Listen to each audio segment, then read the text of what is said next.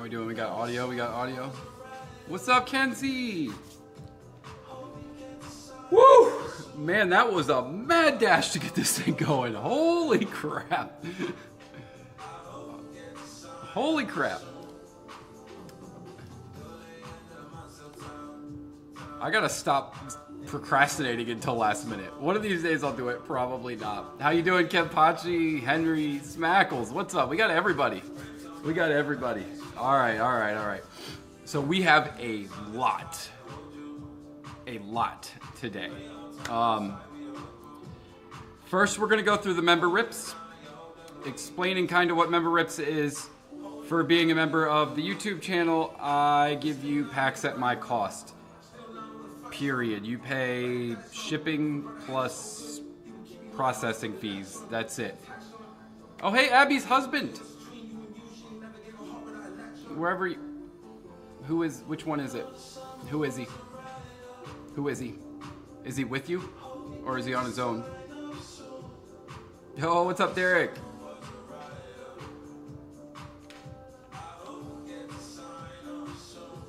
Sorry, I got sidetracked. So we have the member Ripz.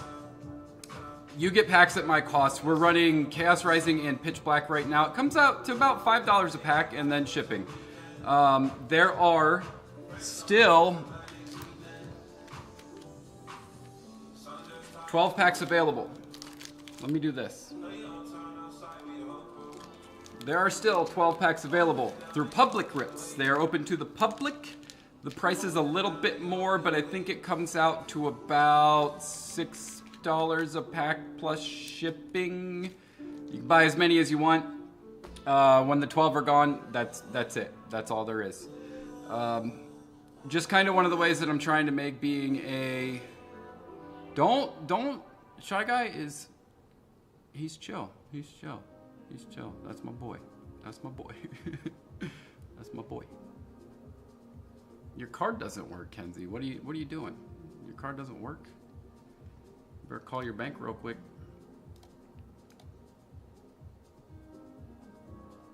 Okay, so yes, the remaining 12 packs are available to the public. If nobody buys them, I'll just open them. I have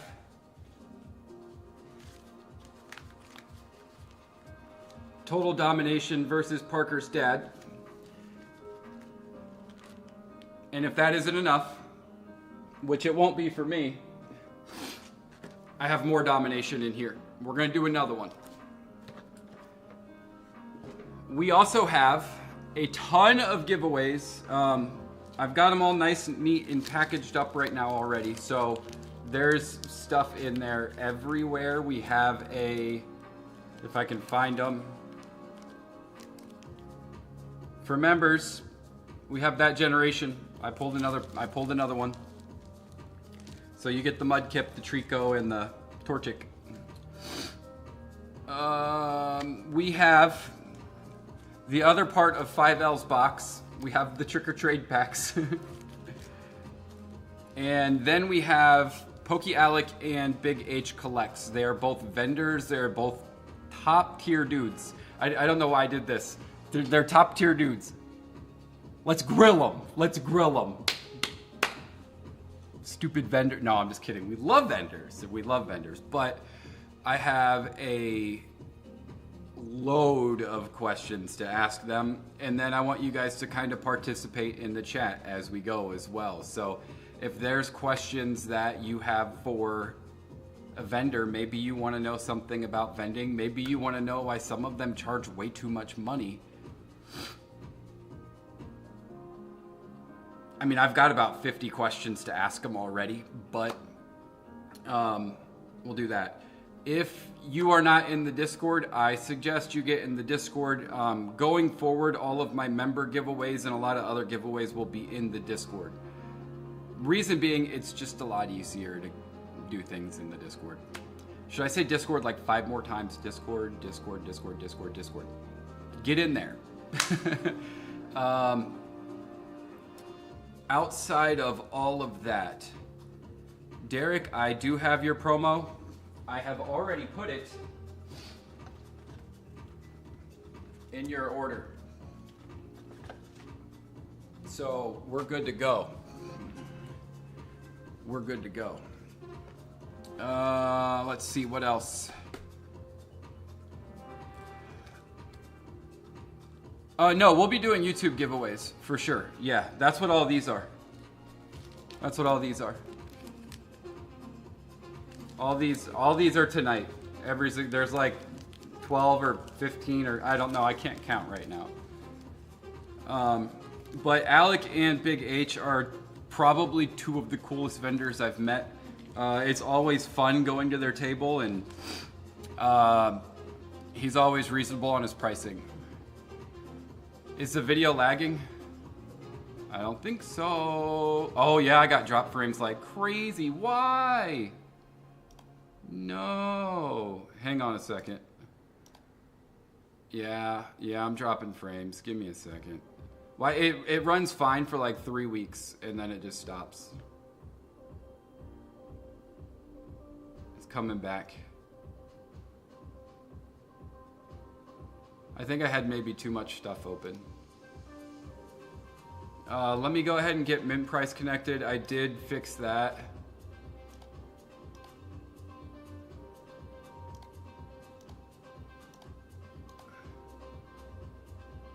Is it still lagging or are we good? I'm green again.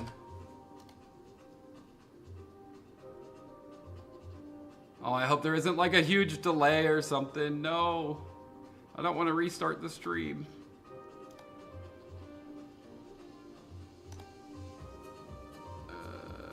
Continue. So we're going to be all in Mega Evolution and a little bit of Scarlet and Violet today, but Mega Evolution will be first. Start scanning. Let me get a little tester.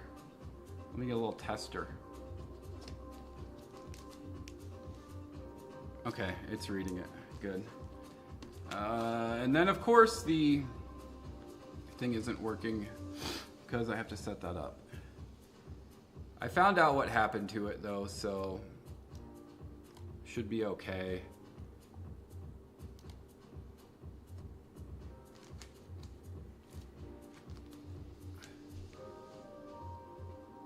Ugh. All right, hang on a second. We can fix that.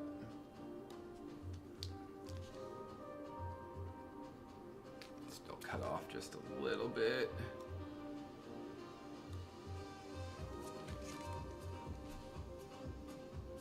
Hey, there we go. All right. Let's get that moved a little bit. Good and good. That Mega Pyroar that you saw me scan 50 times, I have a pack that is every single EX from Chaos Rising, I think. I don't think it's missing any, but someone can call me on it when we get to that point and I'll pretend like I totally knew the whole time. Actually, I am feeling a whole hell of a lot better now. Thank you for asking. Am I lagging again?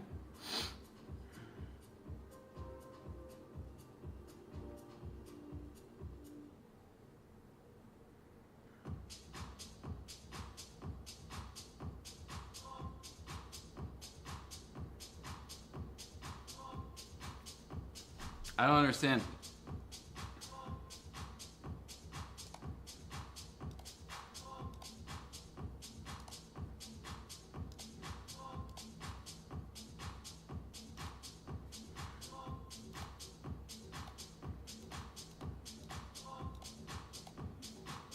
Oh, you know why I'm probably lagging? I'm probably lagging because I have the control room connected.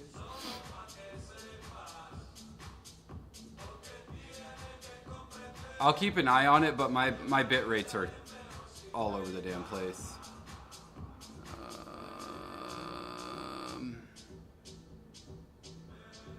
I'm going to... What am I going to do?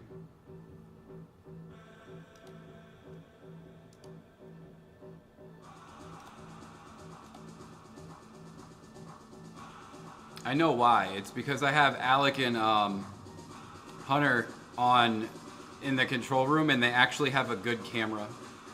So what we're used to is people who don't have good cameras, and then they come in and it's just like, eh. But we're gonna start getting into ripping stuff now, actually. So let's get warmed up with some trick or trade packs. let's not do that. Let's get let me get my Shopify up.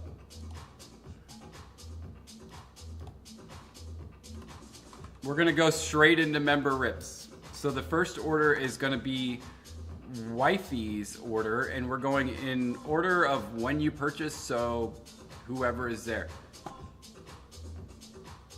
No, you can, yeah, turn off your cam for now, Alec, if you could.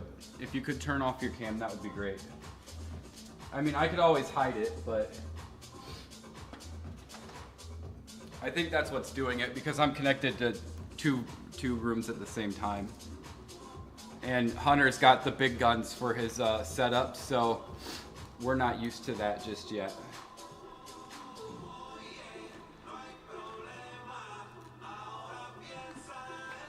It's gonna probably be, I don't know, I've got basically 2 booster boxes to get through. So however long that takes, it shouldn't take me too long. So let's just get straight into ripping stuff. Order number 1. Wifey. She's got 10 packs. It's a lot of packs. Chaos Rising and Pitch Black. So, Abby, you're last. I'm gonna make you sweat it while everybody else pulls all the good stuff. How do we want to do this? We kind of gotta go a little quick, or it's gonna take us forever to get through it. Hey, there's one that you needed. I had that in the pack. We got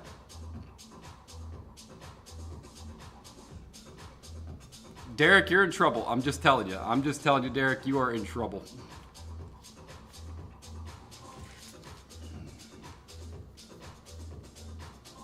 That first order luck right there, right off the rip, pulls one of the best IRs in the set.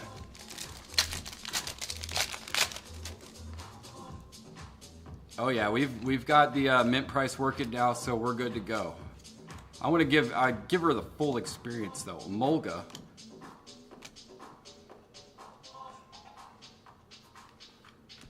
Two for two.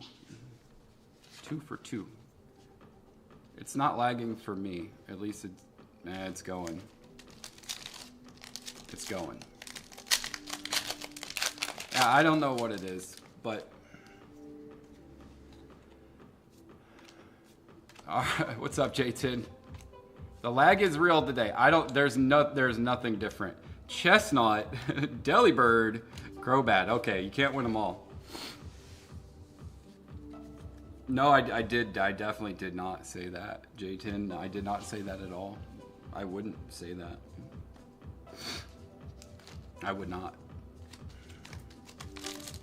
Yeah, I don't know what it is. There's probably something stupid going on, but we're gonna get going because we have a lot.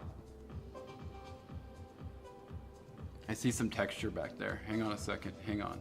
Sligoo, Quillfish, Mulga, Ferrothorn. It could be the light playing tricks on me, but I don't know. Ninetales, Xerneas.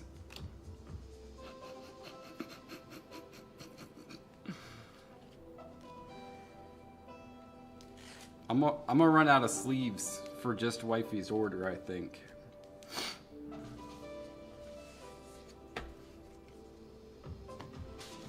Last pack, Chaos Rising.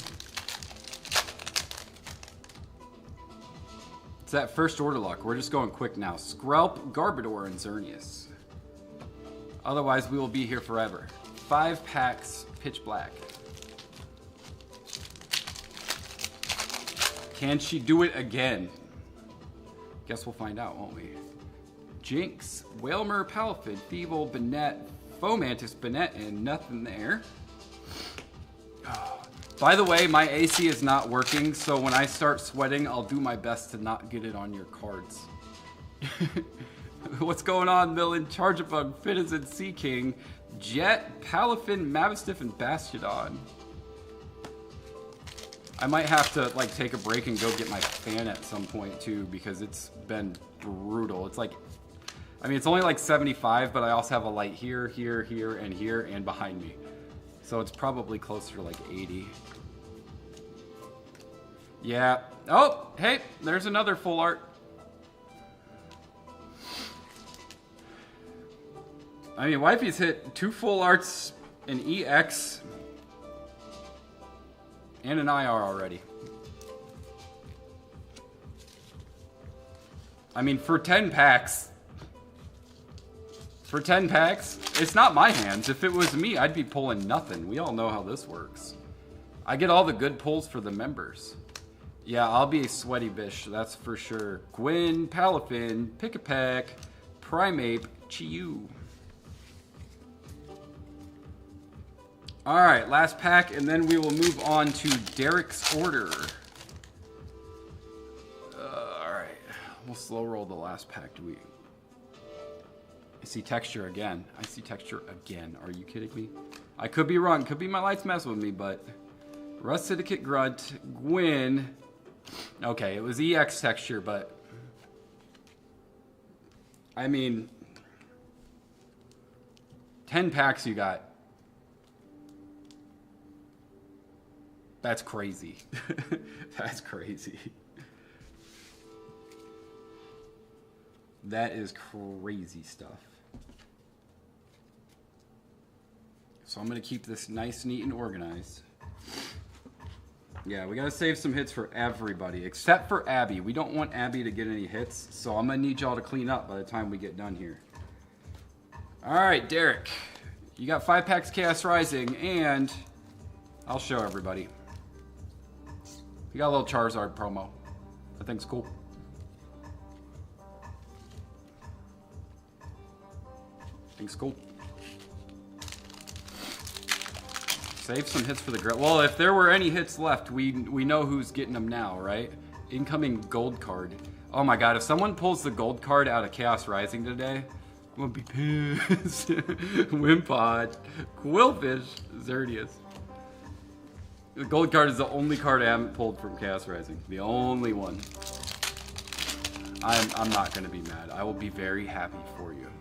Very, very happy for you. No, like really, I'll be really happy for you. Great Hall, Tauros, Transformation.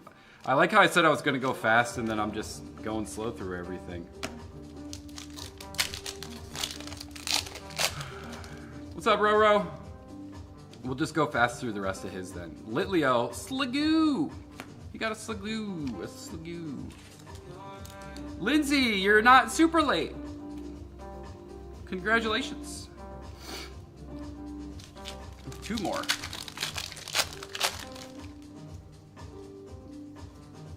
What we got? Give me some Ampharos, Golbat, Trevenant. I mean, an IR and 5 packs so far. You got 1 more.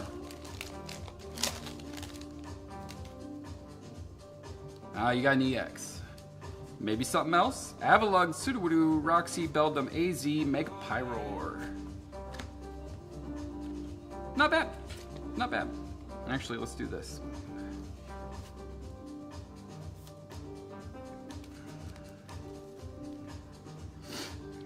Derek's ready to go already. Alright, we got, next order up is Smackles. Smackles, you're up, man. You got 5 packs Chaos Rising. Hope you're ready. Give those 2 away. Ugh, I already put it in the thing. Now I have to unput it in the thing. No, I'm just kidding. I got you. I'll throw them in with something. Oh man, it is so hot. Jesus, this is gonna be brutal. All right, Smackles. Let's see what you could do. You got 5 packs, you got a shot. I think Wifey might have taken all the luck. JK, got a Claydol. Everybody getting hits but the legend himself today. 1 for 1. 1 for 1, Smackles. You can share the link for the website, but member Ripz is Shopify. Yeah, that Claydol is a pretty card. I would love it if it was a different Pokemon though. Claydol is not my thing. Number 2. Gliscod, Deoxys, Tauros, Goomy, Crobat, Trevenant. Can't win them all. We're gonna crank now. We're gonna crank. We got to get moving because I don't want to keep Alec and Hunter waiting forever. Deoxys, Quilladin, Keldeo.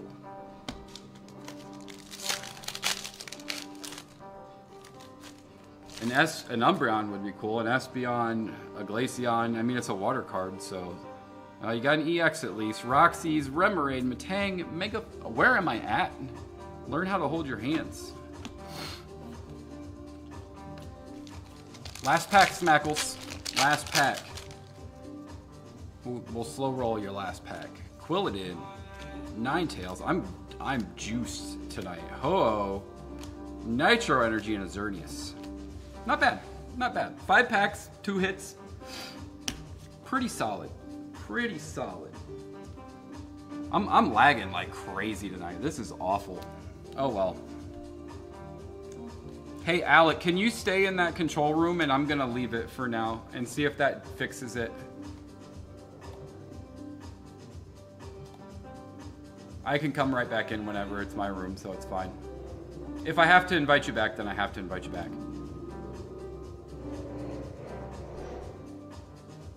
Nobody from my stream would be doing that I know of, Mr. Genesis. If they are, let me know who it is, but there's no way. Not this community. They would never. They're all good people. All of them. And I'm not being sarcastic.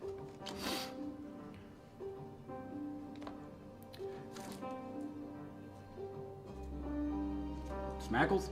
There you go, man. Alright, next one. Cody. Cody J, are you here? I hope you are because you got 15 packs.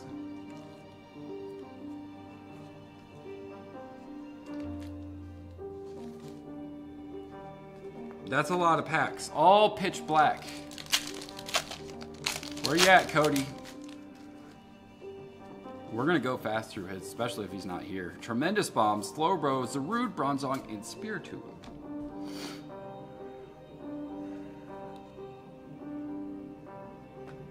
I know he was like talking a lot before the stream. Did he take an extra long nap? He's praying right now. Dear pack gods. This is ripping my packs and his hands just sometimes they suck. I need some kind of guarantees here. Please help me out. Skarmory, Misty, Lampent, Fossil, Trumbeak, Jet, Whale Lord. You got a Whale Lord.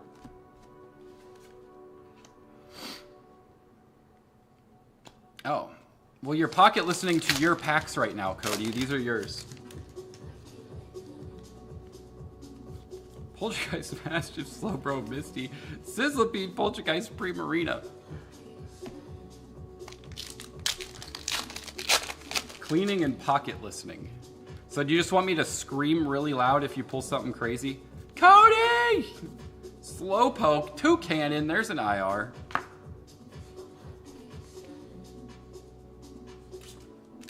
Cody, you pulled an IR! Cody! Cody, stop cleaning, turn off the vacuum!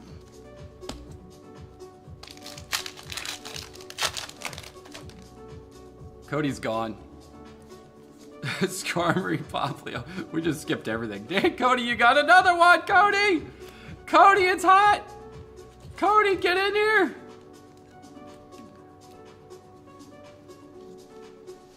Cody!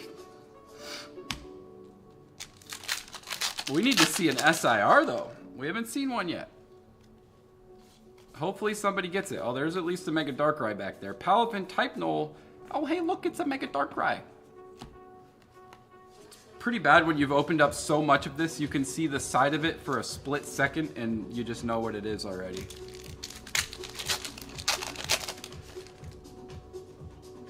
Well, tell me what you want. I'll work my magic. Finizen, Misty, Palafin, Drillbur, Shuppet, Voltaic Energy. Yeah, we need to hit everything before Abby's turn. I purposely put her last. So she's gonna either get the last pack magic or the leftovers. Delmise, Thievul, Shadow. Damn! A third IR. Cody, what are you doing, man? Jesus. That's crazy. You still got 6 packs left.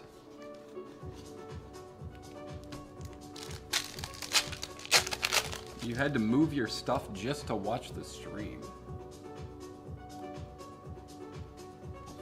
What's going on here? I feel like frames stopped dropping when I closed that room, but we'll see. Yeah, rip everyone else. Feeble, Bennett, Jet, Manetric, Litwick, nothing. Well, it's just IRs. I mean, there's probably some good other stuff in there, right? You know, come to think of it, I don't know if I've pulled a Misty's Vitality ever, the full art. I don't know if I've pulled it. Oh, you got another EX back there. Lampent, Sinestria, Skull Fossil, Whalmer, and a Rampardos. It's not even going to come up because it's less than 50 cents.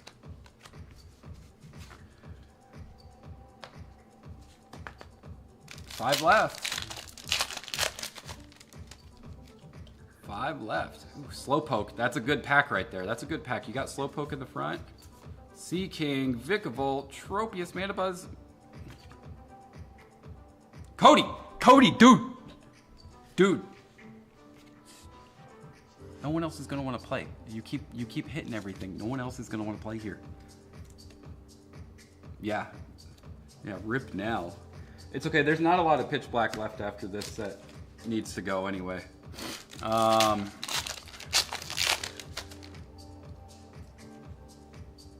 And he hasn't hit the SIR yet. He might, though. Who knows? Slowbro Miraidon. The Miraidon is... There's no way that's actually worth that. Well, actually, come to think of it, I've sold one. Yeah, I weighed all the packs and made sure that Abby got the lightest ones. Gwyn, Marshadow, Electric. Bro, bro, you're cleaning out the whole box. What the hell, dude? Cody got 15 packs, and so far he's still got 2 left. He's got 1, 2, 3 IRs, 2 full arts, and 3 EXs. Best 15 packs of his life.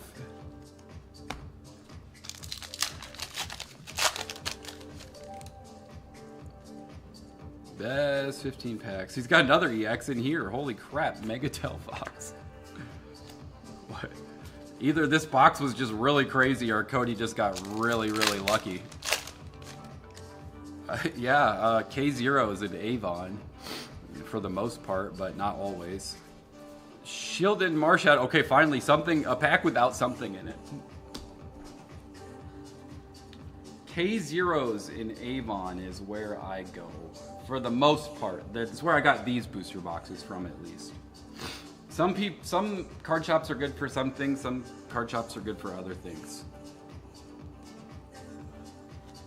I don't know, I have to, Cody, do you want to, if you want to do track shipping on there, which I suggest you probably should just because the amount of hits, you know what to do. All right. If you don't want to, then you don't want to. Can't make it. All right, next up, 5L. 5L. 5 packs, Chaos Rising. That hopefully he's not going to take an L on because it's not pitch black. So there is a chance. 5L, are you out there? Are you watching? We'll just go. We'll just go. We got so much to do. Frogadier, Deoxys, and Ho-Oh. Let's go 5L. There he is. Yeah, there are some card shops that I just won't go to because their pricing just doesn't make sense. Breaks in special red card and a Beedrill. 1. That's a start. That's not good enough. We need a little better than that. What do you need? Fingers crossed energy hollows. That's not what we want. We got texture. Golisopod, Emma, Phantomp, and the Cutie! There you go. Man, these boxes have been pretty good so far. These boxes have been pretty good. I'm gonna get to the last 12 packs, and there's not gonna be anything in them.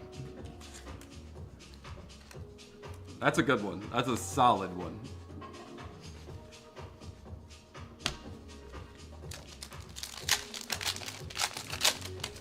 Solid. All right.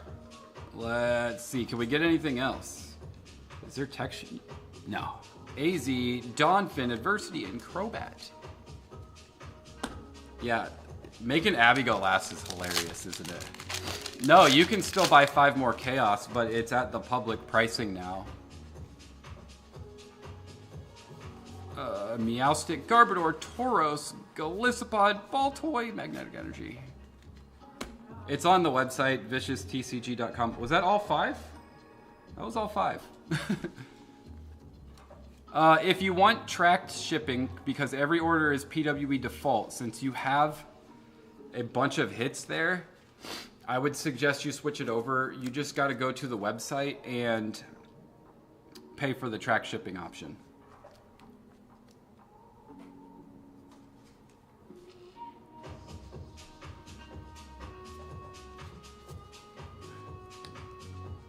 And then I will refund the $1.75 that you paid for regular.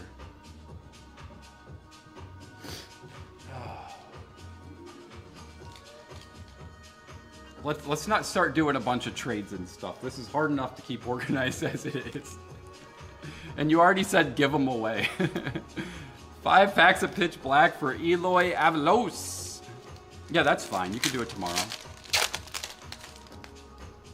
I'm just figuring because you had so much stuff in there. Eloy! Eloy! Please tell me you're here, dude. Please tell me you're here. He's not here.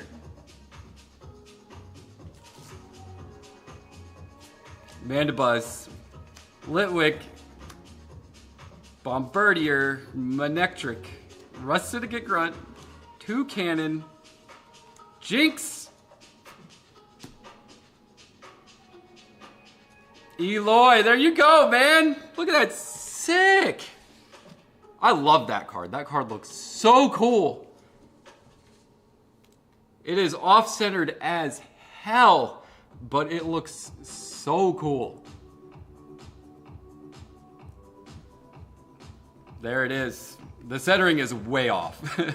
That's a binder card if I've ever seen one, but yes. We'll get it in a top loader. These boxes have been legit crazy good. Also, Eloy, the track shipping with an SIR in there, I would suggest you grab that as well. We still got the rest of, that was your first pack. Yo, Grubbin, Drillbur, Dark Bell, Banette, Bronzong, Bombardier, Toucannon, nothing. Happy Sunday, Weeb Panda. Oh, thanks, Pokehunt, man. I appreciate that. I'll keep it up as long as I can, but tonight, I gotta tell you, it's hot, man. It is hot. It's so hot. Please, somebody help. I need a fan. Eloy! Eloy, dude! Eloy, dude!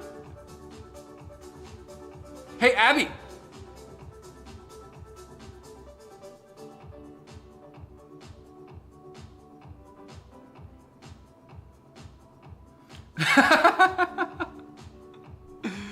Bro. Bro. Don't, Abby, there's probably another one in there. There's probably another one in there. There's probably another one in there. There's definitely another one. There's definitely another one. I swear. It happens all the time. It happens all the time. There's 2 Goldines, for sure. For sure.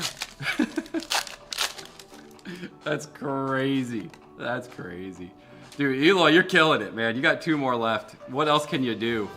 I didn't think there'd be anything left. Gee, you.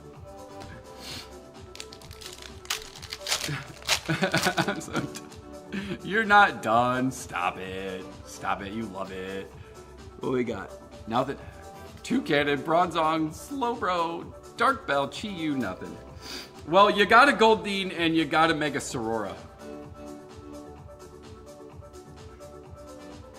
That's sick. From 5 packs, like, pff, sign me the hell up for that deal. Any day. Any day. How long since I haven't pulled one? I don't, that's a good question.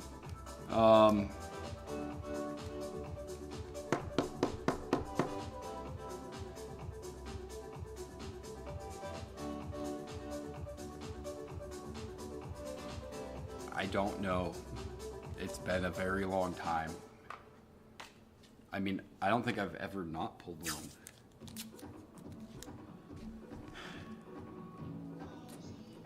Eloy, you killed it, man. You killed it. I would suggest the tracking. You don't have to, but you got pretty close to $80 worth of cards going in PWE. I don't know that I would suggest that.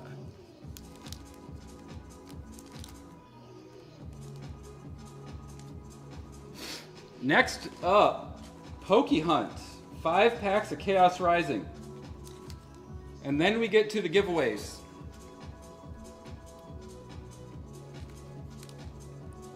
We haven't pulled an SIR out of Chaos Rising yet, by the way.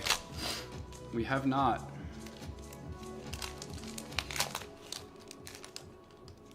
Is Poke Hunt gonna get it? Is he gonna get it? I don't know. We'll find out. Deoxys, AZ, Great Hall. Nope, not in that one. Go open a bottle of wine, Abby. You know, put your feet up, relax. It's gonna be okay. There's another Goldeen in this box, for sure. No, it's an EX. Claydol, Emma, Deoxys, Fennekin, Gudra, Cobalion. 3 more. 3 more. Sorry with the sniffling, but like, it's just gonna be a thing right now. It's just gonna be a thing. Prism Tower, Sudowoodo, Delphox. You should let Parker hit the order button, I think. Because right now it's not looking so good. Prism Tower, Carnivine, Bubbly, and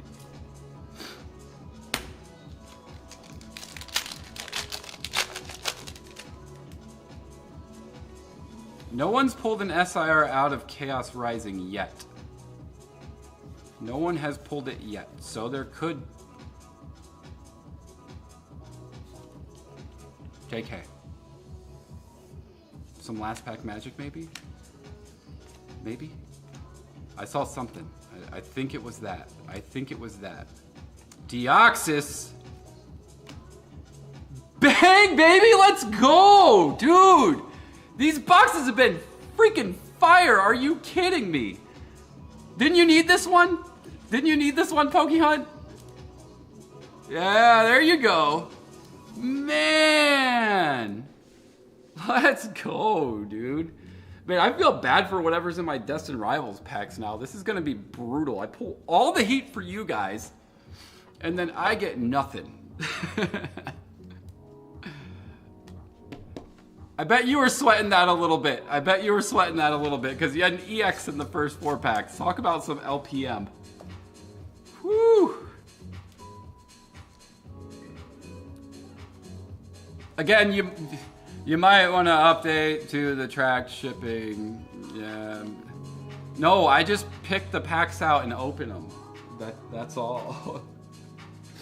That's all. I don't even have a scale that's like good enough to weigh packs with. All right, first giveaway. Chaos Rising. B-Dog. B-Dog, member giveaway. You won 5 packs. Yeah, Abby, I went through all the trouble to weigh all 72 packs tonight just to make sure that you got the worst ones. B-Dog, there's nothing left, man. Good luck. Great Hall, Stunky, Tauros, Ho-Oh.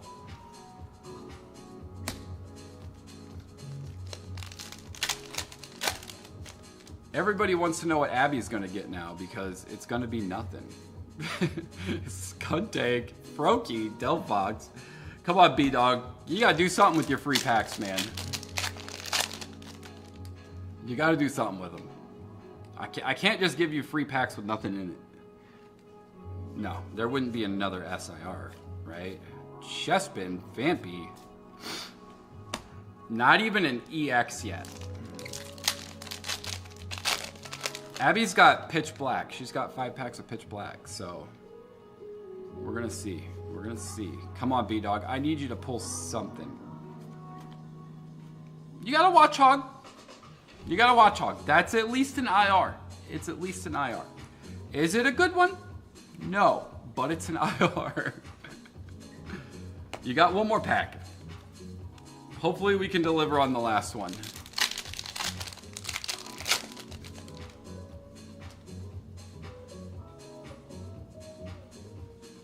I don't think so. Metagross, Ninetales, Adversity, Claydol, Weedle. Okay, you pretty much just got a Watch Hog. But there was a chance, right? There was a chance.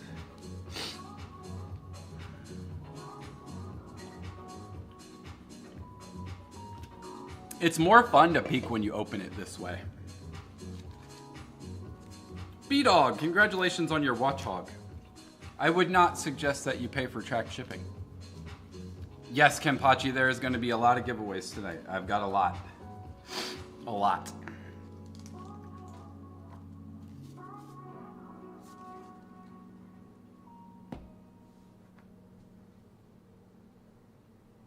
Oh yeah. Abby's packs. I almost forgot what we were doing. All right, and then for the last 5 packs of today, we have Abby, the member. She got 5, and they're pitch black. So I'm really excited to open these. Just kidding. Come on, Abby. Let's go. Let's get something. Let's get something. Let's get something, Abby. Come on. I've been putting you through hell lately. We need to get you something good. Bronzong, Type No, Poplio, Primarina. Ooh, I'm just throwing them. I don't know. They're so light. They're just like flying out of my hands. I don't know why. I don't know why.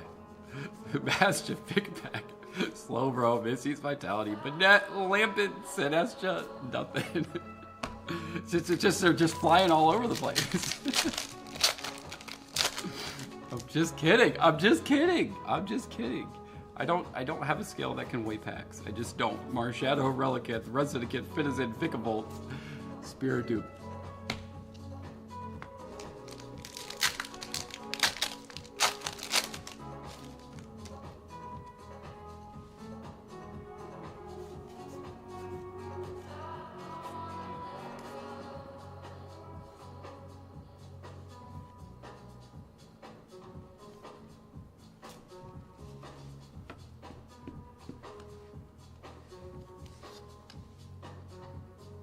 If you don't hit anything, I'll add a couple more packs. I'll add a couple more packs.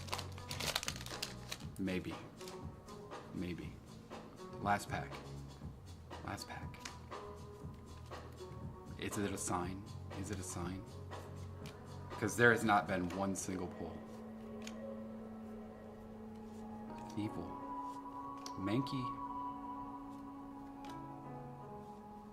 Hey, you gotta make a Darkrai! Let's go! That's the best card ever, right?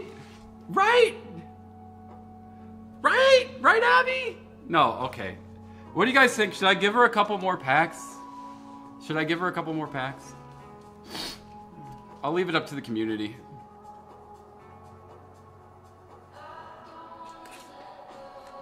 Two more? Damn. They like you, Abby. They like you a lot. Which two do you want? Pitch Black or Chaos Rising? Pitch Black or Chaos Rising?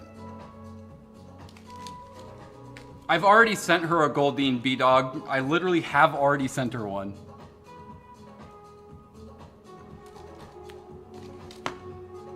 Let me update my store.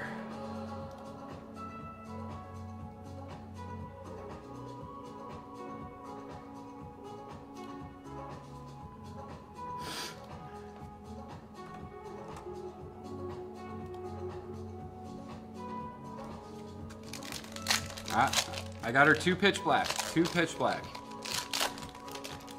If you don't hit anything here, Abby, it's just your luck. It's nothing to do with me at this point. But 1 EX in 5 packs is not good. It's not good. Heatran. Lampin. Fossil Quarry.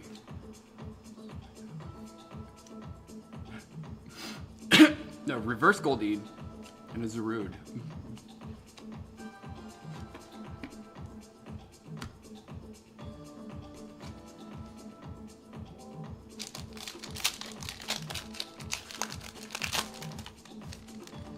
Roro, calm down. Roro, calm down. I can't just give away all of my money. I already gave away 12 packs. Heatran, Lampent, Bronzor.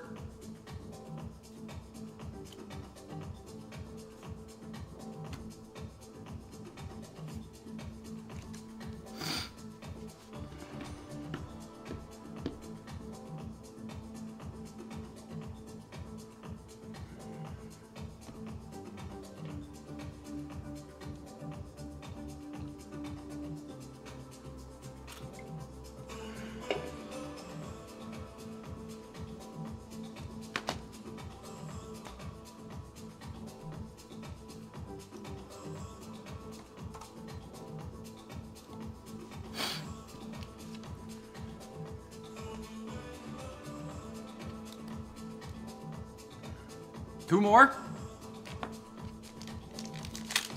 Nope, Abby, nobody wants that. I appreciate the thought, but nobody wants that. Nobody wants it. Nobody wants it.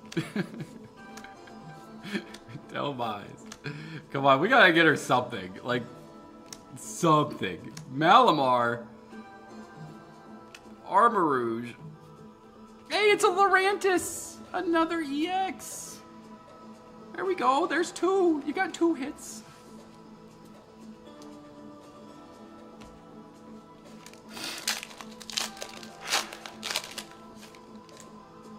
Yeah, what's up, X10?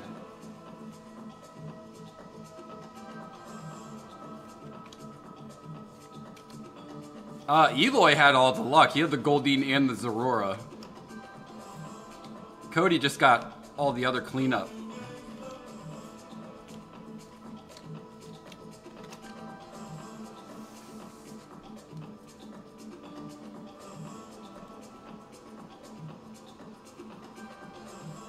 Abby, I need to send you stuff anyway because we got these for you. And another one, so we got you.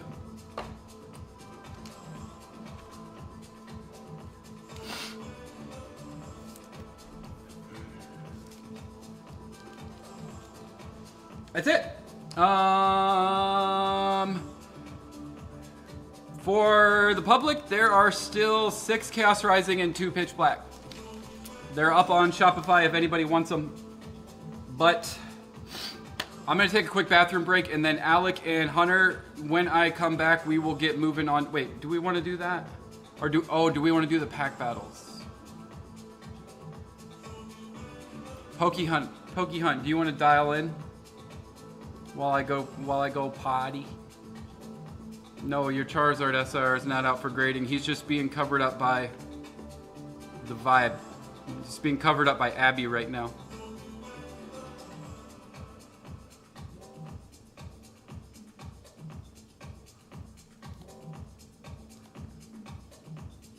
Go ahead and dial in. I'm gonna go to the bathroom. We'll get you on for the, you said you had 7?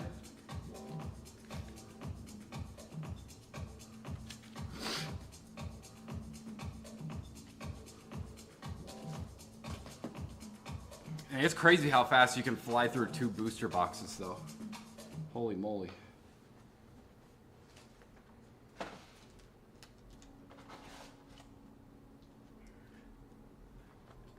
Seven, okay.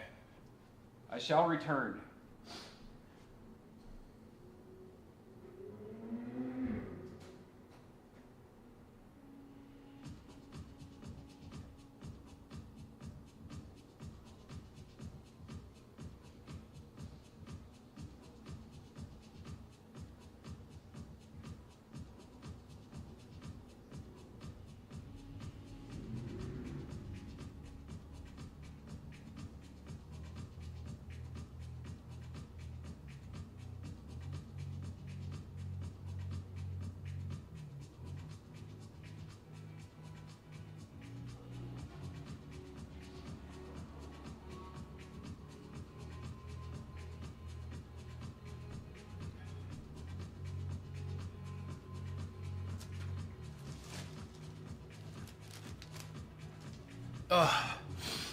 Alright.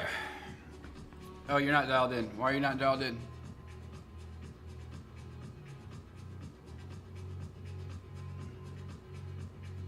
Dial in, Pokehunt, dial in.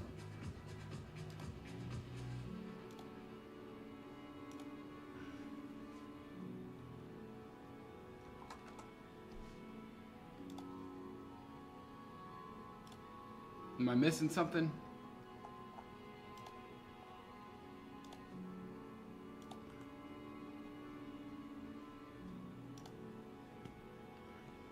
There he is.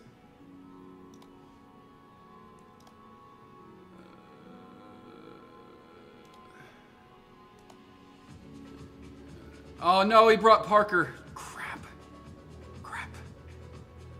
Trouble. I was hoping Parker would be asleep by now or something.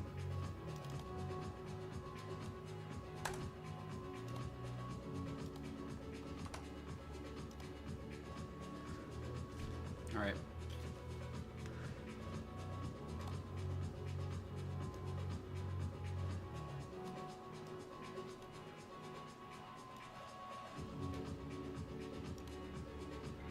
I want to put in the pet.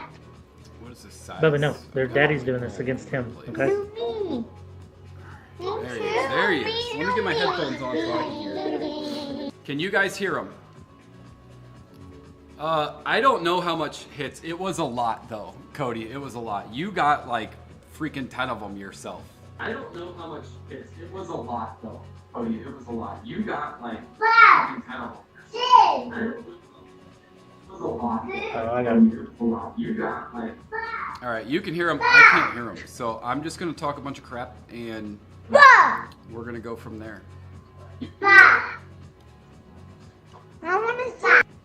What did I have? Does anybody remember what I had to do last time? Because I need to get this fixed for... So let me know when you're ready. I got it. I've just got to... All right, I can hear you now. I got to open these up. You guys check the guns. We got the guns out. What's up, Parker? How you doing, buddy? How you doing? You ready? Let me see. And by buddy, I mean arch nemesis. Hi, I'm Potter. I'm lagging again. It's fine. I want to see. We'll come back. Hold on.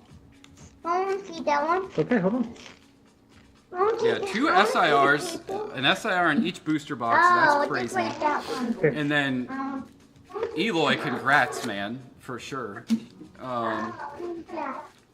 That's crazy. This Aurora, I love that card. It's probably my second favorite card. All right, I got all my sleeves open. I'm getting ready. Now, everybody saw I've been pulling some... Oh, it's a goldfish. It's a goldfish. Nice. Abby, that was for you, the goldfish. Just saying. Okay. Are we ready? I'm going. I'm moving. There's a lag between what he sees and what I see, so I'll get to my reverse. Oh, I needed that one. I needed that one. Nice. The same lava pet. Alright, I'm down. It's fine. I did need the pincer, though. I did need the pincer.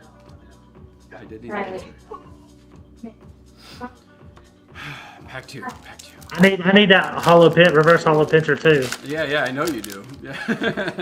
I didn't have it to give it to you, or I would have. I need that reverse hollow pincher too. Yeah. I got your screen is breaking. Oh yeah, I forgot you can see my stuff.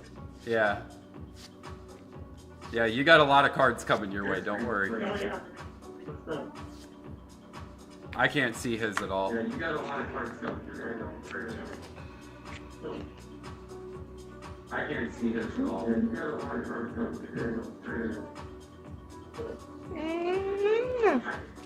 I'm not doing good. What did you get? Did you get anything? You're lagging a lot. Pokehunt. Or I am. I got the Crowback. You got an EX back to back. I'm down 2-0 right now. I'm down 2-0. Alec is watching. He's like, yeah, I beat the crap out of Vision pack battles all the time too. I need somebody in chat to keep score. Yeah, I beat the crap out of Vision pack battles all the time. What's up, Captain? I need somebody in chat. SIR is 4 points, says Roro. I mean, to be fair, like having Parker there, I think is cheating. I think having Parker there is cheating. Alright, you're caught up now. Oh, I need that normal Mimikyu. I need that. Oh, we got an IR. Hydrapple, the worst one, but we got one. Are we even now? Parker's feet. Are we even now? Are we tied? Is an IR the same as 2 EXs? Now it's my turn. I say we're even. I got 2 X's. No, it's my turn. No, He it's my says turn, we're brother. even. Water turn. But technically you won 2 out of the 3, so we're not really even. But yeah, we'll go. We'll call it even because it works for me. A hit's a hit. B-Dog says a hit is a hit. The judge has spoken. The judge has spoken. Parker stands up. You wanna go fish? Somebody pay attention, and if I pull a normal Mimikyu, let me know. Mo wrote him.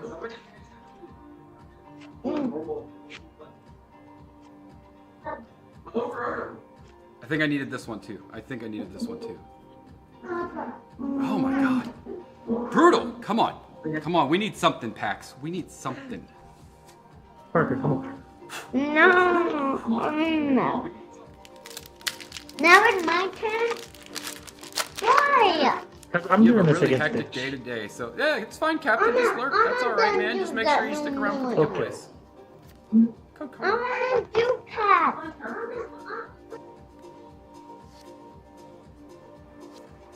Parker's getting jealous. He's not allowed to open the packs. Murkrow. Barrascuda.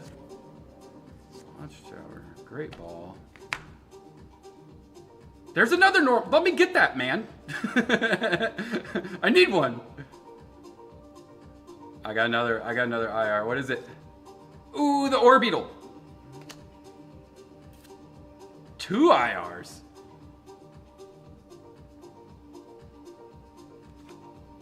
You used all your luck. That's the problem. Is you 2 opened those IRs to my packs 2 before. EXs. You opened all the. I told you I used all my luck when you I used pulled it those. all. Yeah. Yeah. Unfortunate. Here I am, just climbing up the ladder. We got 2 different judges keeping score here.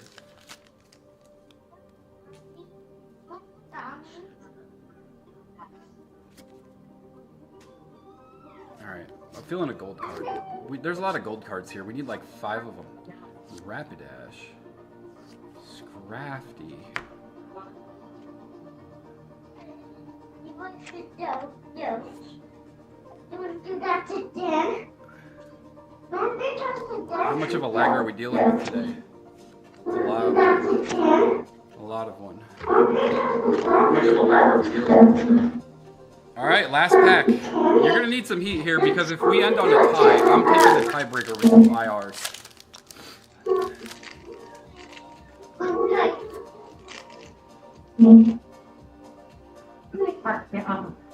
It's time for a Mewtwo right now. It's time for a Mewtwo right now. And a good one, not a bad one. Houndour.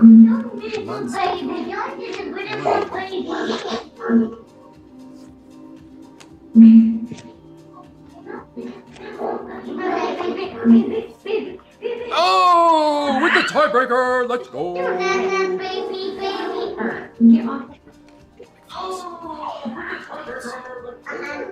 Take that, Parker's dad. Didn't you? I just don't have the Parker luck. Nope. Who does? Like, it's impossible. It's impossible. I don't know. You should have let him open the last pack. That would have been the W. Even though I said that was against the rules. I think there's a good bit of cards in there for my master set, though. Yeah, but you said you didn't want that smoke, so I didn't let him. I didn't. Thank you for taking it easy on me. I appreciate it. That could have went really bad for me. How do I not have the normal Mimikyu? What's going on? I just watched you pull 2 of them, and I can't even find one. This is crazy stuff.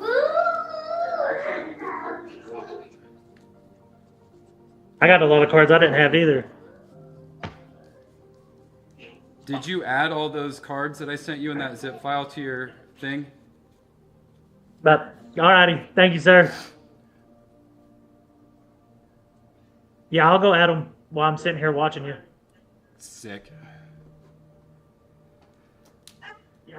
I'm gonna sit these off to the side, do them later. Lindsay, you wanna go? Thanks for the banana, Derek. Yeah, Lindsay, yeah, we'll get you in here. I got a couple more of those, I think. I have 3 more. And then I have an ETB. Chaos Rising pack battle? Do you have Chaos Rising? Yeah, I need some potassium. Oh, 5. Eloy, come on, man. You don't gotta do that, man. You don't gotta... Who got him? Who got him? Got him. All right, so we got two more people that want to pack battle. You want my honest opinion on Walmart's new system? The draw, I prefer it. I hate sitting. Walmart.com, Walmart Wednesdays is like the worst thing ever. It's the worst thing ever. It just is.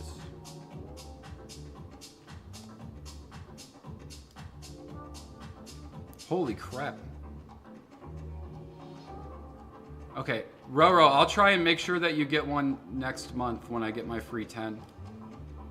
Oh, you have 2 Mimikyus. I thought you meant you had a... I thought you meant you had 2 packs for a pack battle. Abby, do you want to go? Do you want a pack battle?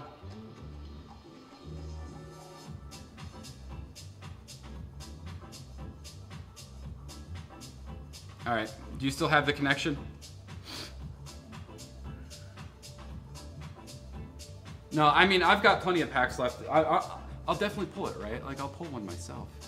For sure.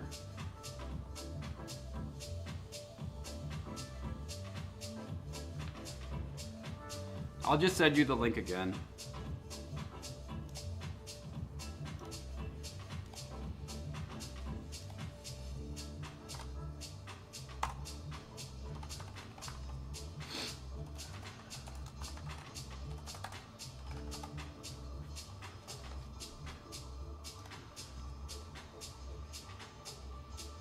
You're a metallurgist?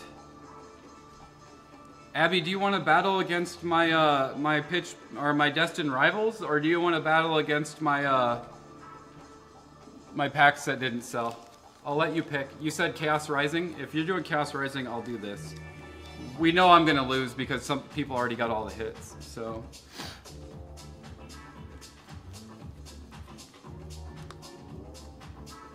I'm waiting for her to connect. Once she connects, we'll go.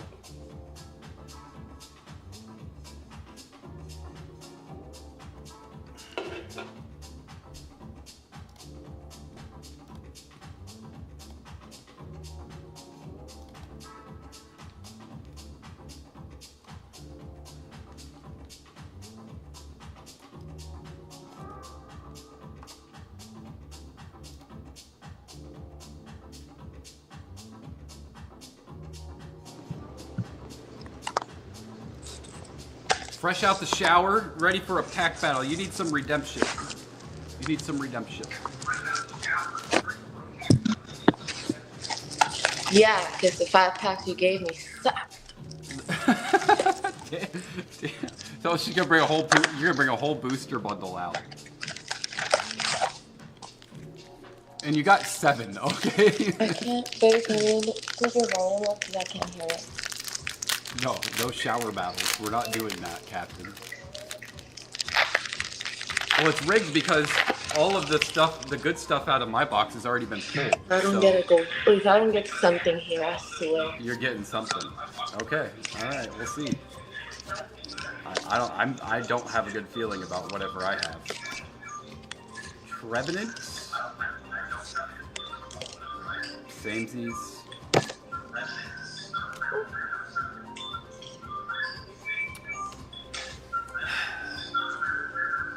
+1 to Abby. I guess. +1.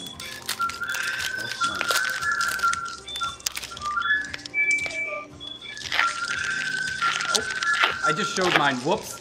Whoops. You guys didn't see that. You guys didn't see that. Abby definitely didn't see it. Nobody saw it. I already know what I got.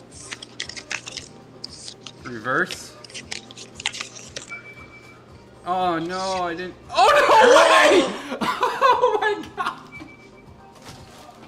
Oh, you gotta be shitting me!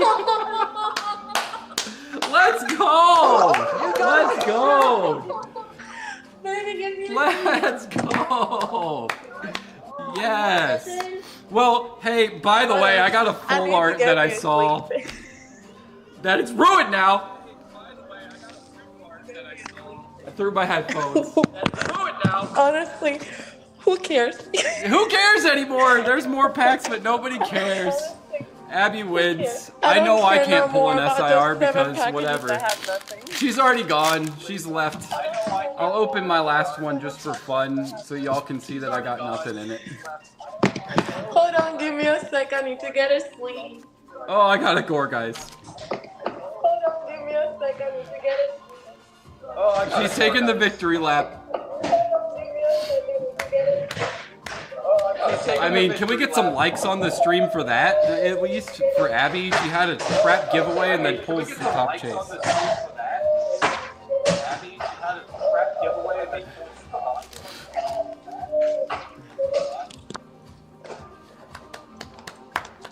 I bow down. How do you do that? Bow down. How do you do that? Roro, why are you always trying to get packs off me? I buy you packs all the time. I'm shaking.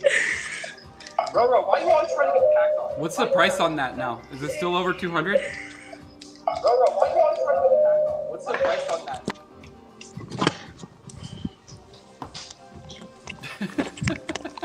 Somebody's smiling.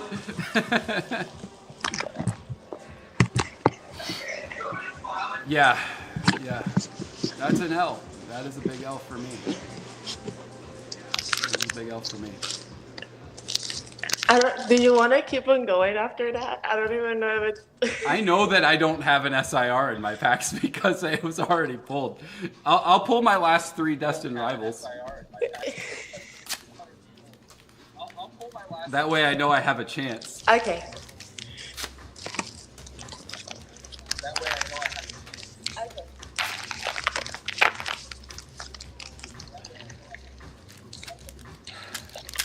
Well, it's not my last 3. I got the ETB still, but yeah.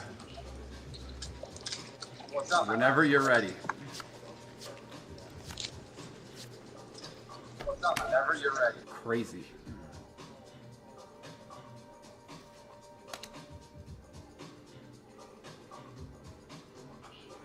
Look who's all professional now. I got nothing. I see an EX back there. Just digging it in deeper. Digging it in deeper. It's fine. It's fine. I don't even want to win anyway. This is karma for every single pack battle you ever won against me. Didn't you win the last one that we did and then like vanish for 3 months or something?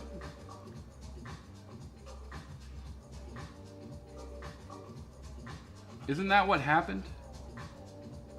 Where did I put my O? I think so. I think I won with an IR. I think. I don't know. Yeah, but winning with a top chase is crazy. That's crazy stuff. Yeah. I'd have to pull the Mewtwo here for it to be close. I'm ready. I'm going.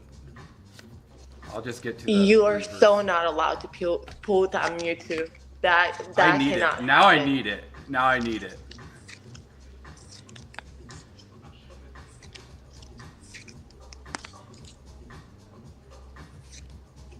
Ooh. Where you buy your booster bundles at? I'm asking for a friend.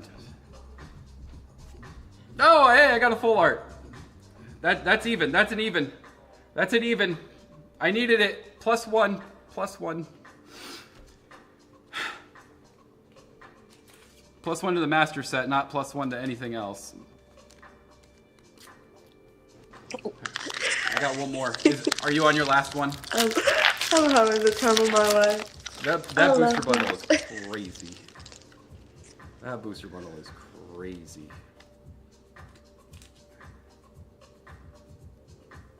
All right, here comes the Mewtwo. Here comes the Mewtwo.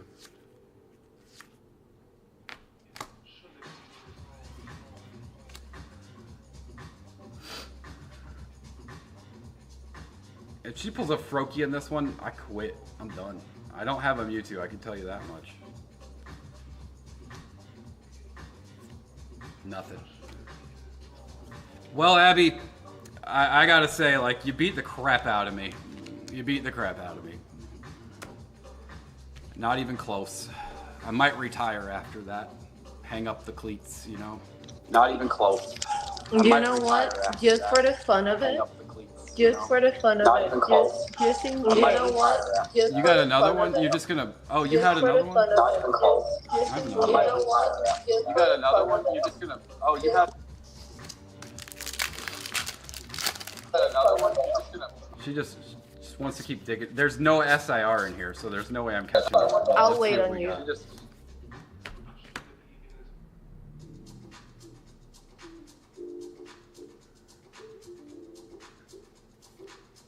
Nothing. EX King. I do pull some EXs. All right. Let me pull these listings off really quick. I think. Thank you so much, Abby, for sharing that with us. I appreciate it.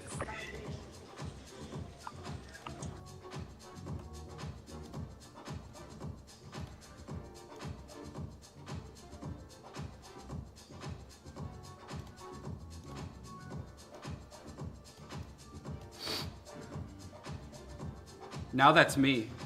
Now he's me.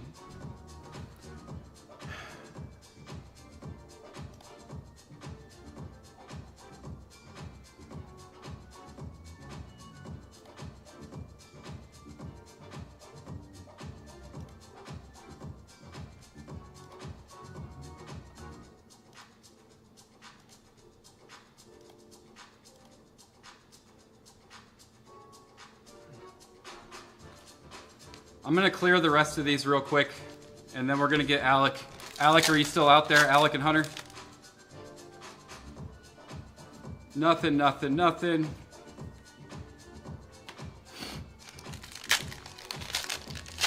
Yeah, that was crazy. That was super crazy. Nothing, nothing, nothing. I'm glad nobody bought these. That would have felt pretty bad. All right. We'll get going here in like 5 minutes, maybe less. Mega Excadrill. Spiritomb. How does that say $4.30 for a non-holo? That's got to be wrong.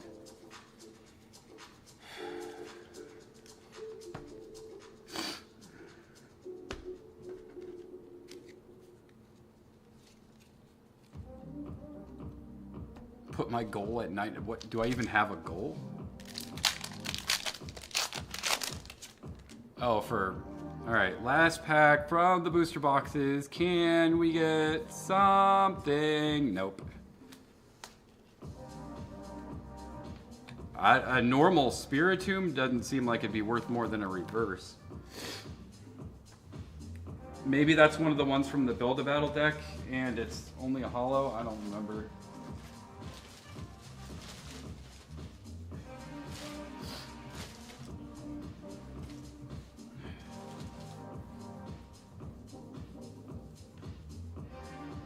Depresso, that's me after losing. And Psyduck is shocked that I lost. He said, Vish, what are you doing? I thought you were better than that. No. You're terrible at pack battles. You only beat Parker's dad. And then Abby destroyed you.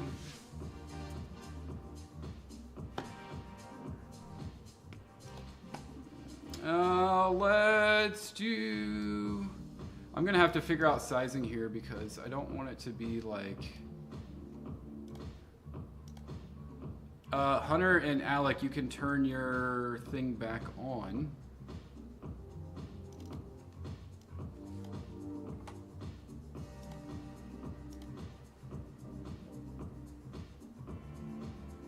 Hopefully they don't like. Look at that room. Look how cool that room is. What? I just got this bookcase. I just got a bookcase. It's not even lit up. It's really laggy though. There it goes. There it goes. You guys do not have audio.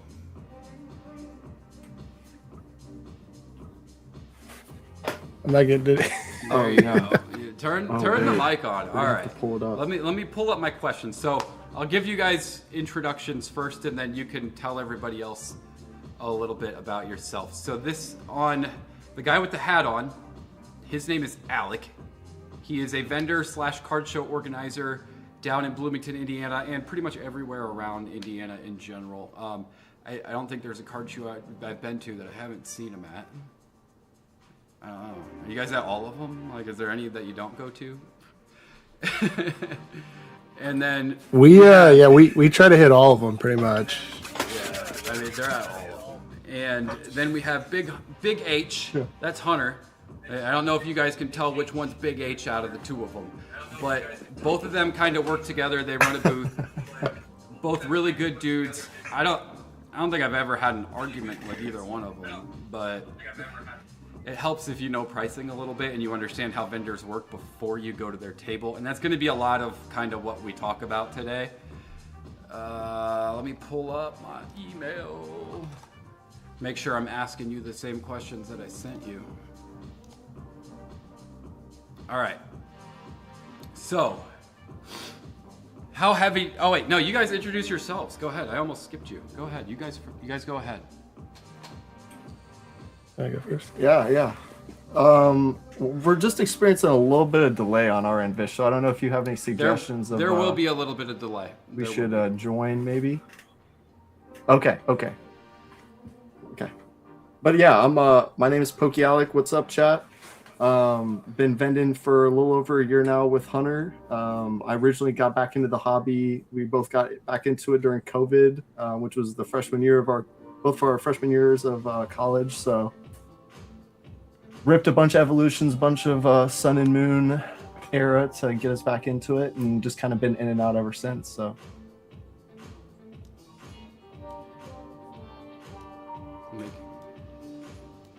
Alec is just the dude. He's just chilling. He's There we just go. having a good time, and now he runs card shows. Yeah. So I brought our little flyer here just for chat to check out if we have any locals, any Indiana locals. But our next show down here in Bloomington, this will be our fourth show that we've put on September 27th. Can you guys hear them just fine? Just making Should sure. be a fun one. One of the things Yeah.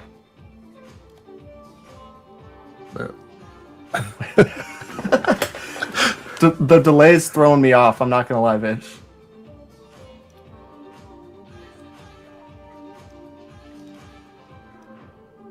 Audio solid. Okay, great.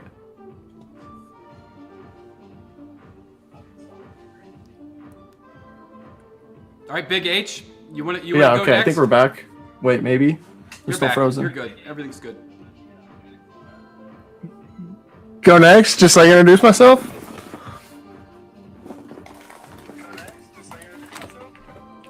Okay, yeah. My name's Hunter. I go by Big H Collects. I do a lot of vending POV.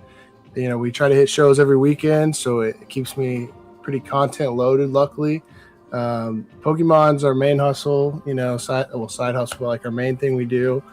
We got back into it around 2020, like Alec was saying. If you look at kind of my game room, I also dabble in a little bit of everything else, like comics, figures. I do some VHS, some video games as well. But yeah, we're just kind of a catch-all, and yeah.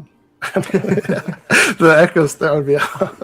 There's an echo for you guys? Oh, you might have to because you don't have AirPods or anything. Yeah. It's just not echo, delay. The delay. Yeah. The delay does strange. kind of suck, but it's the best way that I could do it without setting up a whole thing. If this was TikTok, there's an easy way to do it, but we'll make it work, dude. Yeah, we'll just make it work. I'll just ask a question, and then we'll give it some time, and then hopefully we'll get an answer. So the first thing that I really want to talk about is kind of the state of the hobby. We're in the summertime right now. The summer, there's usually a little bit of a lull. Buyers kind of back off. It's slower. Pitch Black is getting older. Celebrations is around the corner. So we're kind of at like the worst spot it's going to be. What are you seeing at shows right now that maybe people online aren't seeing?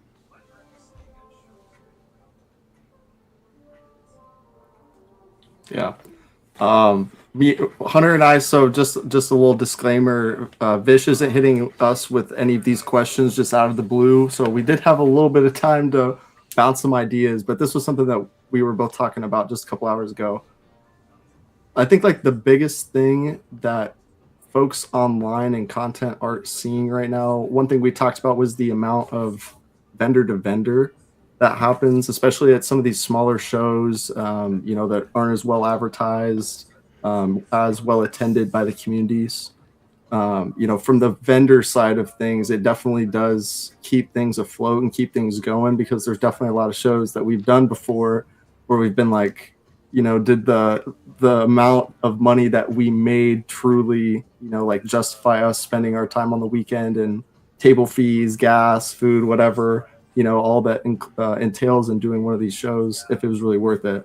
So the biggest thing I'd say is the amount of vendors, vendor to vendor stuff that's going on, but also what that really comes down to, I think, is the amount of repackers right now that are, going to these shows and sourcing for Courtyard.io and, GameStop power packs even. Like it's crazy.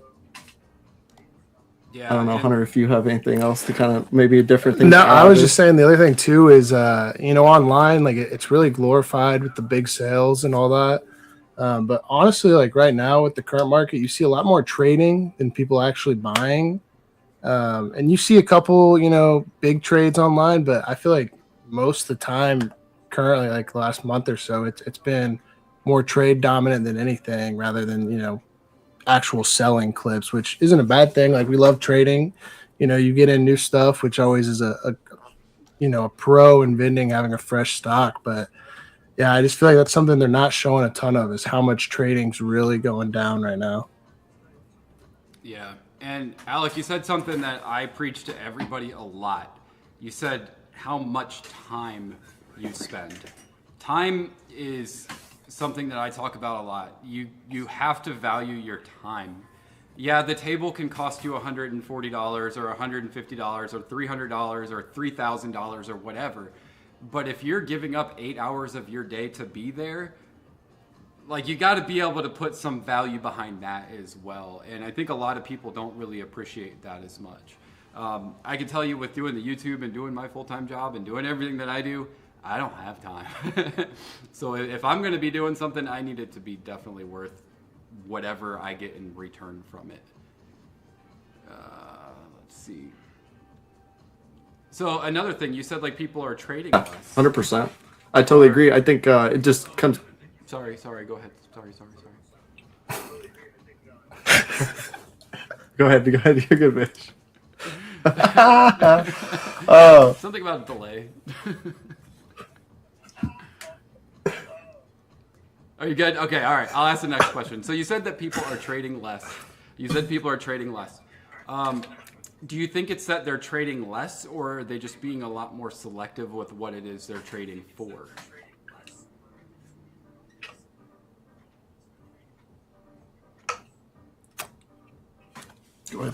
Well, I think it is trading more, not less, but not like, I guess not in quantity of like how much they're trading.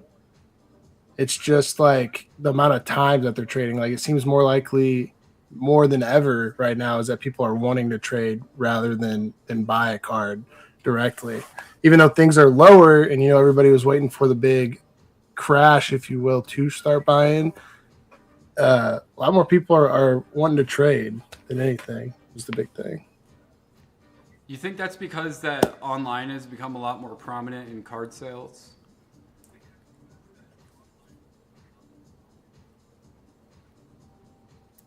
I think there's a lot of different factors. Yes, the amount of online shops that have popped up for sure, but I think another thing right now too is just the market's so saturated. I mean, especially with a lot of this modern stuff.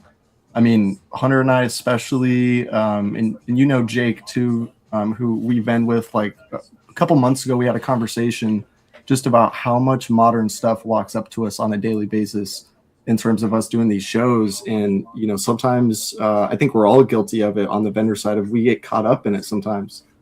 And the collections that me and Hunter really like, I mean, from our childhood eras, are like, you know, e-reader stuff through like X and Y, Sun and Moon even is nostalgic just because that's when we both got back into the hobby. But yeah, no, 100%. I think that what people are bringing up to trade to has a lot to say, just where the hobby is right now currently. Personally, I think that you have a lot of newer collectors and they've got to get started somewhere. And right now, Modern is the only thing that the average person can get their hands on.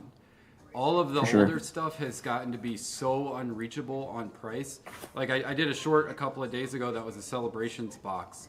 It's from 2021. It's $230.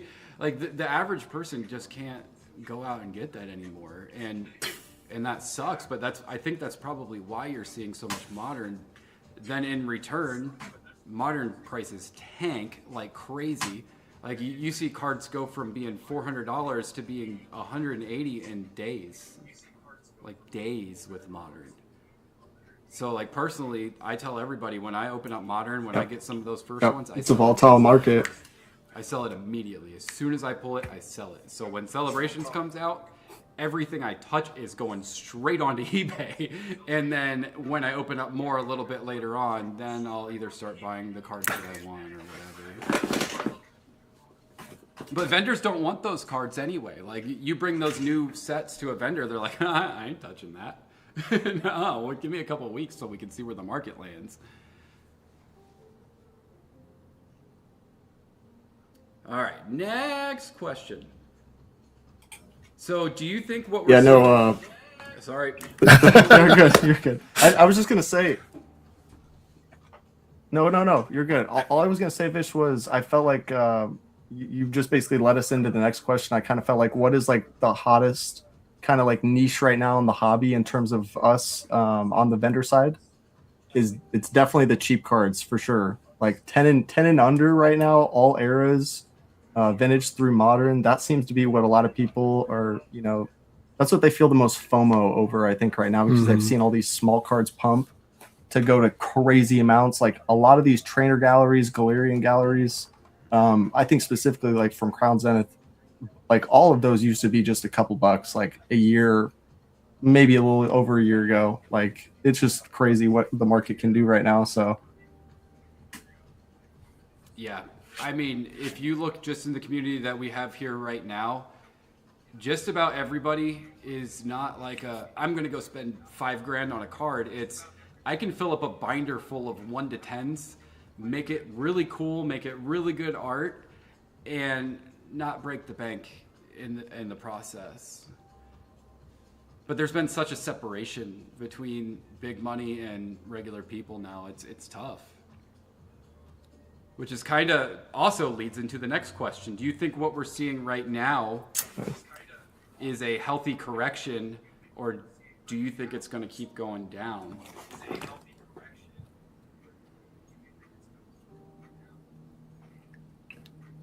Yeah.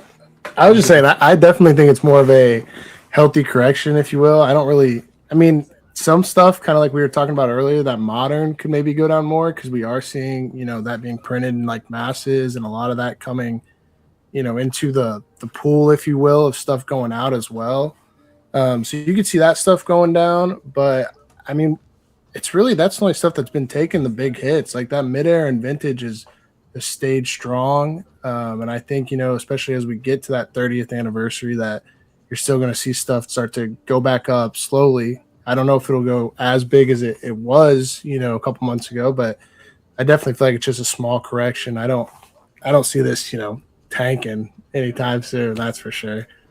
No, I think there's way too much money in the hobby now for it to go too far. Like the 30th will come out, and you're right, you'll see that spike. I don't think we get to where Ascended was. I don't think we get that crazy, but I think it was good that we had Perfect Order, Chaos Rising, Pitch Black, just like 3 regular sets back to back to back, because that correction kind of needed to happen. It was getting crazy. It was getting real crazy. What do you think something right now that the market is undervaluing? Like what's going way cheaper than what it should be? I've got some answers to this one.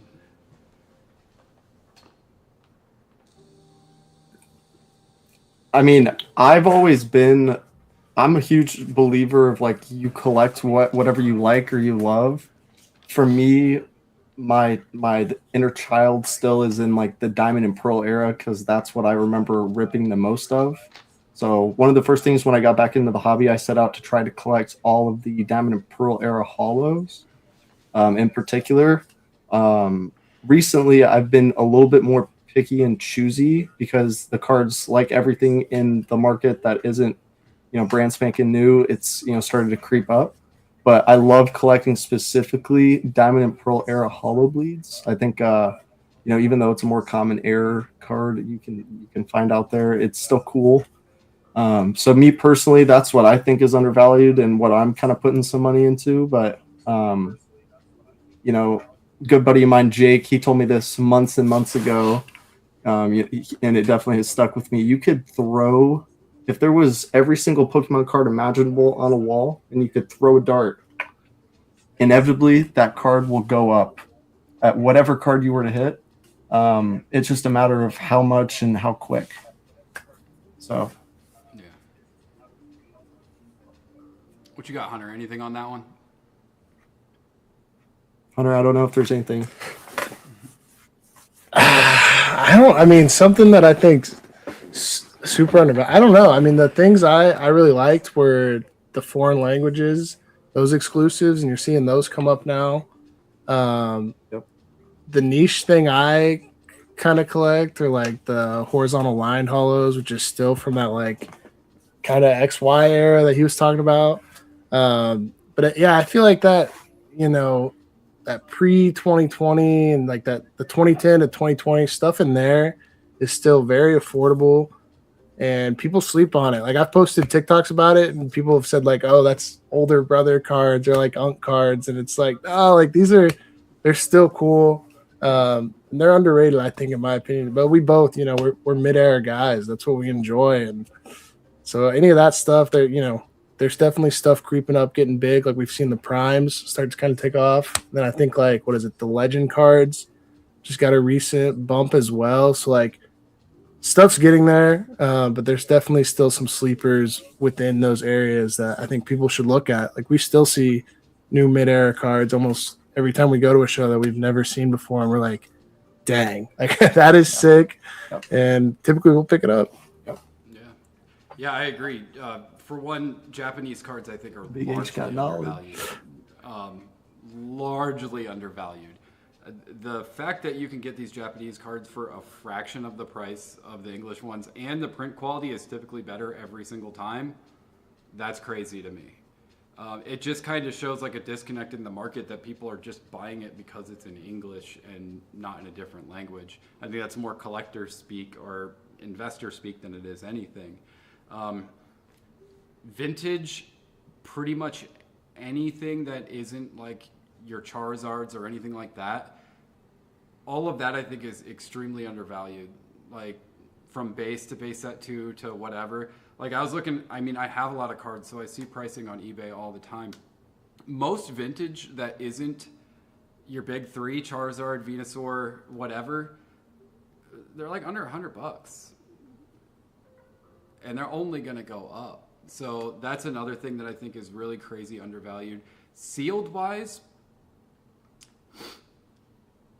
something modern, Vivid Voltage Battle Styles, they're not great sets, but if you remember, Steam Siege used to be like the set that everybody hated, and now people like it suddenly.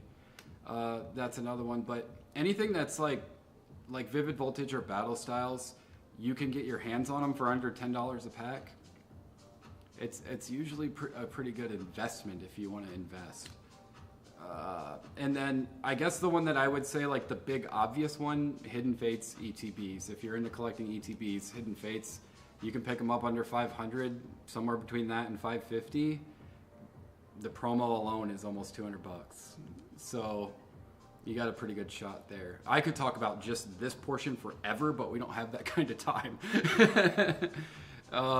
Let's see. Let me move on to the next one. Let's get out of the state of the hobby, because I think we pretty much agree where we're at there. The state of the hobby right now, we're in a little slump in the summer. We're in a correction, so you're seeing prices kind of level out and whatnot, but older stuff is still going up. So if you're an investor or a collector, the older stuff is still safe, just not modern. And the scalpers are running scared.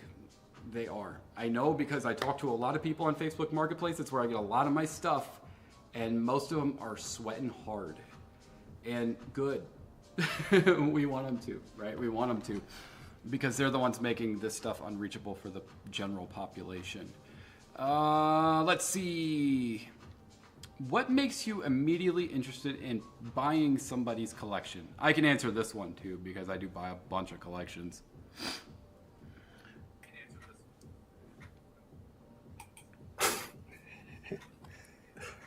I think for both of us, I think what really gets us, super excited to buy something is if it's stuff that we collected as a kid. Because again, it's the nostalgia for sure. Like, it's cool stuff. Before we go any further, real quick, because Vish is always making fun of my speed of ripping packs when we're pack battling, we're gonna have to open up a pitch black booster box right here on stream for the occasion, if I can rip into the plastic. Oh gosh. Tough guy struggles with plastic. Big H and I were both going to be ripping some packs here for the rest of this Q&A portion. So okay, well then I guess I'll just casually open up my Destined Rivals ETB too. I don't have another booster box. Hey, there we go. I was waiting for a moment. I was hoping I would get one. So for me, when I'm looking at collections, I'm looking at it from a dollar standpoint. I am not looking at it from, do I like the card or do I not like the card, because that's hard. And sometimes if you really like the card, that can sway you a little wrong in the other direction, at least for me. Probably not for you guys, because you see a lot more cards than I do. But what I'm looking at is, one, what's the price of the collection? If we're talking about a $2,000 collection, how fast am I going to be able to recover a certain amount of that investment? For example, I bought one collection that had a shiny Rayquaza in it. I forget which one, but it was like a $500 card. And I knew that when I bought that collection that I was going to be able to recover most of it pretty quickly, so I wouldn't just be sitting for a long time. But that's what I'm looking at. I'm looking at how much of an investment, how much profit, but how quickly can I recover most of that so I don't have cash sitting, essentially. Okay, let's see. When somebody I think that's a good point, especially on the vending side, though. Like how you're saying how fast you can recoup it, somehow liquid something is. Sorry, the delay.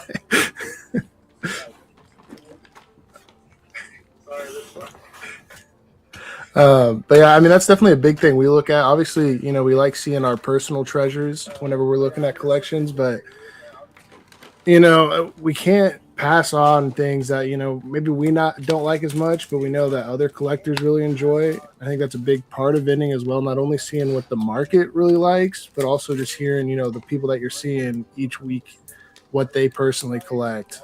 And making sure you curate to them as well. So, if you spot something like that in a collection, that could pique our interest as well. It's just small things like that. Well, I know, like, Alec has done this to me quite a few times. Alec will come up to me when I'm at one of his card shows or when I'm at his table, and he'll be like, "Hey, this guy's trying to sell me a Pokemon Go box." He'll be like, "Do you have any interest in that?" But those connections with people matter so much.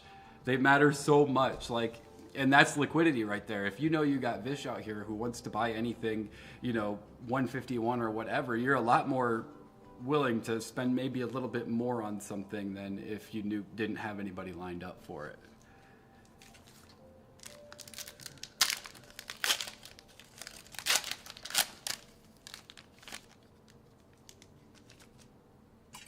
Yeah, no, definitely the vendor connections, and not only just vendors too, because we see them a lot more. We know that we're going to see them at these shows. Some of our customers that we connect with mainly on social media. A lot of those people, sometimes they'll let us know they're coming, but most of the time they're just showing up. But I know Hunter and I, we're both picking up cards just because we know some of these people, some of these collectors we've gotten to know just through these shows.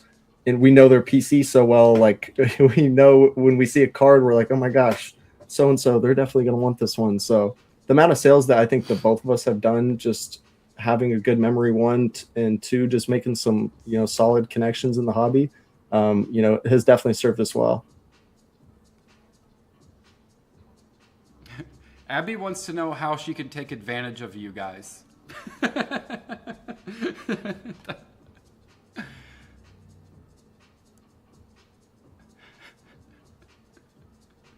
That's it. Okay, I got it. I'd just say, just bring us some midair. That's what we love. You show up with some of that, even some of those, non-hollows, and we will take those, man. Those commons, we love them. No, that's not what she said, but she was basically saying, like, as a consumer, as a regular buyer, what's a good way to approach a vendor and not immediately, oh, I'm just paying whatever your sticker is, like. What's the best way to go about that?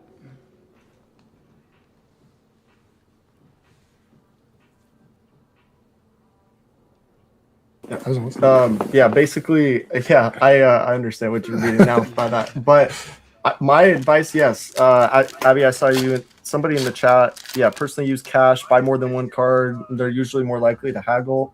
Yeah, that's honestly some pretty good game right there. The other thing I'd say, I always tell people, on the other side of the table, is the worst thing that's one of these vendors, somebody on our side, can say is no. So, it wasn't even thinking. Yeah, I mean, and that's what I tell everybody. It's like there's going to be, you go to these card shows, there's 150 to 300 tables. If Alec doesn't have what you want, there's probably another table that does. Or if Alec's price is too high, there's probably another table that'll go lower. So if they say no, then say no. But a lot of times vendors are pricing stuff based on their acquisition price, not necessarily market. So you kind of have to know the market.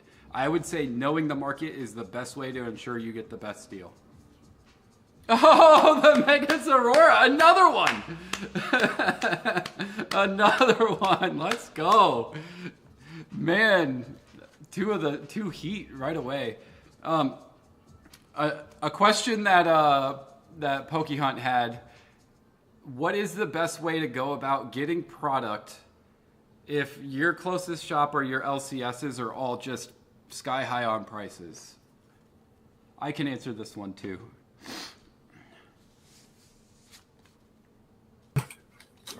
Yeah, I think the best way to source stuff, definitely kind of like you were saying, Vish, Facebook Marketplace is huge. There's a lot of time wasters on there for sure, but I mean, sourcing online, even eBay, sometimes you can still find some goodies. But really, checking those like offer up still is, another one. But like Facebook Marketplace is a big one where I've found, a handful of collections, and sometimes people don't, take the time to really price out everything. They just have a one number catch all, and it really can benefit you. I mean, I would highly recommend looking online. Sometimes if you do go to shows too, I mean, you can get some vendors who will work with you and get you like, you can buy at a percentage. So I wouldn't ever count that out as well. I know stores can be definitely tougher. But I would, just walk around either in some shows seeing, or definitely checking online. Like I said, Facebook Marketplace is a wonderful tool. As long as you're consistent with it, you're bound to find something good on there. Yeah, I mean, I agree. I get so much stuff off of Facebook Marketplace. Yes, you're going to have to worry about fakes if you're buying singles, but it's really not that bad around here. But keep in mind, on Facebook Marketplace, if you're doing cash deals, there isn't a tax on top of that. So usually the people will come down from market 7 to 10% without even thinking twice about it. And a lot of times people have stuff listed and maybe just no one was paying attention, and you can get it for cheaper. That $230 box of Celebrations that I opened I didn't pay $230 for that. I paid $180, and the Celebrations tins that I bought, I didn't pay $205 for. I paid $160.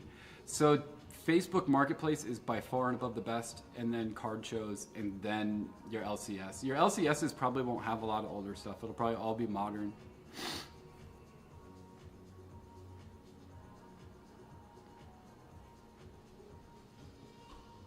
I mean, and that's a, like, yeah, it's risky, but... No, Vish, I was just going to say... That's a, like, yeah, it's risky, but... No, Vish, I was just going to say...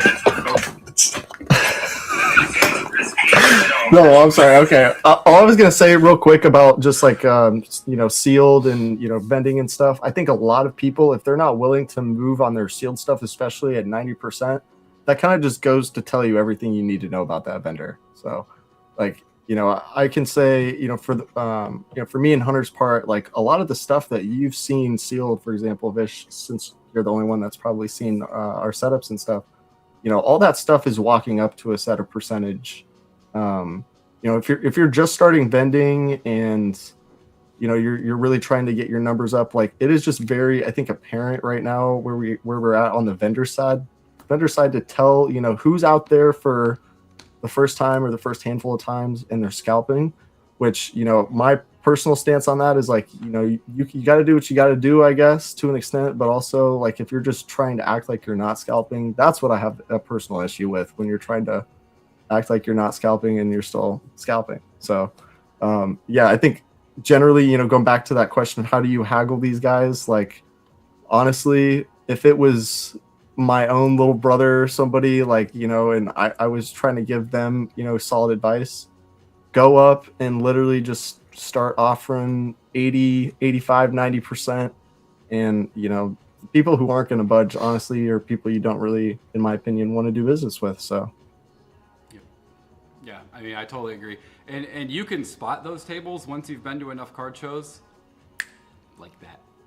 You'll see tons of Ascended Heroes. You'll see tons of new stuff. You won't see hardly anything old. Their singles will be very limited. It'll be the same stuff that everybody has. I usually just stay away from those tables because I can tell you by looking at their setup exactly what kind of vendor they're going to be.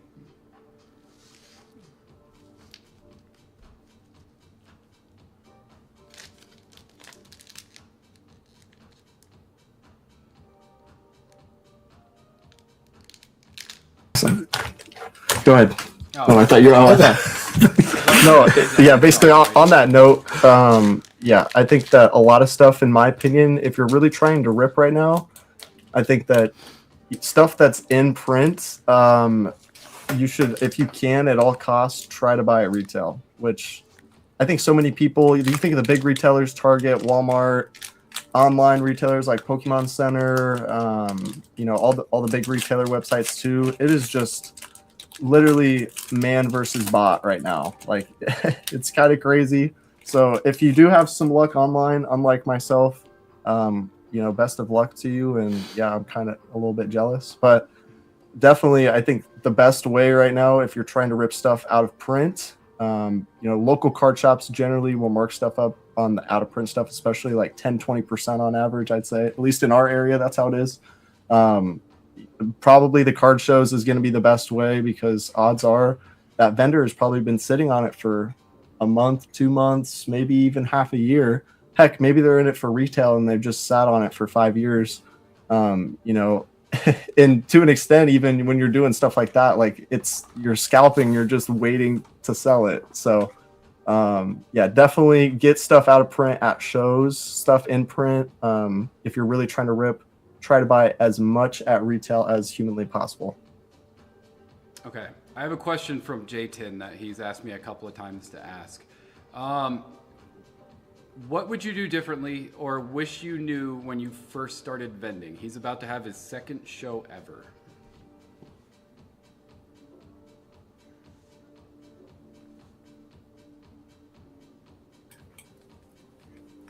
I'm trying to think. I mean, if I were to start over again, I think the one thing I would say is don't be afraid, to sell, kind of as we were saying, at that like 85%. You just got to expect that you're not going to get 100% all the time. Like, obviously, it's really nice to but be willing to cut deals, even though it may be harder when you're first starting out. I'd also say, take pride in your setup. Like, you see some people who set up and it just kind of looks like a garage sale. Take that time, invest in a good case. Maybe organize the way your cards are if you can, some way, whether it be by price or era.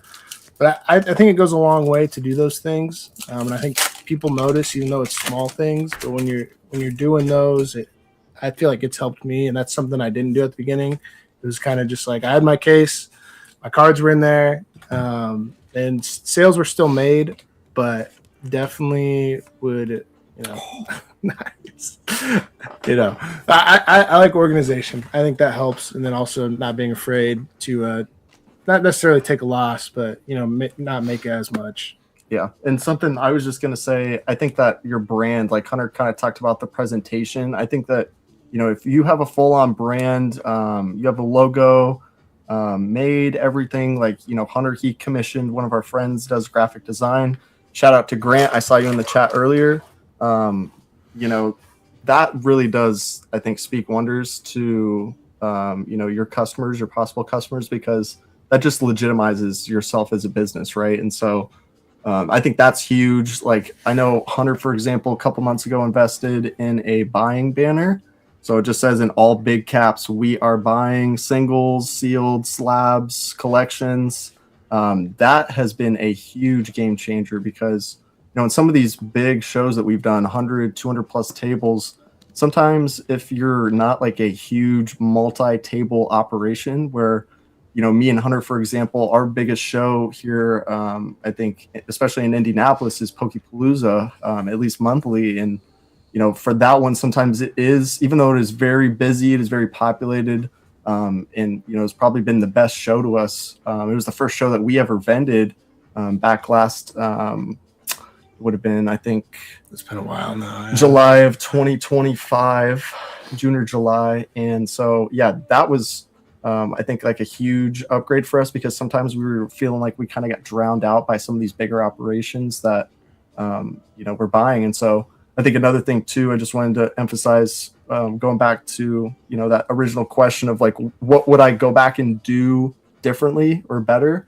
I think for me, like I kind of touched on it earlier, but just getting caught up with the modern sometimes, like especially early in the day, like early bird, you get that rush a little bit sometimes at the good shows.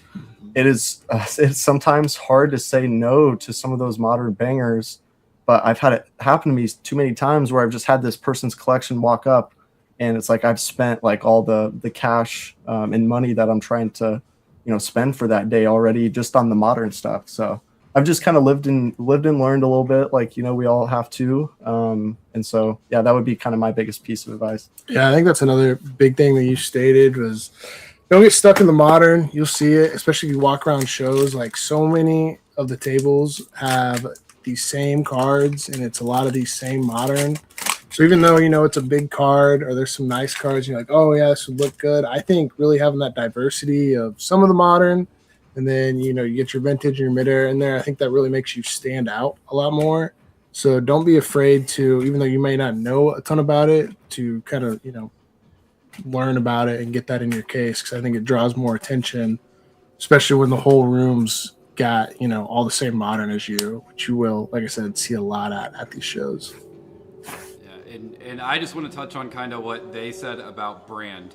Your brand is probably your most important thing, period, long term. The reason that I made friends with Alec and Hunter is because they're both genuinely good people.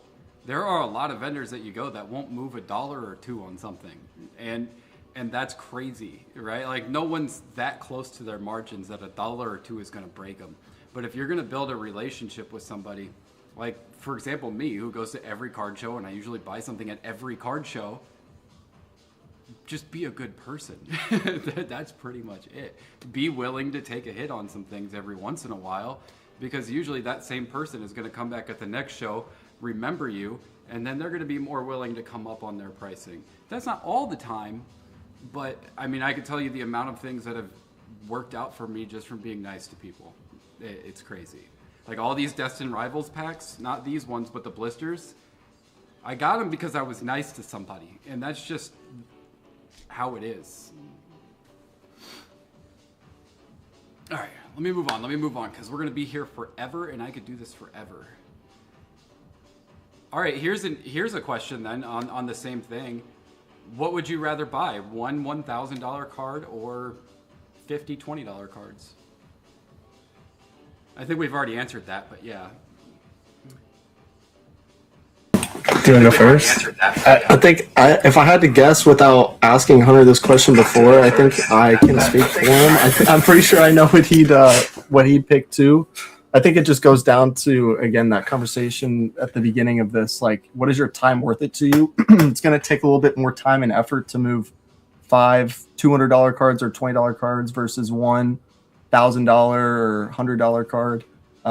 There's been so many times too where, you know, we've even literally, you know, walked over to another vendor table maybe before a show or like during a show when it's a little less busy, and we bought a card for $100, $200, whatever, and then literally walked it over not even 20 feet away to a different vendor table and made 10, 20, 30%. Like, you know, there's definitely people slipping on prices and still money to be made, you know, even on your guys' side of the table. So I will say too, like, don't knock, you know, taking your 1,000 and spreading it, because it goes back to like knowing, you know, your clientele, if you will, that community. Because kind of as you were stating earlier, like, you know, the average people you go in, obviously you have your big spenders, but most of the time you see a lot of families and they're not spending, you know, $50, $100 on a card. So having, you know, a lot of those cards, like obviously your time is nice, but those binders filled, you know, with those lower end cards, it's worth it, man. It's worth to have a binder, in my opinion. I mean, both of us, we do so well with the binders, and it's just because, you know, it gives everybody the opportunity to get some, and I think that's huge. It's a big way to keep people coming, and then, you know, I mean, that's a big thing. Yeah. Big cards are nice because it's one and done, but having that variety is also nice too. I think like the hottest binders for both of us right now are probably like the $1 binder, and then I know Hunter curates his binders more like, I think it's like $10 and less for his other one, and then I do a binder that's like 2 to 5, and so those are by far definitely our hottest binders. Sorry, we got the door. I was missing that one. That was my last one. I agree. I don't think there is a right or a wrong answer to that question. It depends on your inventory, what you already have. If you're sitting on a bunch of $1,000 cards and you don't have the other kind, then yeah, you should probably buy the other kind. You need diversity in what you have. From a pure perspective of how fast am I going to turn the money around, you're going to probably sell that $1,000 card faster than you're going to sell $50, $20 cards. So a lot of times you can see a card that's worth $20. That doesn't mean it sells immediately for $20. There's the Morpeko. Let's go. Let's see. Speaking of that, what is harder to sell than most collectors realize?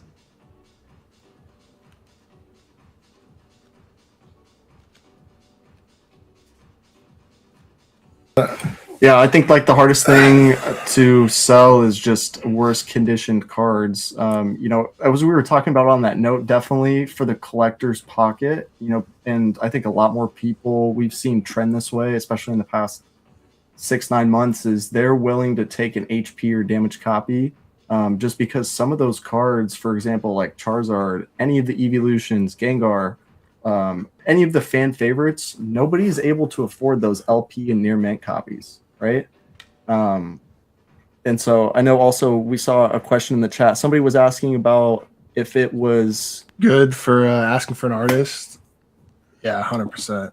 We love when people ask us, you know, or if we have something that they specifically want, you know, that. Because most of the time we know what we have. So like, if you ask for a Yukimori or Kamaya, like, I love that. And it's, again, just knowing the people around you, and you stock up on those. And you're like, yeah, I actually have, here's, you know, a handful of them, and you let them look, and it's awesome, man. I love when people ask that question. I know Alec does too. And I think that's going to be the difference between a vendor that has been doing it and really understands and appreciates the hobby versus somebody who is just trying to make some money, right? You can go up to some vendors, they don't know what you're talking about when you say Yukamori or Sao or whoever. So I don't think you're annoying anybody by asking, no, but I think if you got a vendor that can say, yeah, oh yeah, I've got some Yukas right over here, you got somebody that knows what they're talking about, at least a little bit. Abby was asking, because I think she's talking about her Mewtwo that was crazily off-center. Why does that make your raw card less valuable, or what is it about a card that's off-center that makes you not want to buy it? You want to talk about it? You want to? What is it about a card that's off-center that makes you not want to buy it? Yeah. So I think an off-centered card, personally, I'm one of those people, and in my opinion, every vendor should be this way, but I can't go off what if scenarios. So what if it sells at this new high price? What if it grades this grade? Me personally, I'm not a huge grader. Hunter, I know, he's not a huge grader necessarily. So like, I can't go off what is this going to grade, right? In terms of like just standard definition from TCG player, which is, the community standard, even if your card is terribly off-center, that still does not mean that it's light play or, any sort of other condition besides near mint. So at the end of the day, it should be is the answer to your question. Unfortunately, a lot of people on the vendor side are thinking, oh my gosh, not only can I buy or trade for your card at a percentage, but then I can also grade it and compound my initial investment by 2, 3, 4x, whatever. And so again, me personally, I can't justify going off what ifs, but also I'm not one of those people necessarily, capitalizing in that sense of grading stuff that is coming in my inventory. I've bought some crazy off-centered cards before. I really do think it's all preference, and at the end of the day, you're going to have your preference, people you like to go to as well. I don't know necessarily that, they're trying to take advantage of you in a sense. It just may be what they're comfortable at buying at with something like that. But, like I said, it's preference. Some of us don't. It doesn't bug us that much if it's off-centered because we're not big graders. It's still a near mint card. So that's how we'll do it. Dude, you're hitting everything. But, yeah. Preference, big thing. I don't know that they're trying to take advantage of you is what I'd say. I saw a couple questions in the chat and I'm just going to go ahead and answer them. Do they think a graded card is better to have? Me personally, I think if you're going to collect it and you're trying to preserve it for literally life or your kids or something way down the road, 100%. I'm all for paying, especially once they get hopefully bulk pricing back at PSA. Or whatever your graded card company preferred is, honestly. I think that if that's your goal is to just preserve the card, admire it, ooh and ah, maybe even display it somewhere, like 100%. I think that graded card's good. In terms of like buying and selling on the vendor side, I don't think that it's as liquid of a move, especially in the low to mid-end range. Like if we were doing collecticons every weekend, 100%, that's where the big money is. That's where the good margins is. You think about it from the vendor side, like, typically we live in the 10 to 20% range on average of a show. And so in order for us to make $200, that means in total volume sales, we have to do, comfortably, on the less conservative end, $1,000. And so, some of these big shows for sure, Hunter and I see those numbers, but in terms of like making the big money, it's definitely one of those hobbies that, it does take money to make money, and the more money you have, the more money you're going to make. So, yeah. So I'll go the other way. I'll take the other side of the off-center argument, right? So as a vendor, if you're trying to get a reduced price because something is off-center, there's some validity to that because it's going to take it might take a little longer to move. If you put two identical cards next to each other, they're both near mint. One's off center, it's still near mint, it's off center. People are going to buy the one that isn't off center first every time. And some people go to card shows to find cards to grade. So there's a little bit of validity there, but me being an online seller, that matters even more because all I have is a picture. And that picture is the best quality you can possibly get. If a card is largely off center, it's probably gonna sit for a little bit longer. But yeah, I could still sell it for near mint. It'd still be near mint pricing. It'll just take longer to sell. Let's move. Where are we at? Have you ever bought something and immediately thought, I screwed up? You kind of alluded to this kind of thing earlier with the buying Modern early in a show, but...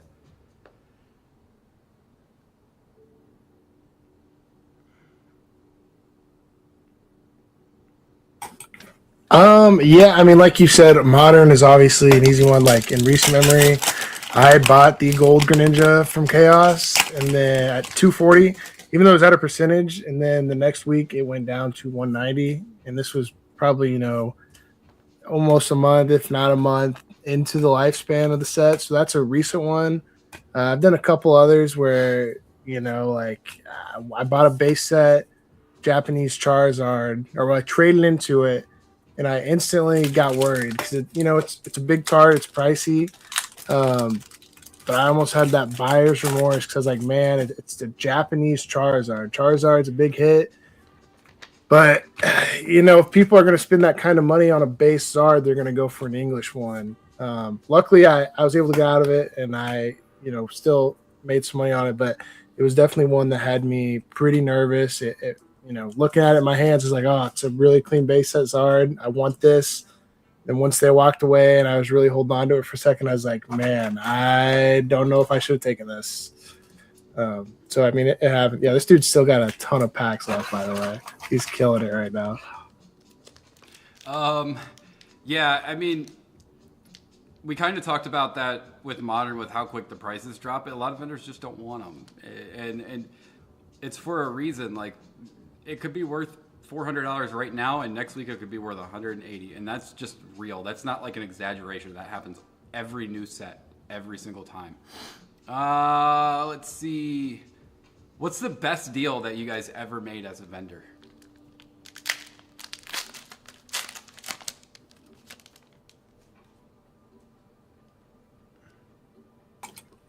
Yeah, I think for both of us, probably would have to be like a lot of the mid-era stuff that we've gotten.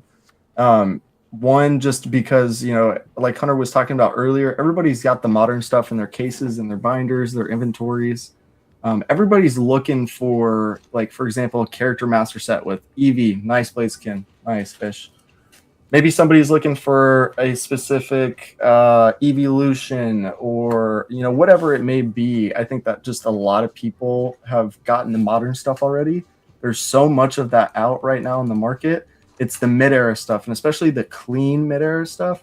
Again, I was just talking about my last answer. Like, I can't justify on everything, what if sales on listings. Like, for example, if it's a mid-era stamp that hasn't sold in, 2, 3, 4 months, you can kind of look at the other condition sales to, kind of ballpark it. That's one way to do it. But, you look at some of these listings for near mint mid-era, and it's just like outrageous. For some stamps, anywhere from like, a near mint copy doing 100 to like a couple thousand, which in my opinion is crazy because it doesn't make sense. And so I think some of the best deals for us have just been the mid-era because, again, Hunter and I, when we're making these deals, we kind of tell people like it has not sold in months. And this is the kind of stuff that is really hard to price. Basically, everybody who has these, what I'm considering at this point kind of be like needles in the haystack finds of some of these like super short print sets. And they're like just super clean, like near mint cards. It is really tough to price some of them. And so people are just throwing whatever price that they feel is right. And, on the other, like the selling side of that, a lot of times Hunter and I, whenever somebody's looking at one of those cards, we're telling them like, yeah, we really didn't know how to price this. Like there's just no sales, there's no listings. Like, those are sometimes where you can get your best margins just because you kind of just pick your price on it. Yeah, I had a platinum stamp Leafeon that I bought. It was like I think it ended up costing me like $10. It sat for a really long time, but when I finally sold it, it was like $25. So that's what you mean by like mid-era stamp, right? Platinum stamp, that kind of stuff.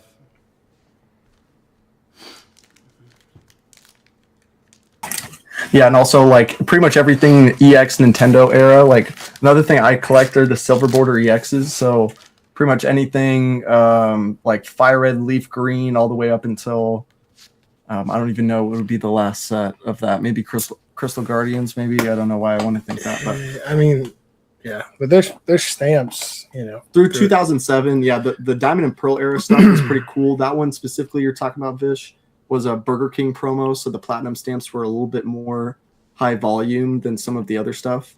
I think, like, you know, we were talking about the market earlier.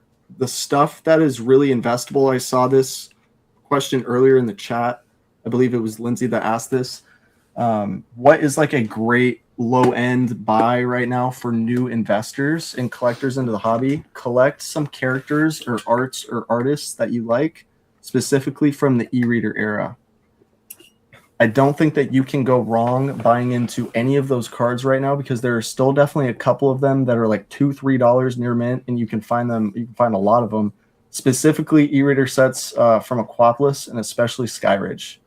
That is like, you know, very, very short print. Like when we're talking about some of the most short prints in the hobby ever, Skyridge especially, but Aquapolis as well, was kind of shorted. So I think that's a great buy-in, like $10 and under right now for clean, like LP to near mint copies, I think.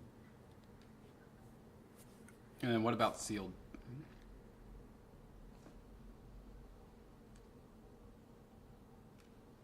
What did you say?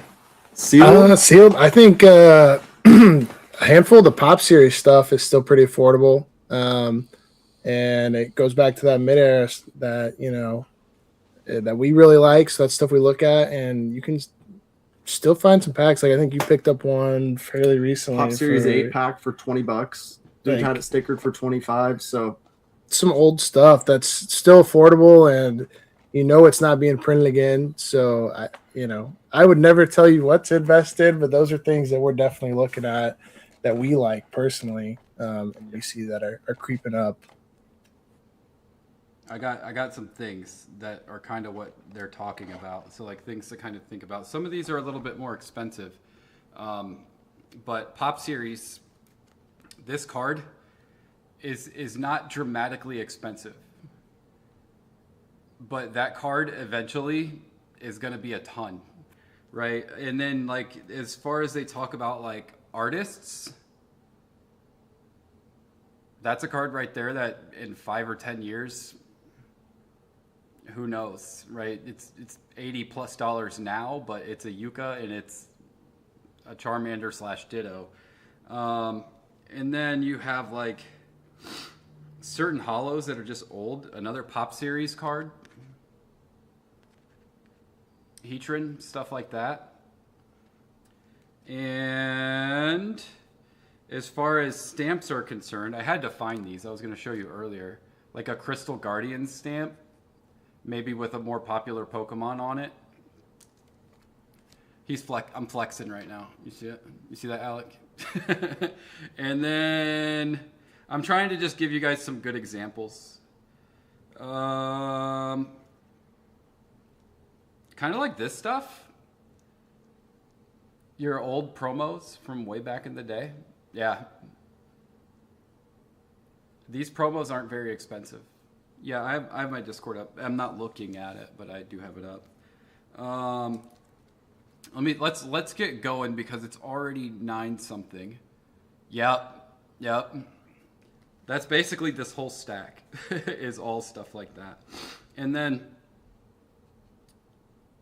like I was talking about earlier with like vintage holos that aren't like the most popular Pokemon ever, you can get those very affordable. Very affordable. There's a Yuka that you would probably be able to sell a lot later on down the road. That's kind of where you would get in on it.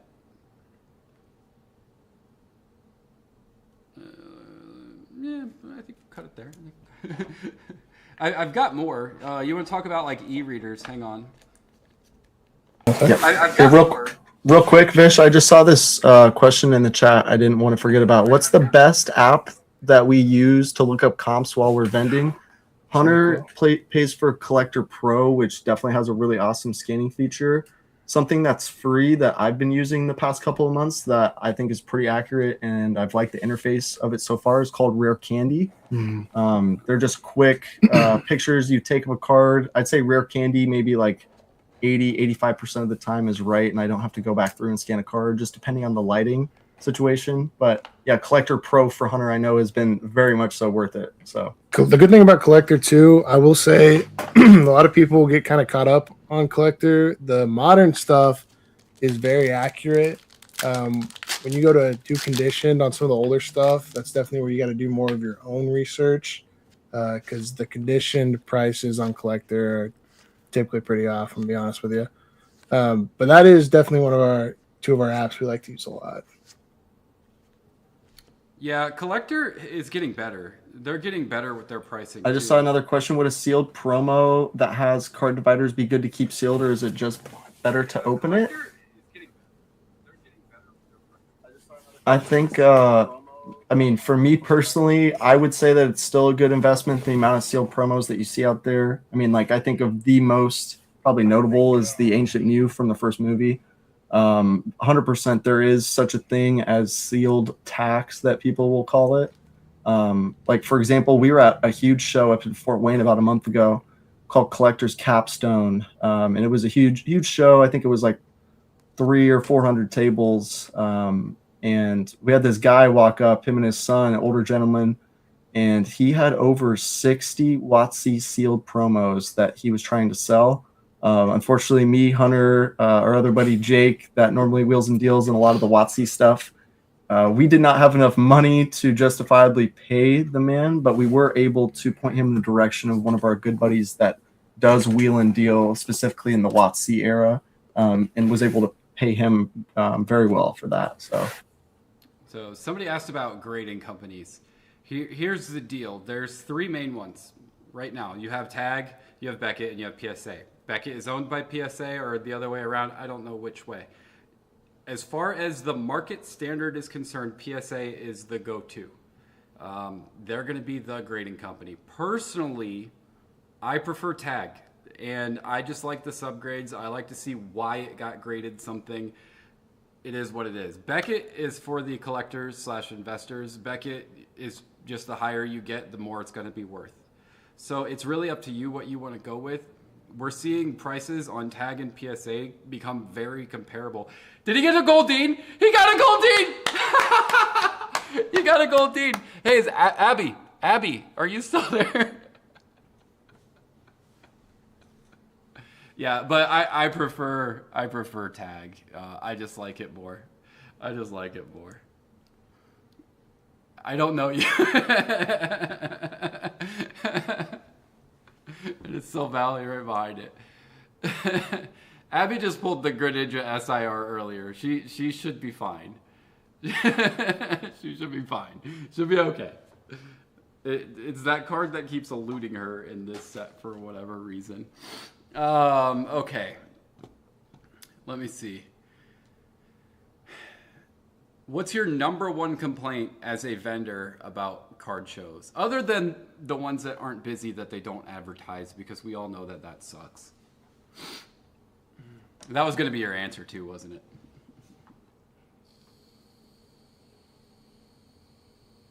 You want to go? I mean, I think, yeah, there's a couple things, specifically, I guess, like on the card show organizer end. I mean, communication's huge. Yeah, I mean, 100% the marketing and advertising of a show is everything. I think there's something to be said about curating the right type of vendors that you want for your show. I think that's something that me, Hunter, Jake, a couple of my other buddies who put on this show down in Bloomington, what we pride ourselves in is one of us, if not all of us, personally know these people, because not only are we vendors too, but we don't want to bring the scalping negativity and that sort of energy into Bloomington. our show, kind of what gets me amped up personally about it is, I can truthfully and pridefully say in front of you guys, like, we're not putting on this show to gain any sort of monetary value out of it. Necessarily, like, yes, there is a lot of money that flows through and makes a card show happen, but just this past show we had, our last show was end of July. We gave away over $1,400 worth of stuff all day, and something that I think is really cool that we do in our giveaway structure is, to keep kind of that vendor relationship. We're basically taking money essentially out of what would be the show bank, I guess, in terms, and essentially paying these vendors out of our own budget to, basically buy $50, $100 worth of whatever this special giveaway winner wants. And so I think a lot of other shows in their giveaways, like, yeah, it's really cool if you're getting a 151 UPC or ETB or, something that, a lot of collectors generally want to rip typically. But a lot of people, I've seen a couple shows do like the Lego sets, or it's just like Pokemon branded toys, like that sort of stuff. Everybody, I think, wants to do something different in the hobby. And so something I really like about our show, like I said, is just the fact that, you as the buyer and the possible giveaway winner, you can kind of pick and choose whatever you want. Yeah. Kind of Sharkfin's question, I could kind of give you an answer to that. It's not always the most crowded tables. Sometimes the most crowded tables are the vendors that are just slower.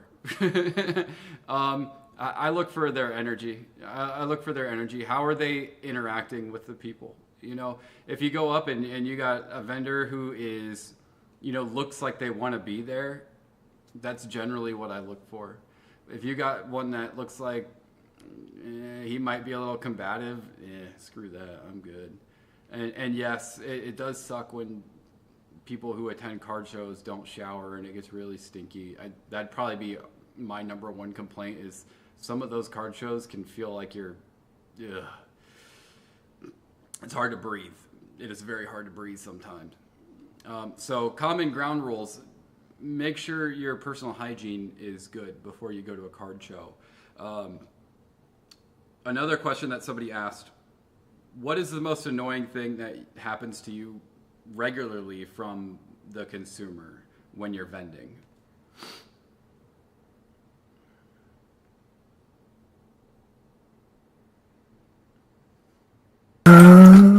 Well, I think Hunter and I kind of talked about this, and I know I hear other vendors say this, but it's just sometimes, depending on how you approach us, it's just a little bit weird when you're an adult person and you're coming off as like you're trying to monetarily benefit the best you can during your time at this card show, and you're asking us, also grown adults, to do a trade-up challenge. Don't get me wrong, Hunter and I both are all for this hobby continuing for generations. Hunter, something he implemented a couple months ago was having a binder. I don't think it's in the game room, but it's called the Kids Eat Free binder, and it's got this cute little picture of Munchlax on it that he painted.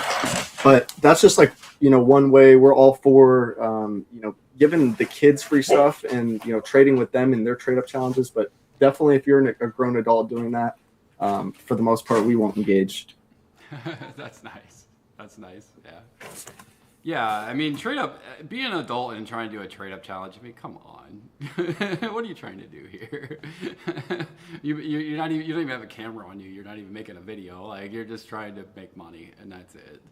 All right, let's move on to some like discussion questions where the chat can kind of get involved. Is ripping packs gambling? I'll let you guys answer first.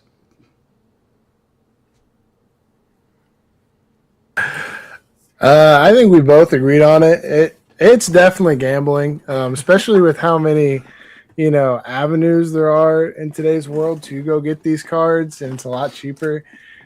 It's a gamble. I mean, it is. It's fun. We all love it. You get that euphoric feeling once you do hit something, but yeah, it's gambling, and yeah, for sure. And it's like a lot of people, they always come up to us as vendors and they're like, hey, you want to do a coin flip? And a lot of the times, me and Hunter, at least, we're like, no, we're okay. If it's maybe like a little bit, just to spice it up, like occasionally, yes. Sometimes maybe if we're feeling a little frisky, or maybe even really just having a slower show, I'd say it kind of induces that sort of degeneracy out of both of us. But yeah, I'm not going to gamble on top of a hobby that, like, let's face it, is already kind of based and built on gambling. So I see Professor, is it Faradune? I don't know. I'm probably butchering that. I see your point. It is definitely, your intent. That's definitely one way to look at it. You can look at it without the monetary value, but I also feel, on that end, it kind of goes back to, if there's a certain card you want, you could easily get it in today's day without having to risk to open multiple packs. So I can see both ends of the coin on that, 100%. for sure, yeah. Especially if it's modern, like 99 times out of 100 it is going to be way cheaper for you to just go and buy that card outright than it is to try and actually pull it. Again, I see both sides of the argument. I think a lot of people nowadays really want that satisfaction of being able to say, like, oh my gosh, look what I pulled. I pulled the Gold Darkrai or the Gold Greninja SIR, whatever it may be. I get that point, but also in terms of like just logic in your wallet, I'm telling you right now, it is way cheaper. You're going to save yourself a lot of money if you just go out and buy the cards outright yourself. Abby also wants to know how you pulled a Goldeen. She's asked a couple times. Oh, I'm sorry. My bad. I didn't see. How did I pull the Goldeen? Well, I typically have terrible luck. Real quick, just won't get on a too big of a tangent here, but this was probably about a year ago whenever Destined Rivals first released. It was probably not even a month after it was out. I hit our local Target after work. Usually I get off work a couple hours before Hunter does on the weekdays, so I was like, I'd already ripped probably like 10, 15, 20 packs at this point, and Hunter hadn't ripped any, and I knew how badly he wanted to rip this set, so I was like, hey, you know what? I'm going to go get my 2-pack allotment. They had 2 Destined sleeves. I was like, I'm just going to give them to Hunter. And so both Hunter and I, we used to formerly stream on Whatnot, and occasionally sometimes we'll hop on there just to have some fun, reconnect with our community we kind of built on there. But long story short, I was running a stream and Hunter was in there and he's like, hey, you should just rip those packs for me on stream real quick. And I was like, okay. And first pack, I pulled him the Team Rockets Mewtwo SIR. And then Hunter went on to go and grade that card. It graded a 10. And, long story short, I basically ooped him like a $1,200 or $1,400 inventory re-up. So, yeah, that is kind of basically the moral of the story of my pack ripping luck. I can't pull it for myself, but like I pulled Roro, the Charizard EX SIR, which I'm still dumbfounded. Definitely the most memorable pull I think I've had of my life to this date. So, yep. Somebody said, is Whatnot worth going on to? Not to get too sidetracked. Yes and no. Yeah, there's hit or miss. There's deals to be found on there. There's good people to be found on there as well. But, it goes back to that gambling aspect. It's just a live auction at the end of the day. And you see a lot of stuff go over comps. You see a lot of stuff go under comps. So, it all just depends. I think that if you're running a wheel spin game, no. I think that there's way better ways that you could spend your money in the hobby, even if you were wanting to rip, for example. But if you're like, for example, you're doing a character master set of like Squirtle, odds are you probably aren't going to be able to source those cards as soon as you want to, because I think a lot of people, when they're collecting, they just get so caught up in like, oh my gosh, the satisfaction I'm going to feel when I have all 120 cards or 200 plus cards, however it may be. And once they hit that, it's kind of like, for a lot of people, like, okay, like I'm on to the next, what's next, sort of thing. So I see a lot of people go on there in streams and they're just like, hey, do you have any Slowking? Do you have any Psyduck? Do you have any Squirtle, etc.? So I think that's kind of a good way if you're trying to source, especially some of those like oddball low end cards that people don't have probably in their binders. But yeah, that is how Roro got it. Fair dude, yes. Yes, that's me from the video. Yep. Yes. And I just want to get back on is ripping packs gambling? Yes, absolutely, without a doubt. There is no question that it's gambling. And I will tell you that straight up. And it's why a lot of times on these streams I will say, use your money wisely. in order for me to do what I do, I have an entire eBay operation to support it. I have to sell and list and deal with that side of things. And a lot of people don't see that. They just see that Vish rips a ton of packs. Well, there is a very large amount of time that I spend recuperating finances after opening up as many packs as I do. It's gambling. 100% it's gambling. If you want a card specifically, just go buy it. Opening packs is never the best way. If you're opening packs because you like the gamble, you like the dopamine, you like the feel, great, do it, but do it wisely. Don't try and do what I do if you don't have the finances or the back end to support it. Let's see.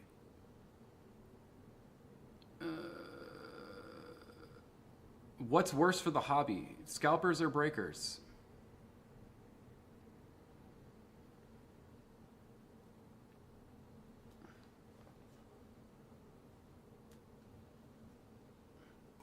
I'm not gonna lie, Vish. We missed that question. We got distracted. A little backstory: Hunter and I have both pulled that Wailord full art like 5 times each now. So, what is worse for the hobby, scalpers or breakers / rip and shippers? I'm gonna go to the bathroom while you answer that. I already know the answer.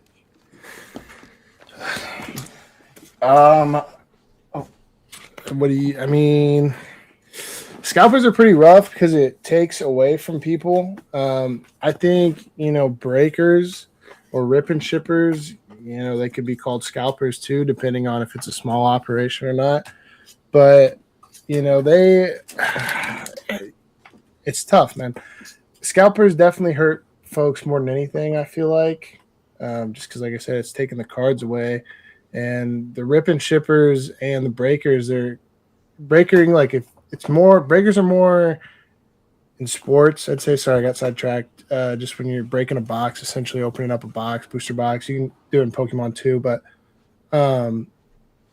maybe you guys are more familiar. Like in Pokemon, I've been seeing a lot more. It's called a energy break, and so basically they'll take a booster box and they'll auction off every single energy that there would be in the set.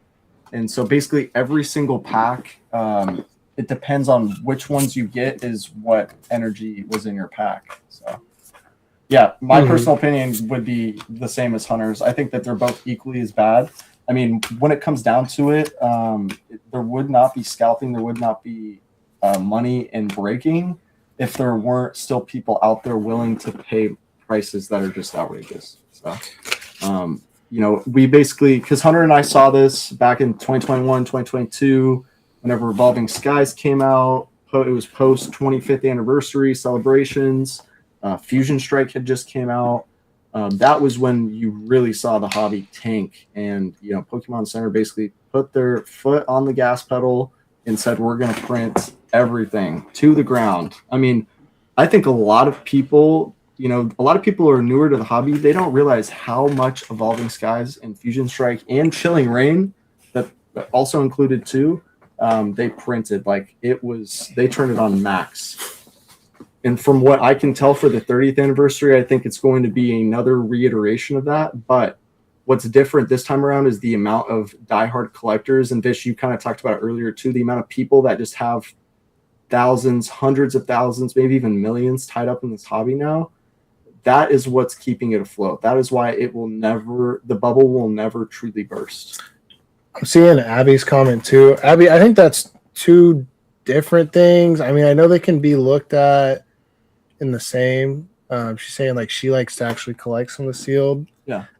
I think the way when you got to look at scalping is if you're holding it long term, I guess would be the better way. Like, even though it's still got that investing ties, it can look as bad. But to me, your scalpers you're seeing them at Target every week, and they're trying to sell that product on Facebook Marketplace as soon as they get to the parking lot. Like, you can see in the background, like I have a few ETBs. I like the way they display, and it's not something I plan on selling anytime soon. There's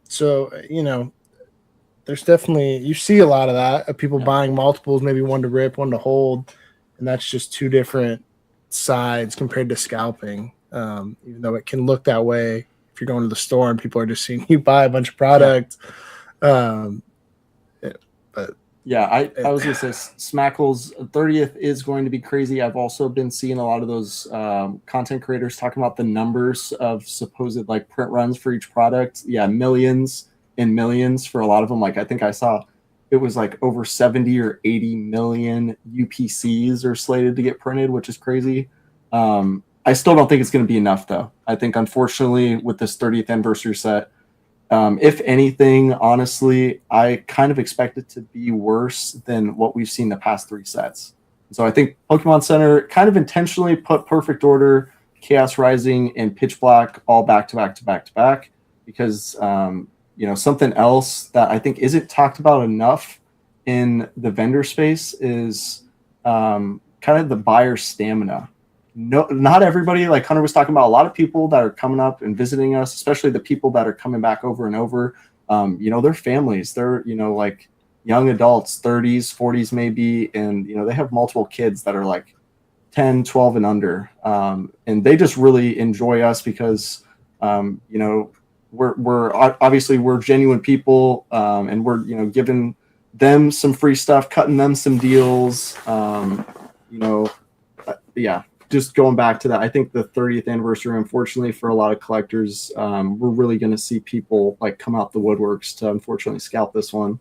And if not scalping it, I think a lot of people are going to hold it just because, you see, 10 years ago when Generations was coming out, a Generations ETB right now is doing like, it's like north of 1.5K. It's like outrageous. I know a Celebrations UPC is like 1,300 or something wild.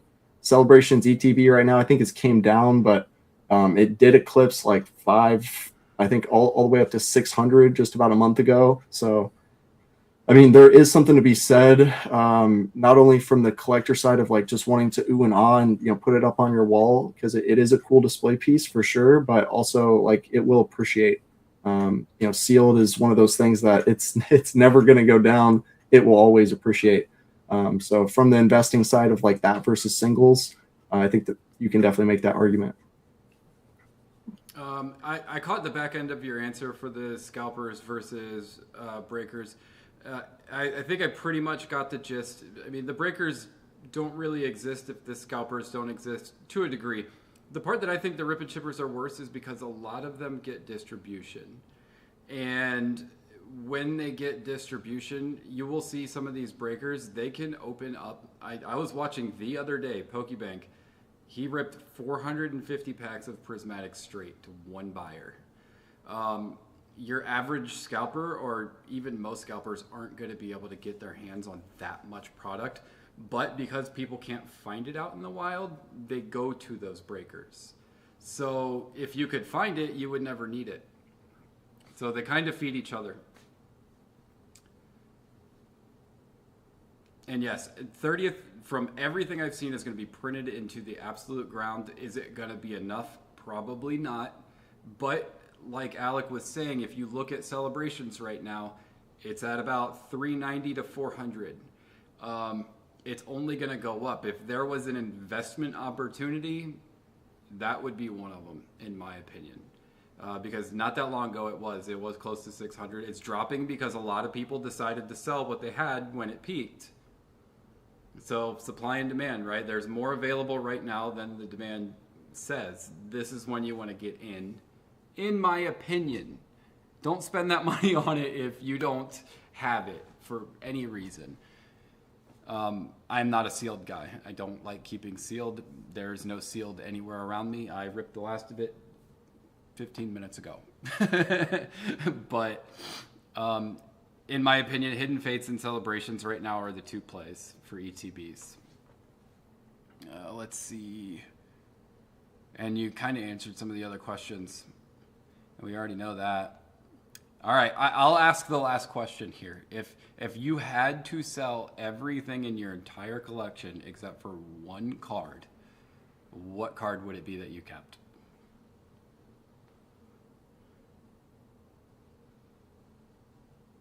First. That's a tough one. in my head, I would think Dragonite's my favorite Pokemon, so I would think I'd keep a Dragonite. But I think, honestly, if I had to pick one card, I would keep. I have a very cooked Delta species Charizard for my childhood collection, and I had gotten rid of my collection as a kid. But I kept this Delta Species Zard, and it's absolutely destroyed. But I think it's a card that I could never part away with, just for that sentimental, feeling towards it. It's something that, no matter how expensive, which it's crazy that it has value as damaged as it is, but I just don't think it's something I could part way with. I did get rid of all my Dragonites, but probably keep that guy. Can we see the card? Yeah, I'll try to find it while Alex answers. Okay, yeah. I think for me, like Hunter, a lot of cards from my childhood that made it, to adulthood definitely were really destroyed. I think my answer would have to be like the single most remembered sealed product from when I was a kid was the Diamond and Pearl tins, 3 or 4 pack tins, specifically the ones with the Sinnoh starters. So Infernape, Torterra, and Empoleon. At our last show, actually in July, Vish knows that I love level X's and I love Infernape, so he brought me that Infernape for trade. And there's that Charizard card in all of its glory. Let's see the back of it. Let's see how cooked it is. It's really, it's just got some creases. It could be worse, I'd say. But like you can see, that's LP, right? There's a fat. I don't know if the camera's picking it up. There's a fat crease. Oh yeah, you down can the see middle of his face. Yeah. So for me, it would have to be the Infernape Black Star promo from Diamond and Pearl, the Infernape Level X. So that's just the most memorable card from my childhood. So I'll kind of piggyback on what they said, right? Like if you notice a lot of what they have, there's a memory behind it, right? This card here, to this day, the one that Alec pulled, is the most memorable card in my entire collection. The other cards that I have aren't tied to other memories. So if I had to sell them, guess what? I could just buy them later. But I could never buy another card that came from a tin that Roro picked out that Alec opened in the middle of Collector Palooza. I could not repurchase this card.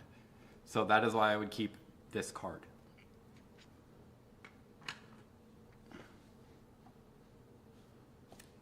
And I guess with all of that being said, quick if you want to. And I guess does the chat have any more questions before we? I didn't expect this to run for a couple of hours, but it looks like it did. Does chat have any more questions that you want to ask Alec or Hunter before we let them go and we move on to the giveaways?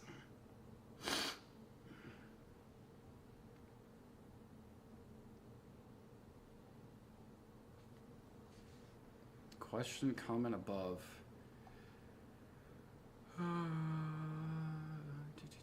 How far above are we talking here?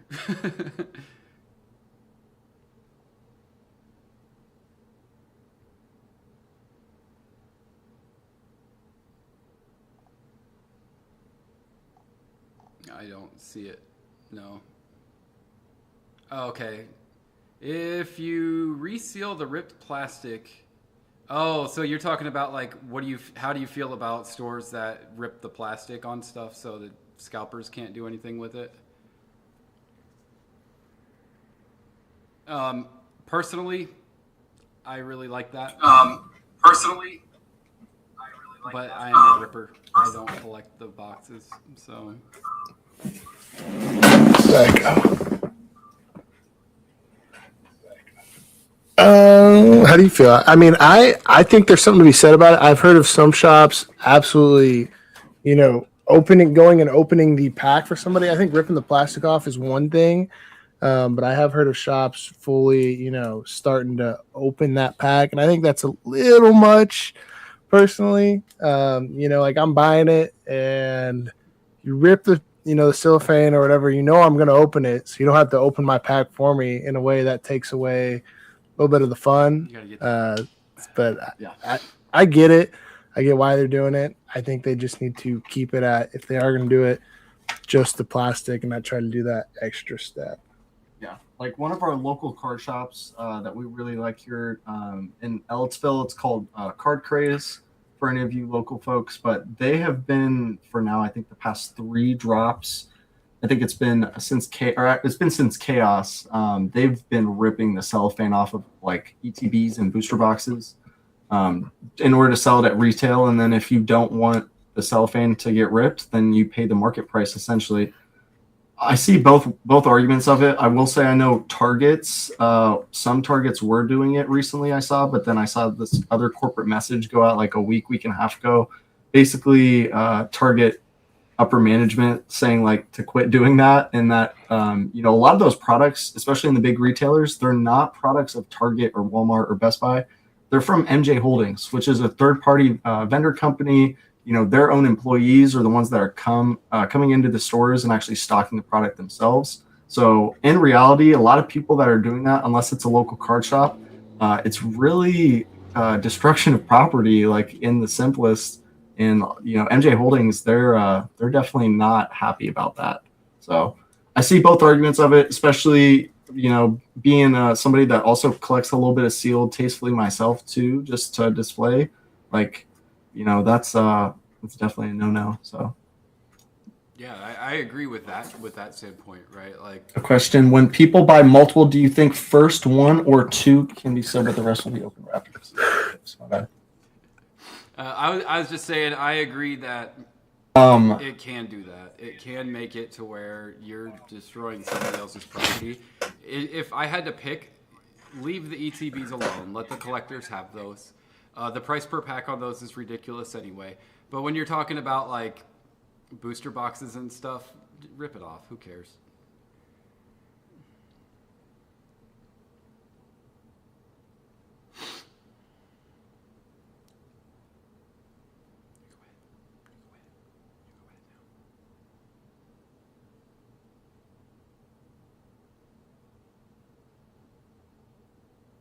You were asking a question in chat. Yeah, I mean, I was just going to say real quick, like, I think that a lot of people, I mean, let's be honest, I think a lot of people that are showing up to these drops, I would like to think the vast majority are collectors and rippers themselves.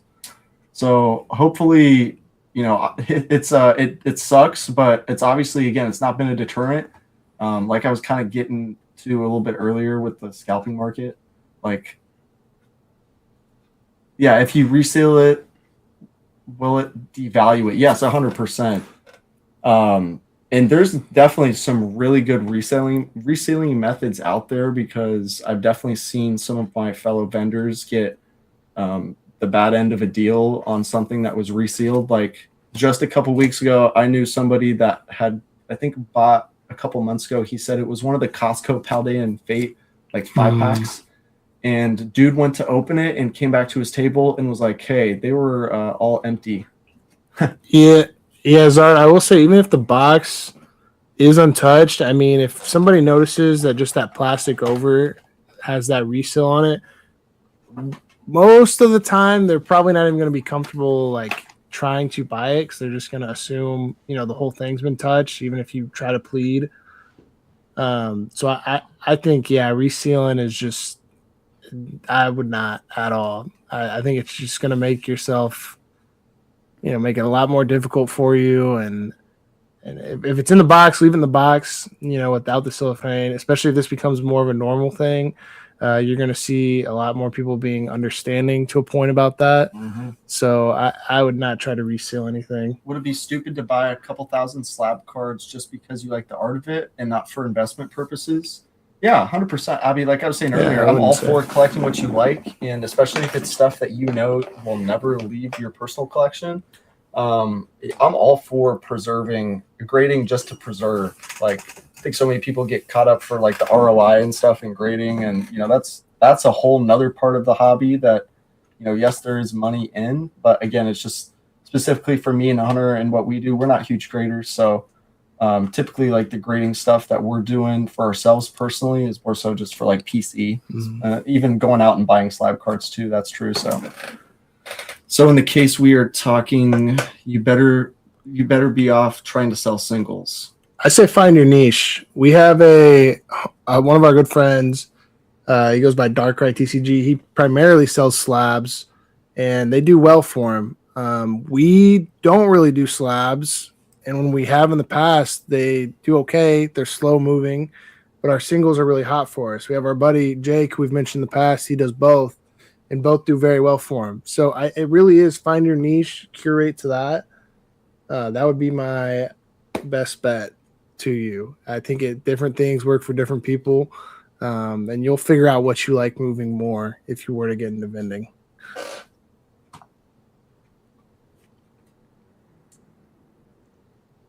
All right. Before someone else tries to talk, Abby, if you like the card, buy it. With the gray felt hat Pikachu, that's your call, right? It was a limited print item. It's probably going to go up in value. Sure, if you want to have it in a 10 just for your collection, just because you like it, that's your call. No one can make that call for you. It's not smart or stupid. I can't tell you what kind of art you can like. That's not up to me. But it is also rolling up on 10 o'clock, so sorry, anybody that had questions that didn't get answered, feel free to post them in the Discord, and I'll run them by Alec at a different time, but it's been a couple hours, and I want to get these gentlemen off to doing whatever they were doing. But Alec and Hunter, thank you so much for coming on. It was awesome, really. But the delay sucked, so I'll have to figure out the delay if we decide to do this again. I really appreciate your time and your energy and just being great guests.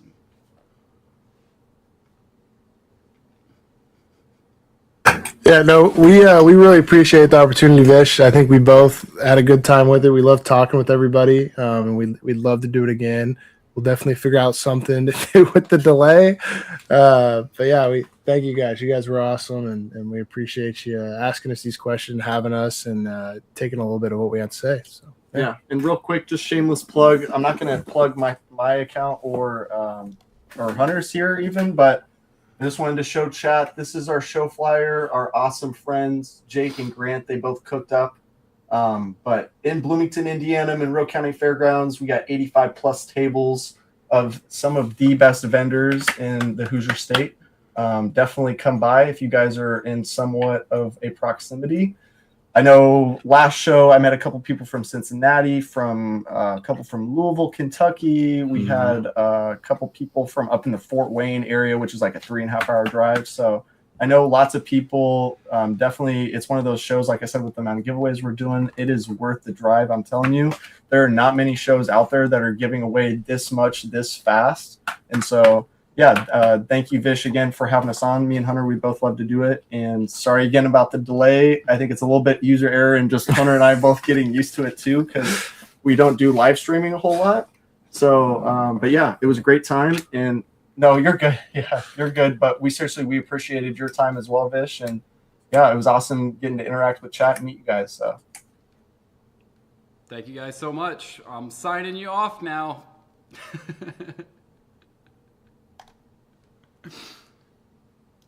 Oh, okay. Let me fix my screen here, and we'll get the music back on, and we'll get going. But yeah, I'll post their socials in the Discord. I'll go ahead and do that right now. That's not too hard to do. I'll put it in the announcements channel.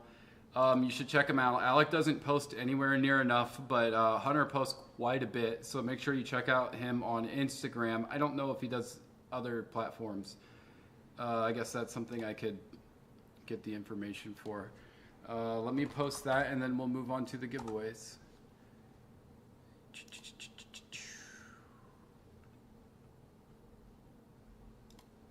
Search.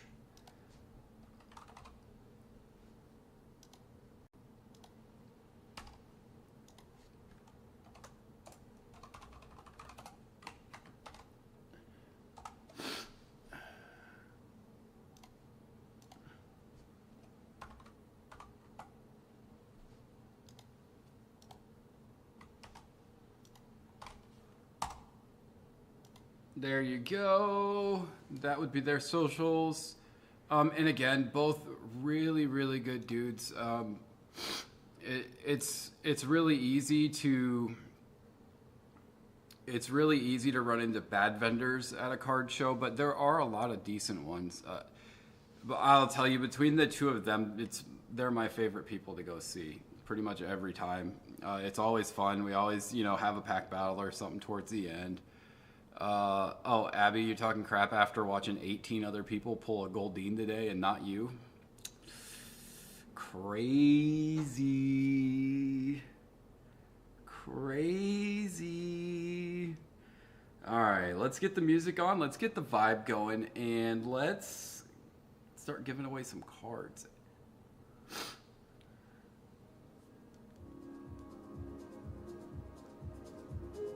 What do you guys think about that? Did you like it? Do you want to do some more stuff like that? I mean, they're probably still watching, so say nice things. But a lot of what we talked about is stuff that, you know, you kind of learn as you go to card shows. But if you don't go to card shows, you probably don't know that kind of stuff.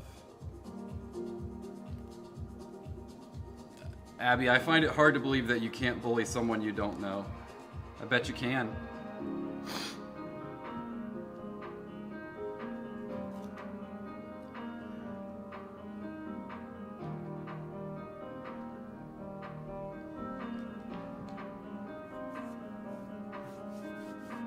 These lights feel like they're super bright right now.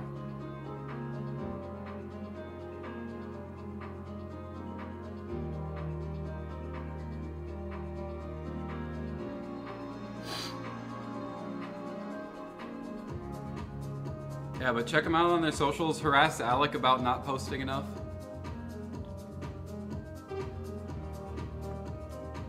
But let me put my Destined Rival stuff to the side so I don't accidentally give it away.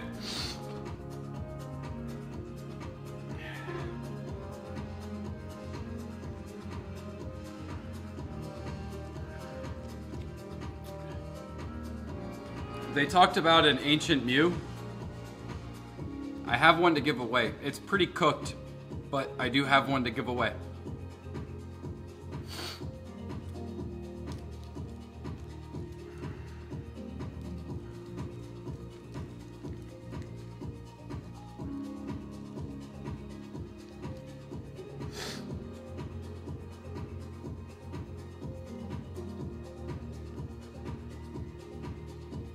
It's a nice car. Oh, and Eloy, thank you so much for all the gifted. I really appreciate that. Sorry, I didn't want to interrupt them. There was a big delay. It was very hard to hard to communicate back and forth there.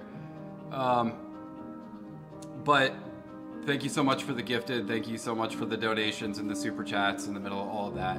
I had a good time doing it. It was really fun. We'll try and do some more stuff like that with some different types of people. I'd love to get somebody that runs a card shop on here. That would be really fun.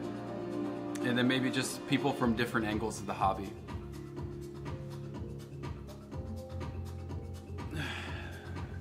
You were gonna take a photo of what, but they yelled at you?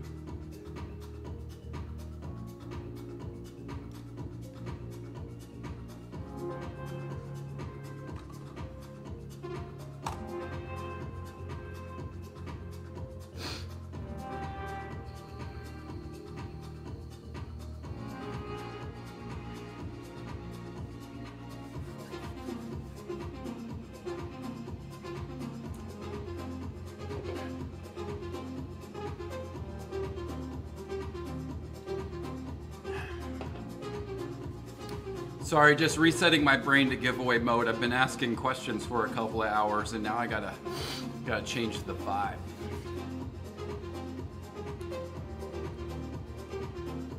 But yeah, that was a crazy couple of booster boxes that we did. SIR in both of them, all kinds of full arts, IRs. I think everybody did pretty well. So, other than Abby, but then Abby turned around and pulled a Mega Greninja SIR in my face. So, I don't think she has anything to really be upset about, and those packs were free anyway.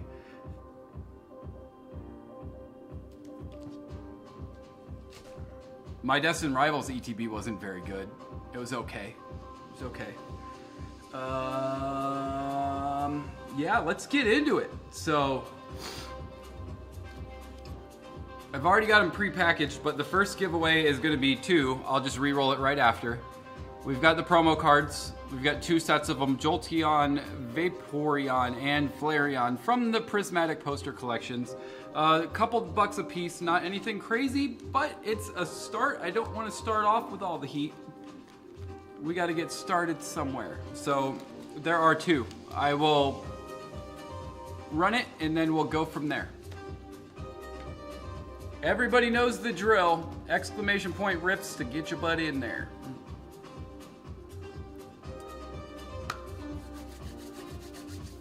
I need a stretch. I'm a little tight. Woo! But yeah, that was a lot of fun for me. It's something different than just straight ripping packs for 4 hours. So we'll definitely do some more of that. Pack battles were fun too. This whole little competition I got with Parker's dad, I like that. That's fun. I've got to be responsible with it, but yeah, because those ETPs are not cheap. Where are we at? For somebody with ADHD, it's very hard for me to sit still. So if you see me rocking around a little bit, but that's what's gonna happen.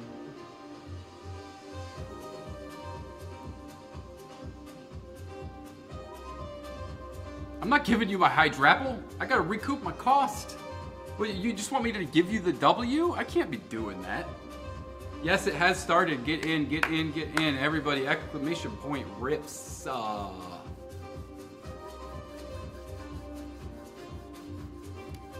Oh, also Vish. Is Abby about to bully me? Probably.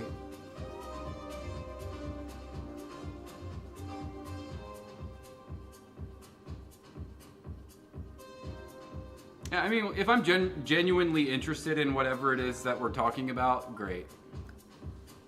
Great, I'm there. If it's something that's kind of like, yeah, whatever, then good luck, I'm in La La Land somewhere. Oh, yeah, I gotta show the other screen.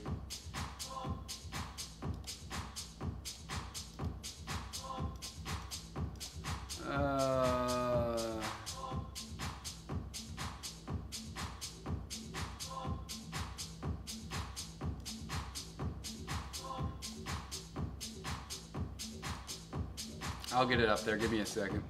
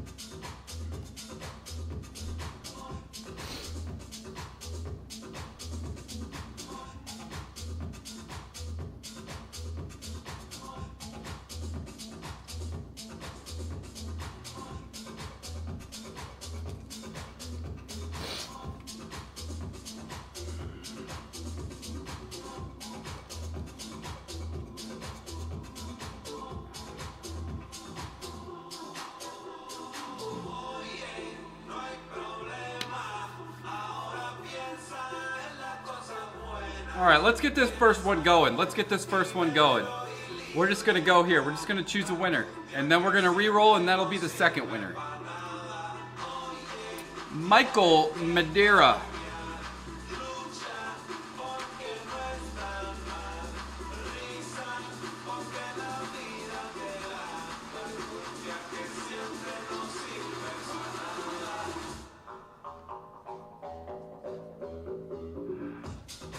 If I do not have your address, my email is down at the bottom of the description below.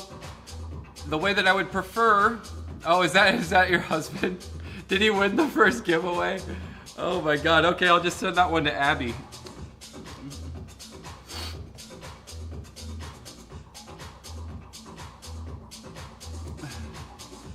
Never mind. And the next winner, the next winner is Mill and Mac.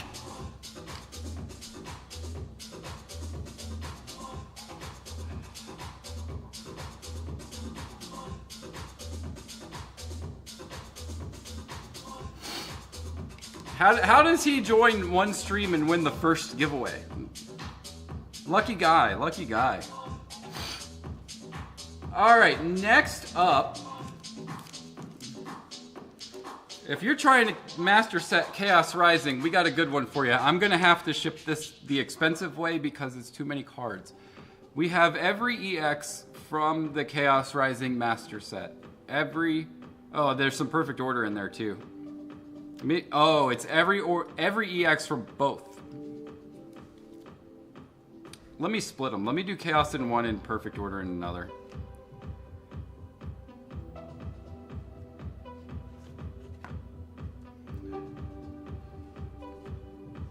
Yeah. Alright, so the first one will have Chaos Rising. All the EXs. I might be missing one or two, I'm not sure, but there's a bunch. There's a bunch. So we'll do the Chaos Rising first.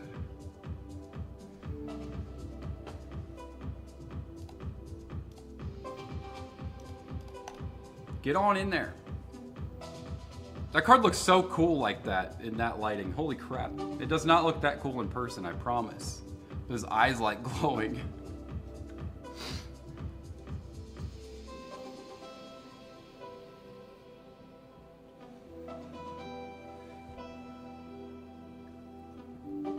Good luck, people. We're doing the warm-ups right now. We're just doing the warm-ups. I need to get warmed up. It's gonna warm up pretty quick, though. Pulling the couch cutie for us. Now we only have 3 left to master it. What is the couch cutie? Oh, Cinchino. Gotcha. Or is it Cinchino? I don't know. Yeah, everybody did really, really good on the member rips today. Holy crap. That was insane. I feel like everybody did well. Except for B-Dog, but B-Dogs were free.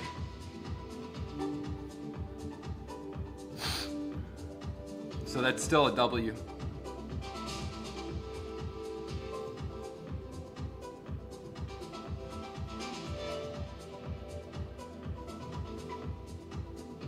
I say Cinchino, but I don't know. Some people say Cinchino.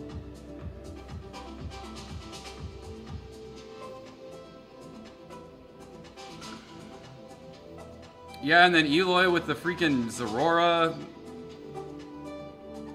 And the Goldeen.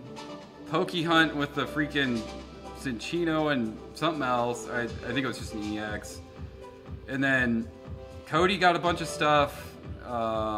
Wifey got a bunch of stuff. Like, it was pretty solid. Pretty solid. I do want to take a second while this is getting some people in it. Members get first selection of the packs. I post the packs on Wednesday. They get them for my cost. I try to get things as cheap as I could possibly get them. The booster boxes that we did this week cost me around $160 each, so the pack costs match that. The main purpose of this is to get packs in the hand, get cards in the hands of people that have a hard time finding cards. I'm not trying to make money off of it. I give the selection to the members first because the members are the ones that are supporting the channel. People can buy them at full price. If you don't, I'll just rip them or give them away to somebody else. I don't care.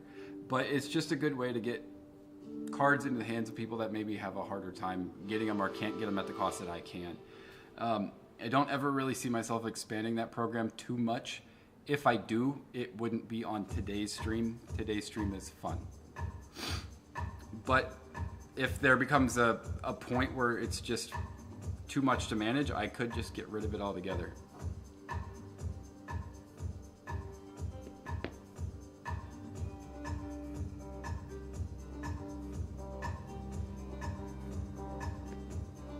I mean, he probably just got used to not talking because there was never a time to talk, right, Abby?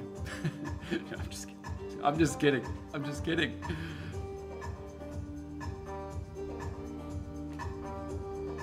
Yeah, I mean, I've thought about the idea, dreaded, of like maybe having a second stream. But when I was talking to that guy that I was talking about supplying, it just started to become a lot more complicated, and I don't really want to complicate the channel. I really don't. I just spent like 2 weeks trying to find ways to make it less complicated. Oh, that got worse. I can't see.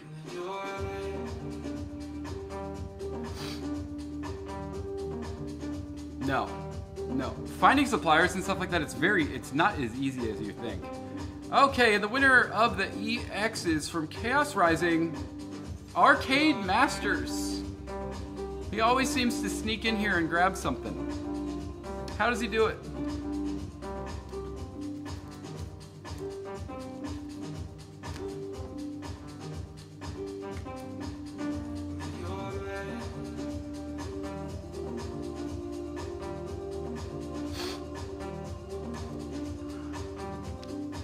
And we'll just go up and throw the perfect order ones right away.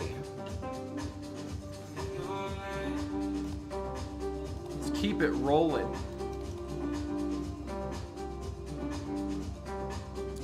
Yeah, there are people out there who would happily give me like 10 booster boxes and say, here you go nuts, give me the profits.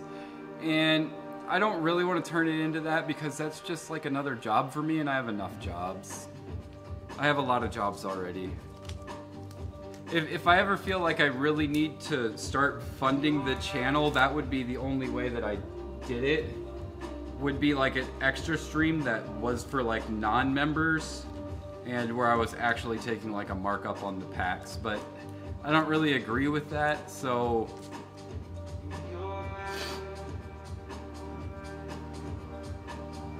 let's say like tomorrow I lost my job or whatever, we're gonna try and find some ways to make money. But for right now, I'm getting by just fine. I don't need to make a bunch of money. I'd rather invest into the YouTube and creating the type of community that I want rather than just inviting in a bunch of people that are only there for the packs.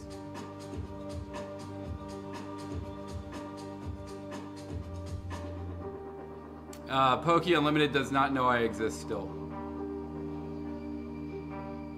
I wish they would, because I would love a relationship where I got free stuff and I could then pass that deal on to you guys. And the winner of the perfect order, Mega Charizard.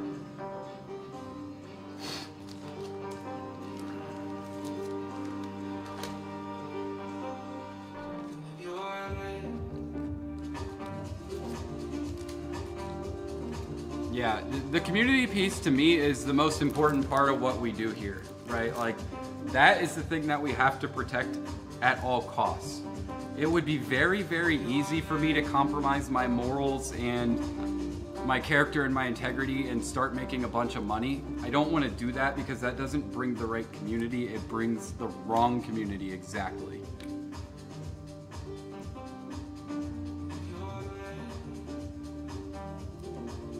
So yes, it's a slower roll, but I want to get good at being a content creator and not have to open up a bunch of packs. I want to open up packs for a reason, other than just making money.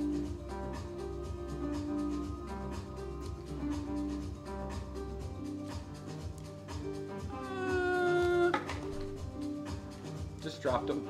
No big deal. All right, we got a little rainbow evolution package here.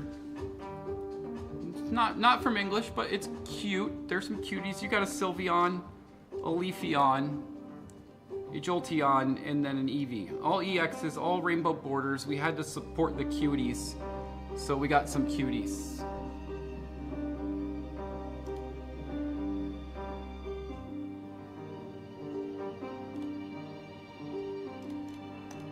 And yes, I don't think there's a person in this community that I don't like. I like everybody, and I want to keep it to where it's a bunch of people that I like.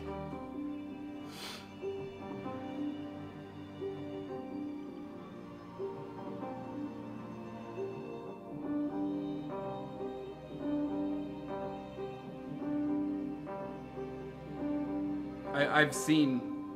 Oh no, I like Parker. It's his dad that gets under. No, I'm just kidding. Everybody is great. Everybody is great. Yes, Abby, even you. I can handle being given a hard time. Because if I don't want to get a hard time, I can just close the window.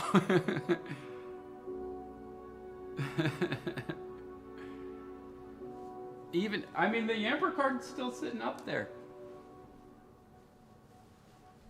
That was the first thing that one of you guys sent me.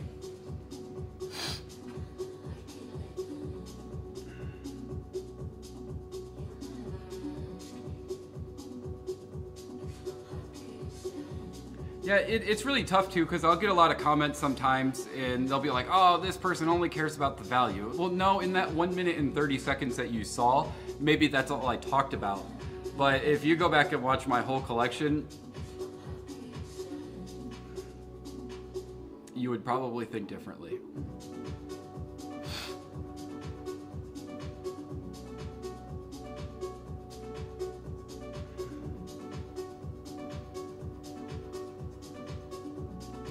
Yep, Millen, you finally made it. I think 5L said something like that too. Or Eloy.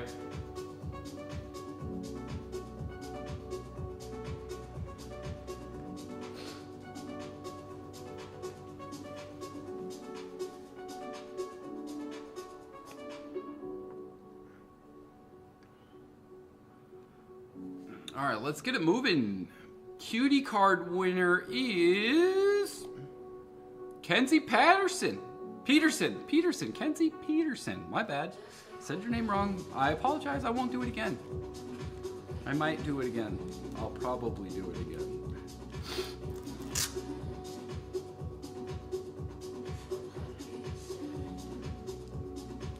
All right, next one's gonna heat up a little bit. A little bit.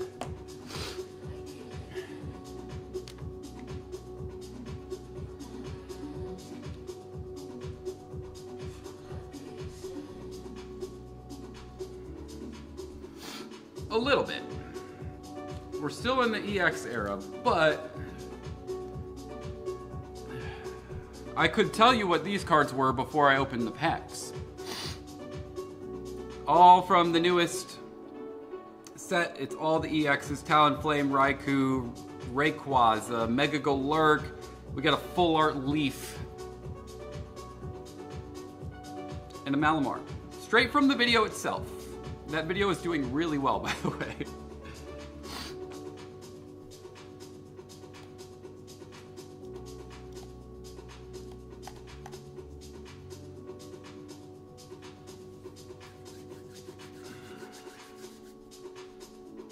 Yeah, that video actually took off on TikTok. It's one of, I think it's my most viewed on TikTok of all time.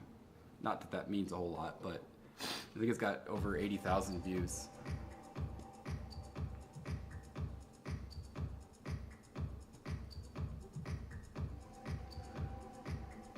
It's crazy the amount of people that don't know that, so I'm glad to get it out there.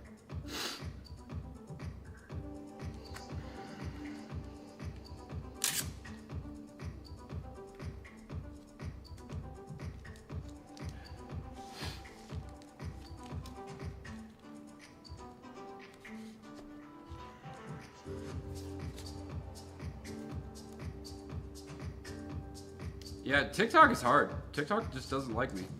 It's fine. I don't need TikTok to like me.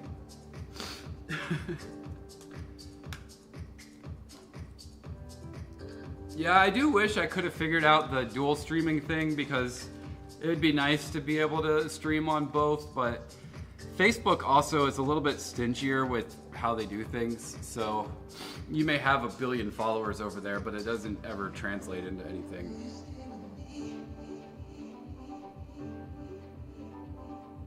I don't know if it matters or not, to be honest with you, Abby. I would do a capital R. The Charizard binder, yeah, that was forever ago. I remember that. It feels like it was forever ago, at least. That was a lot of fun. I had a lot of fun doing that, for sure.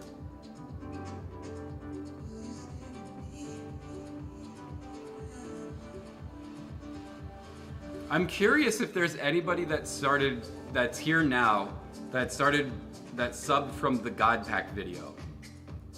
That's a curiosity of mine.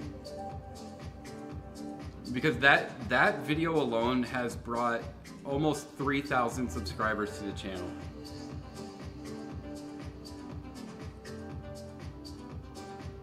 Almost 3,000 subs are just from that one video.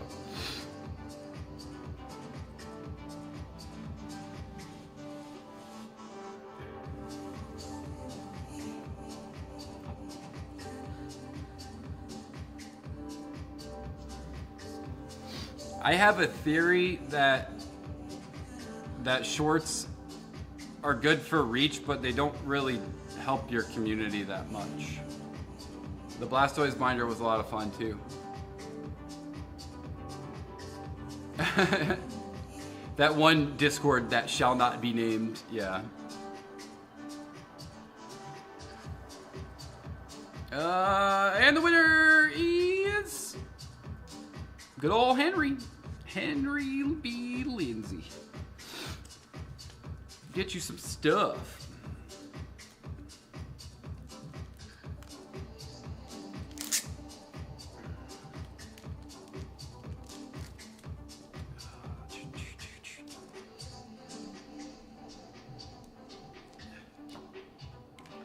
All right, let's turn it up a little bit. I had some more warm-ups going, but I don't want to keep doing the warm-ups forever.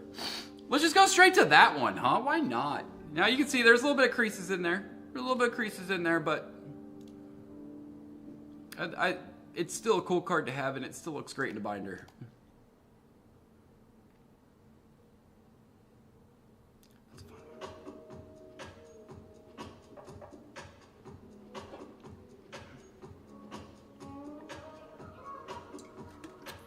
I'm gonna let you guys get in on that. I need a drink refill. It's hot as crap in here.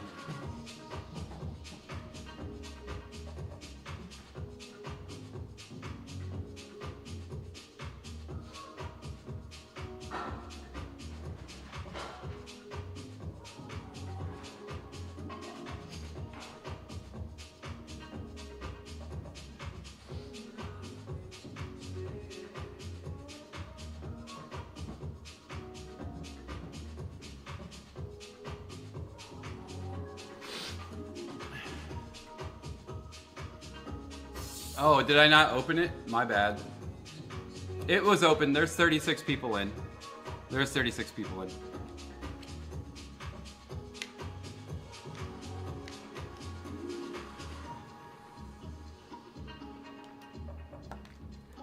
Good thing I wasn't gone for long.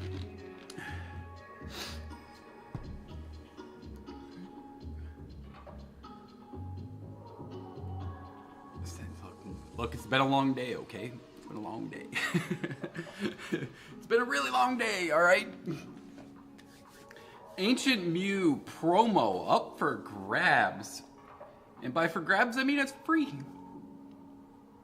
Long story short, this was in a lot better condition. It got sent to, I sold it on eBay. It made it to the guy and it was tore up. Not tore up, but like you can see the creasing there. He got it, he wasn't happy with it, obviously, and it got sent back to me, so I'm not going to try and resell it. I'll let somebody have it that really wants it.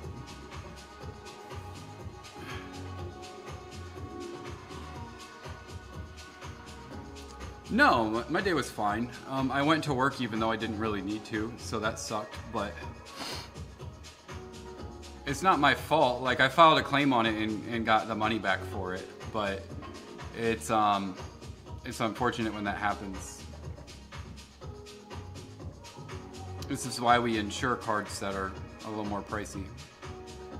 So essentially, I got paid for it anyway. And rather than reselling it, just give it away to somebody that wants it. And which version is what?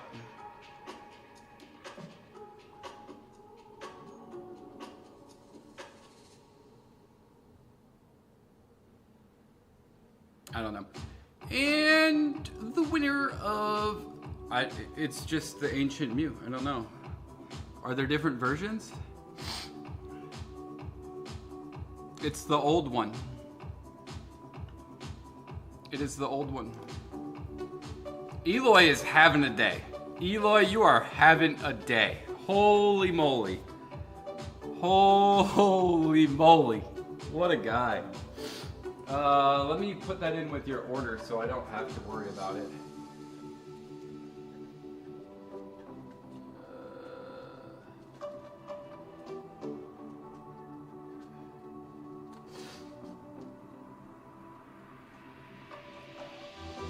Someone's gonna have a real good mail day. Someone's gonna have a real good mail day.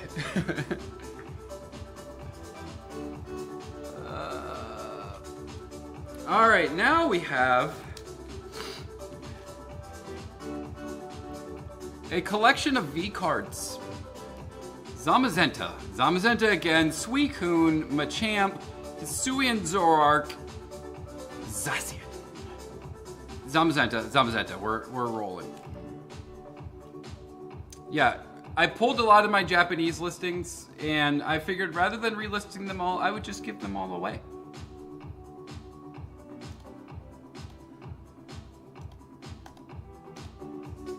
Makes sense, right? That's gonna be a sick intro. It was a sick intro, turns out. I wish they would have never went to EXs. I hate EXs. Compared to Vs and V-Stars, I mean, that Machamp looks so sick. That's probably one of my favorite Machamp cards. And the Luminion, crazy looking cards.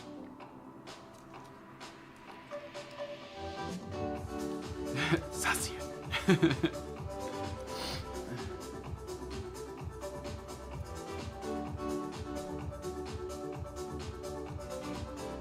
I'm surprised that V cards aren't more expensive. Probably. A Ninetales V, maybe, yeah. I'd be surprised if there wasn't.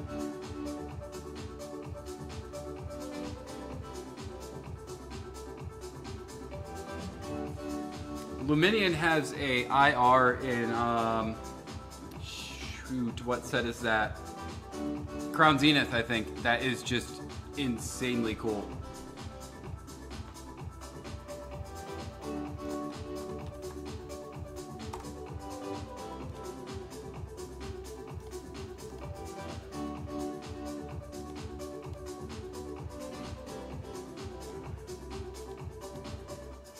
Yeah. Oh, you can't see it. What if I move it? Does that help? No.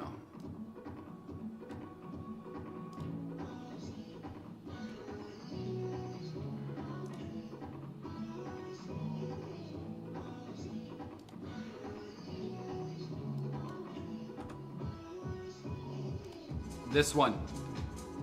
This one right here. That card is so sick.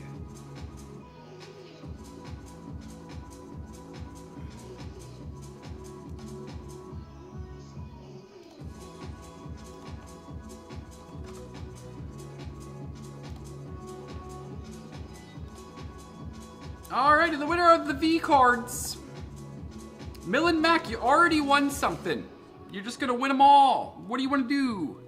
I will re-roll everything off at the end. Millen Mac.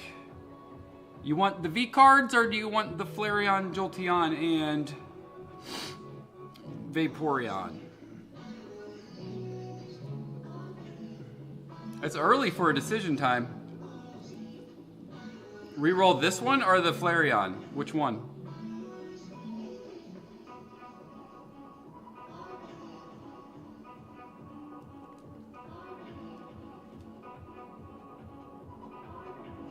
Oh, reroll this one. Okay. Can do. And the winner again is Waijikora. That is not a double. Congratulations. I think I got too many warm-ups in here. I think I got too many warm-ups. I think we're warmed up. Are we warmed up?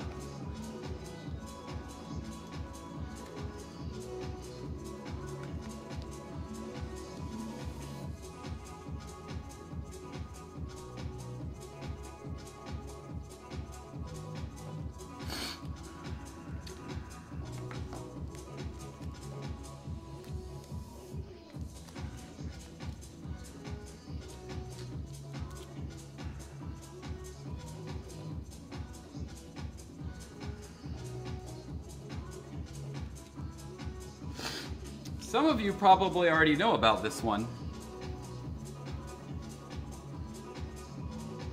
We got the Goldango SAR and the Heliolisk. That's a cool card. That's a really cool card.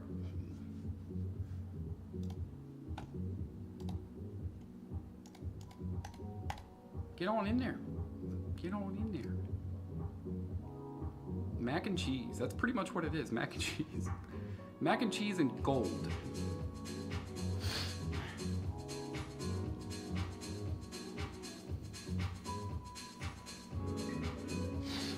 Now the next giveaway is going to be a members only giveaway.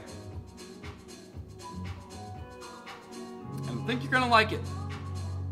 Most of y'all probably already know because you're in the Discord.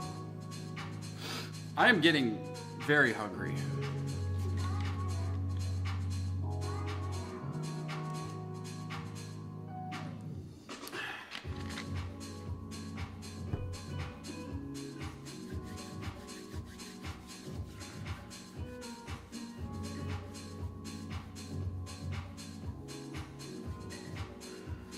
I love these team bags for this, by the way. It makes it way easier. Thank you, Rye/PokeHunt.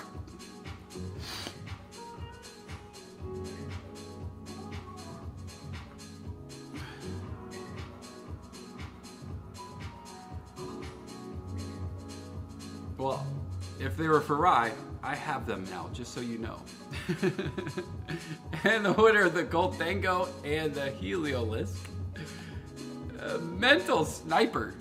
Mental Sniper. There we go. I could go through these pretty quick with the giveaways.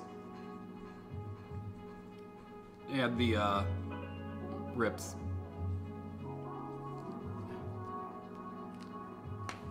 Very quick. I probably just need to buy some.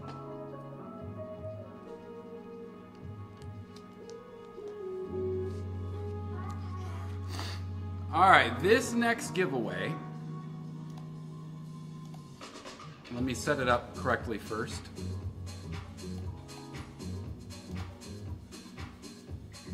Is for channel members only.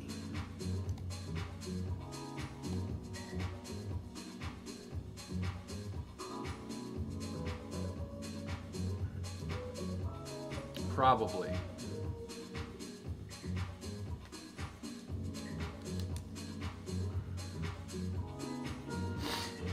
We have a set of the best starters from Series 3. Trico, Mudkip, my boy, and Torchic. The best three, without question. If you think otherwise, that is your opinion, and you are entitled to that. But this is not my opinion, this is objective fact. Get on in there.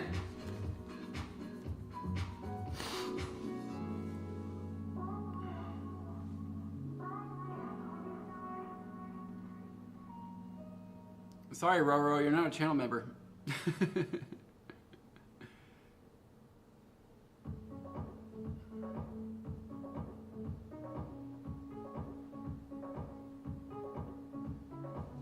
BRB. I'll give you guys a minute on this one. Make sure everybody gets it.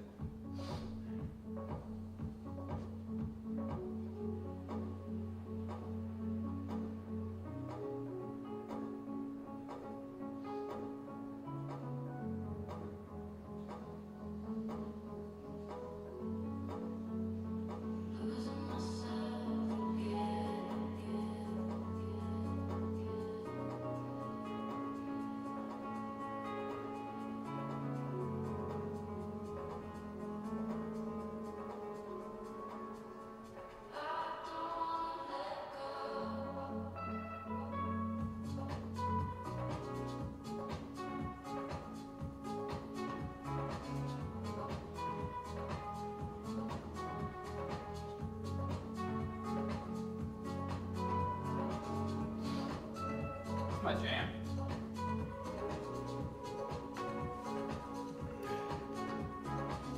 Member giveaway, member giveaway, member giveaway. And the winner is... The Rich Get Richer. Cody Jensen. I'm gonna put that in your bag too. Congratulations, Cody. That's awesome, man. That's awesome.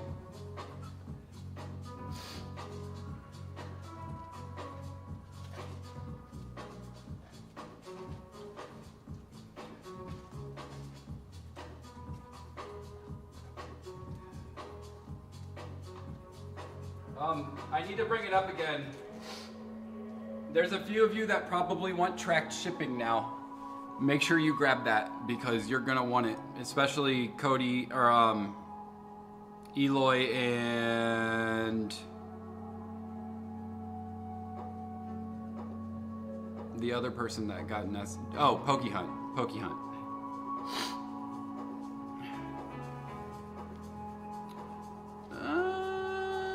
Let's do this one. Let's do this one.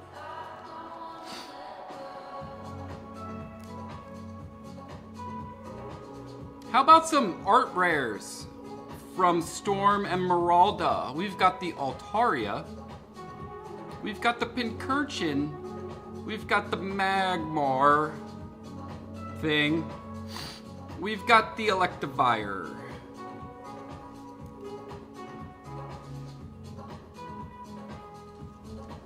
Anybody can be in this one, yes.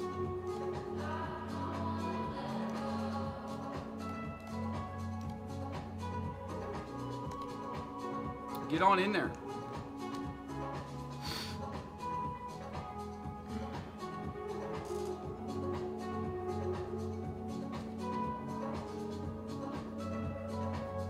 And if anybody that wins wants greater than PWE shipping, I'll give you a link so you can pay for it.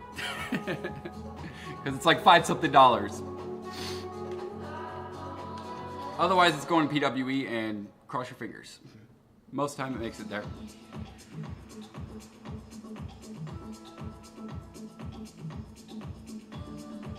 Yeah, Altaria is kind of growing on me. I didn't really like it at first at all, but I like this card.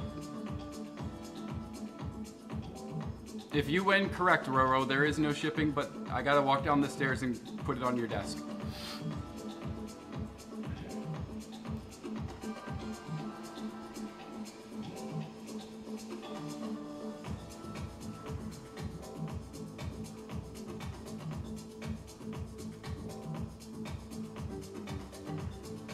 A lot of Pincurchin fans. It's an interesting card.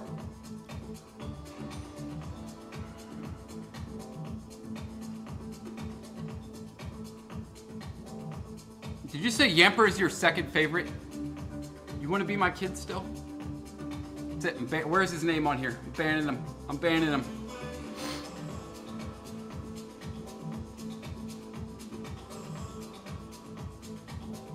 Throw Kenzie's in with your stuff, Cody. I got you.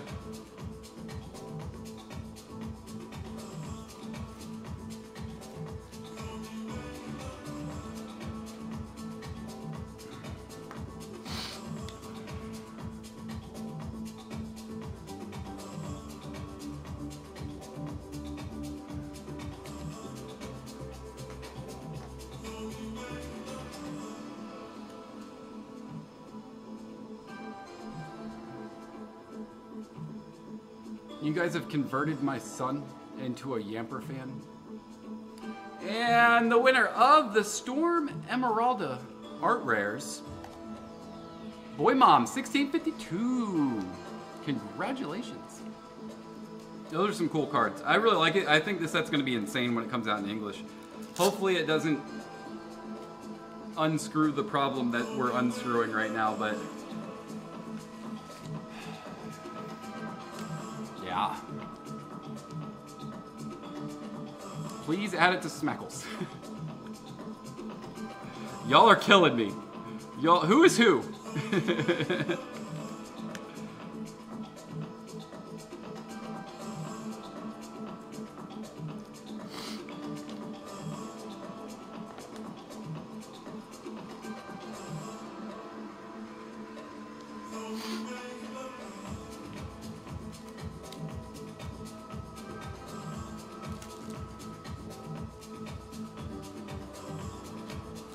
Yeah, get your mans in here. Win you some giveaways. All right, well, we did some V cards earlier. How about we do some V stars? We got a Zorora. This is a V Max, but I threw it in there anyway. A Hatterene V Max. Simisear. Samurott. Regigigas. Some cool cards. Those are some cool cards.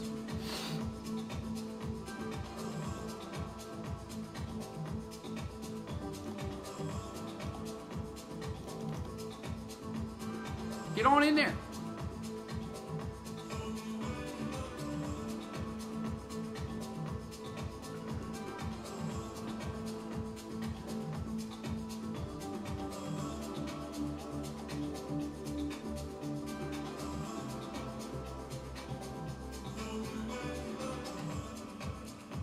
It isn't a change for shipping. You have to buy the shipping and I'll refund the cost of the shipping on the order level.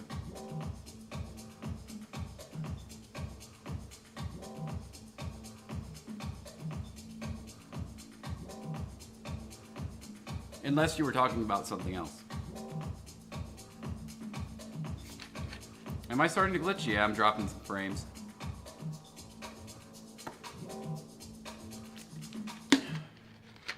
Should be back up now. Guess internet's just not as solid today as it has been.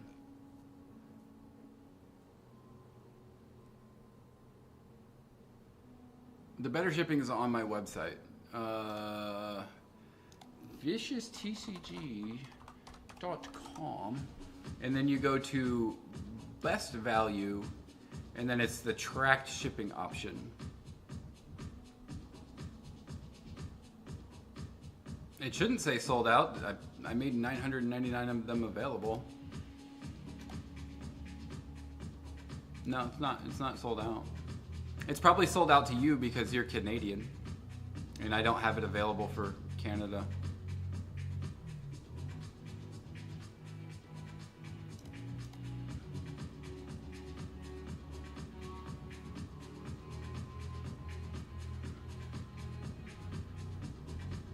Those two are sold out.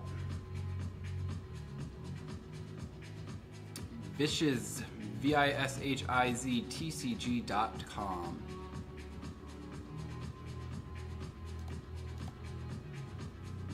All right, and the winner of the V-Star/1 VMAX, X-10.D. I love saying that. X-10.D. Congratulations.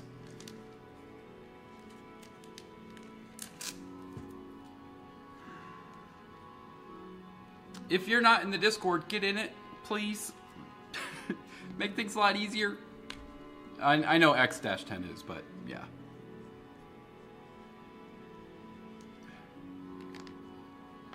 Anyone else who isn't in it, get in it. Ooh, 6 p.m. to 6 a.m. That's brutal. That is brutal. Oh, we got a fun one next. We got a fun one next. Fun one. Next giveaway. Genesect SAR and Iron Thorns SAR. Both of them.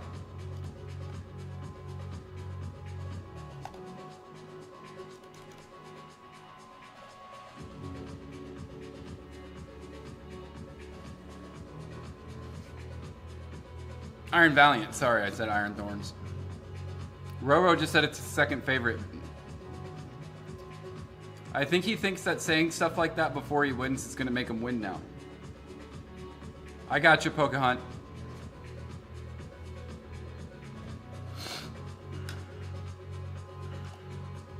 Oh, let's not do that on here. I'll be doxing people. The other one is Genesect.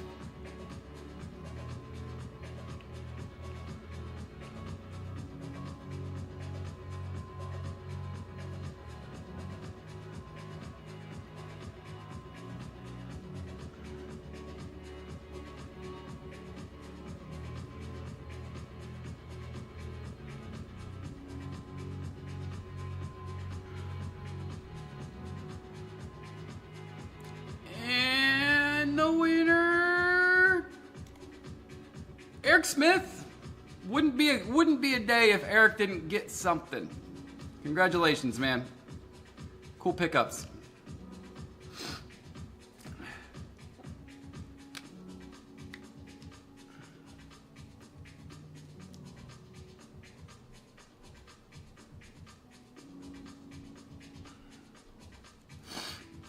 Wouldn't be a stream if Eric didn't get something.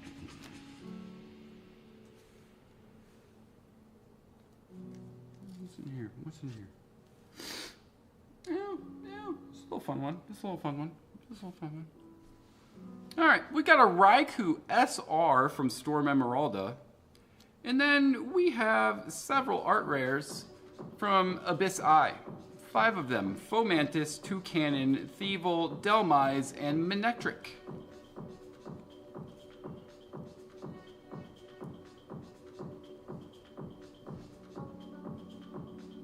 Should be a pretty good one.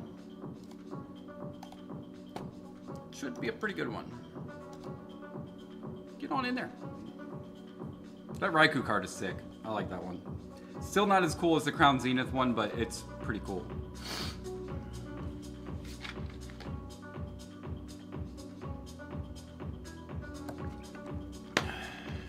I will not put Parker's dad on this one, I promise. You know why? Because I already wrote your name on it.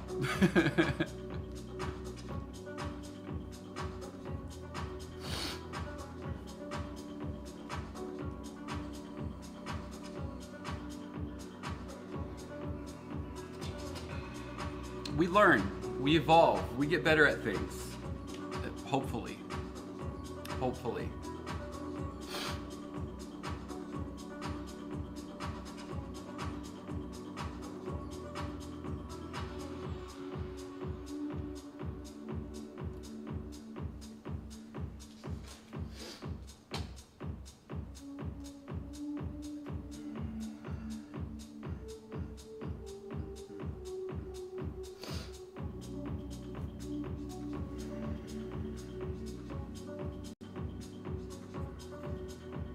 Raikou does have the best Pokemon mustache. Confirmed. Cheap packs in an airport? They're gonna be extremely expensive.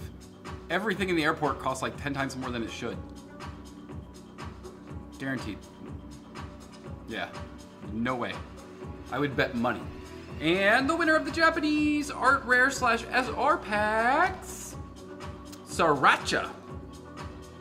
Congratulations, Sriracha. I don't know if I have your info or not yet, but my email's at the bottom of the description. You should send it to me so I know where to send these. I know some people in here win stuff every week, so I already have their addresses.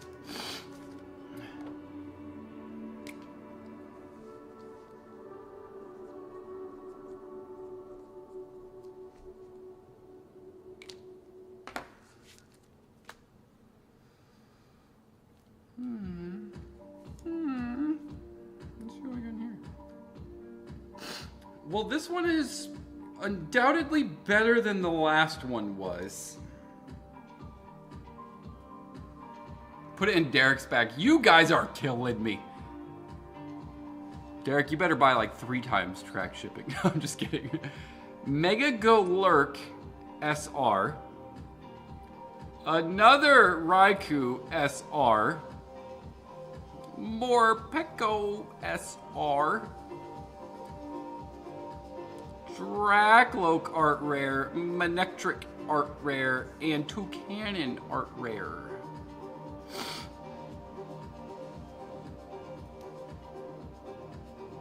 That's a pretty good thing.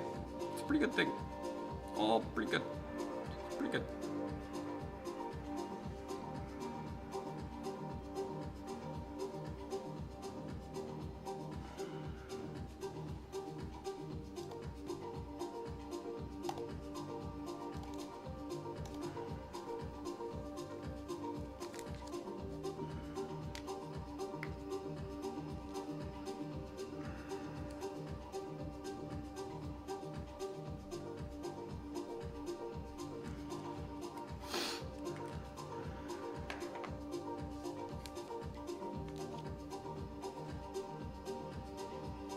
This one does not want to focus. There it goes.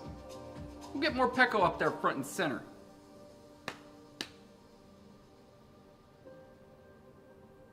I hope you're gonna stay. If you leave, it's because you know you can't beat me at Master Setting Destined Rivals. That's all I'm saying. Speaking of that, I should probably figure out where I'm at. Nah, I'll do it later. It's pretty big. It's a pretty big pack. It's a pretty big pack. It's a pretty big pack. And the winner is Zint. Another one out to Zint, out to Malaysia.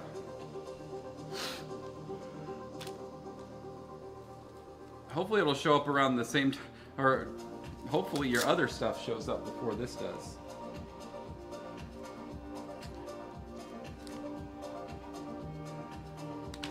Writing the address on that sucks, by the way. Could you get a shorter address, please?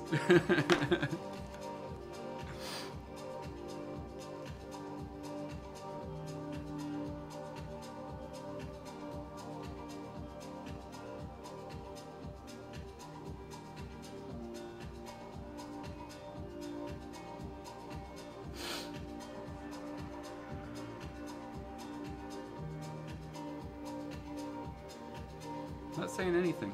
I'm not saying anything.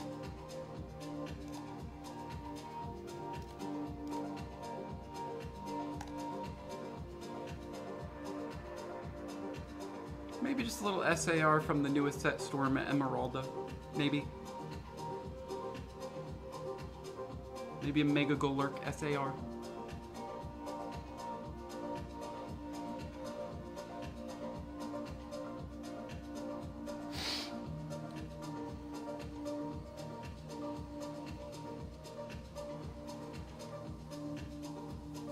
What do you guys feel about that card? How do we like it? I kind of like it. I don't love it, but I like it.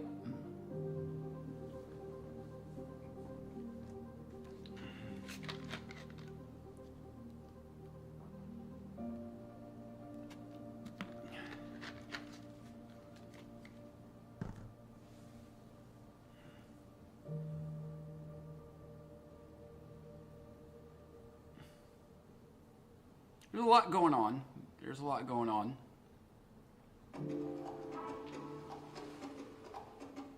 It is a bug. It is a bug. This one was meant for Liz. Let's just go ahead and roll it off now. Liz, congratulations. No, Derek. Dude. Did you win something already? Or was that a different thing?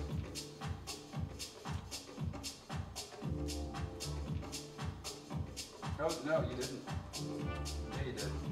Nope, you didn't. No, you didn't. Derek, dude, you gotta teach me your secrets, man. How? How do you do it? How do you do this every week? I gotta know. I gotta know, dude.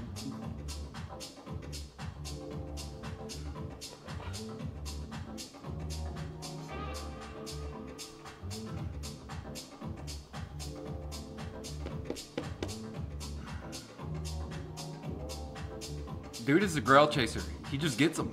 He gets them. Every time. More Pecco.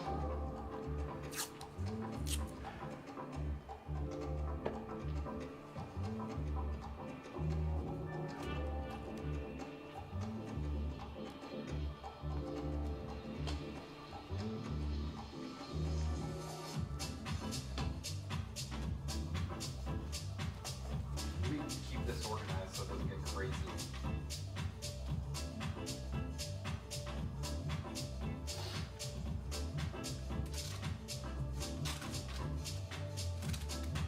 Next one, everybody's going to want to be in. I can promise you that much.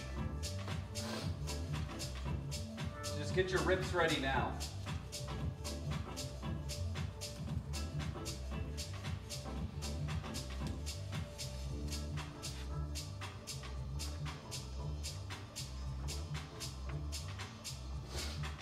Get your Ripz ready now. Probably my favorite one of the night.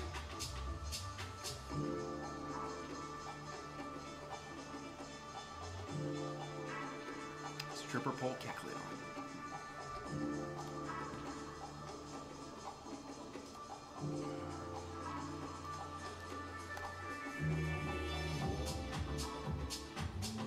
That card is sick. That card is so good. That card is so good.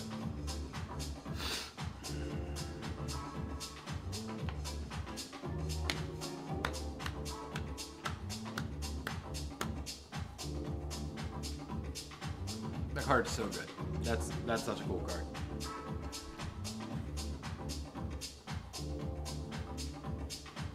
So cool.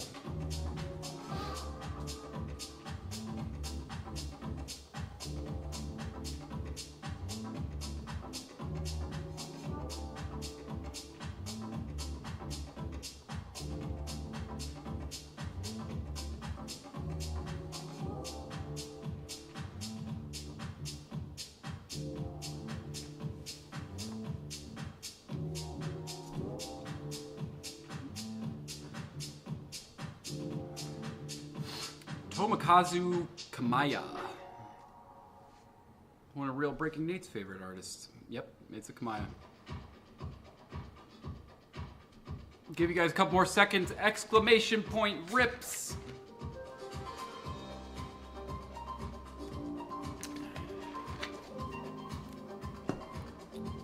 Kecleon is having a day. Kecleon is having a day in that picture. And the winner, Parker's dad. Parker's dad. There you go. You got something.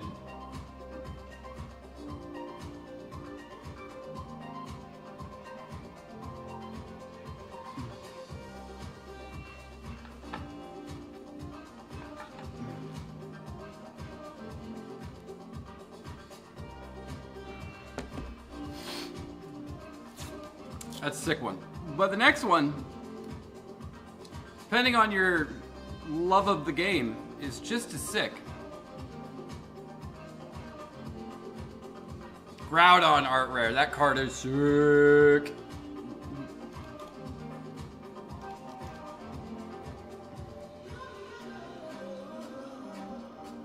That's a cool card. Get on in there.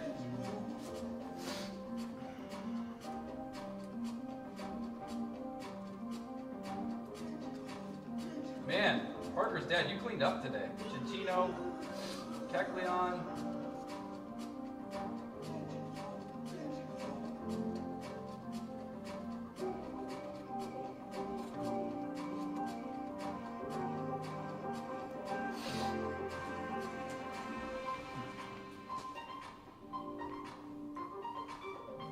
I mean, depending on your preference of art, this one could be cooler than the last one. Me personally, I like the Kecleon more, but it's a good one too.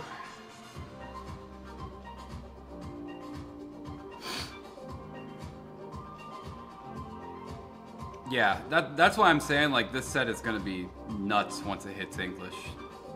The art is so good. The art is so good.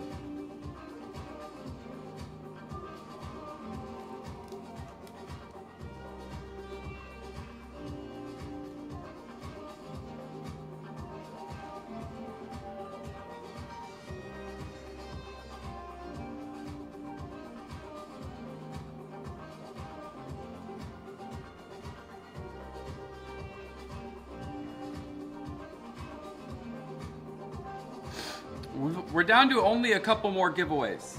We're down to only a couple more giveaways. Yeah, this one and two more.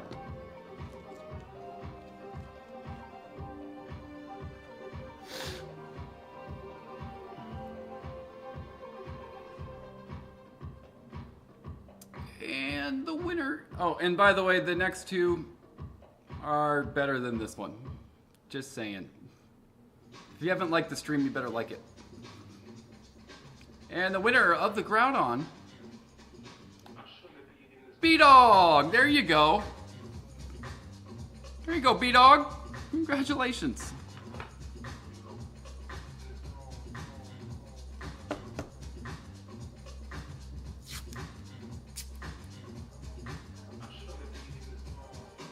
There you go.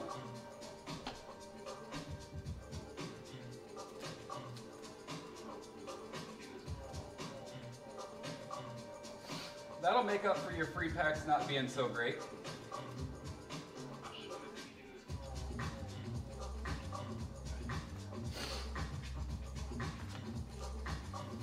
All right, now the next one is a personal favorite card of mine by a personal favorite artist of mine. If you don't like this card, you're wrong. But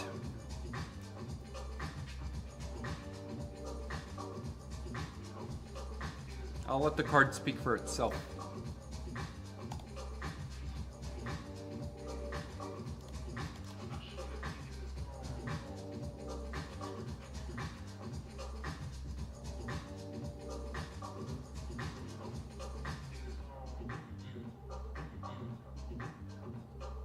It is probably the best card out of Destined Rivals, in my opinion. In my opinion, yes. That is from Chasing Destiny Together, the CSV 10C. It's like $50 a box.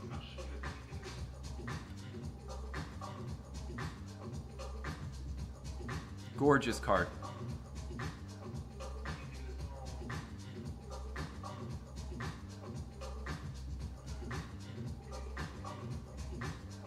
And there is only one left after this one.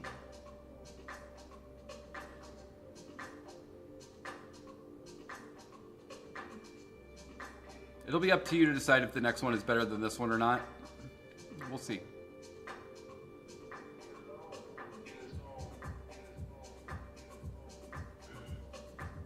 If Chaos Incarnate wins, Roro is going to flip out. Well, let's just find out if he wins or not then, huh? Schmackles! You held on there for a while there, bud, but you got it. You got it. I like the art more than I like the Mewtwo's art, yes. No question.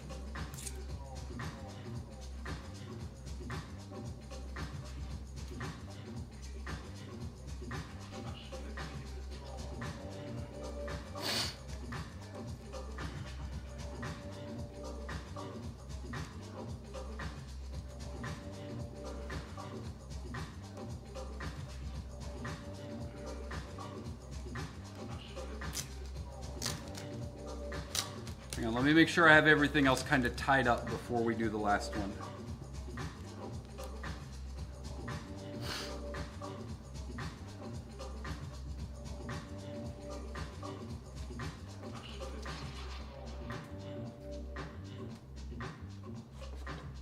Smackles, you might want to upgrade to better shipping. That's all I'm saying.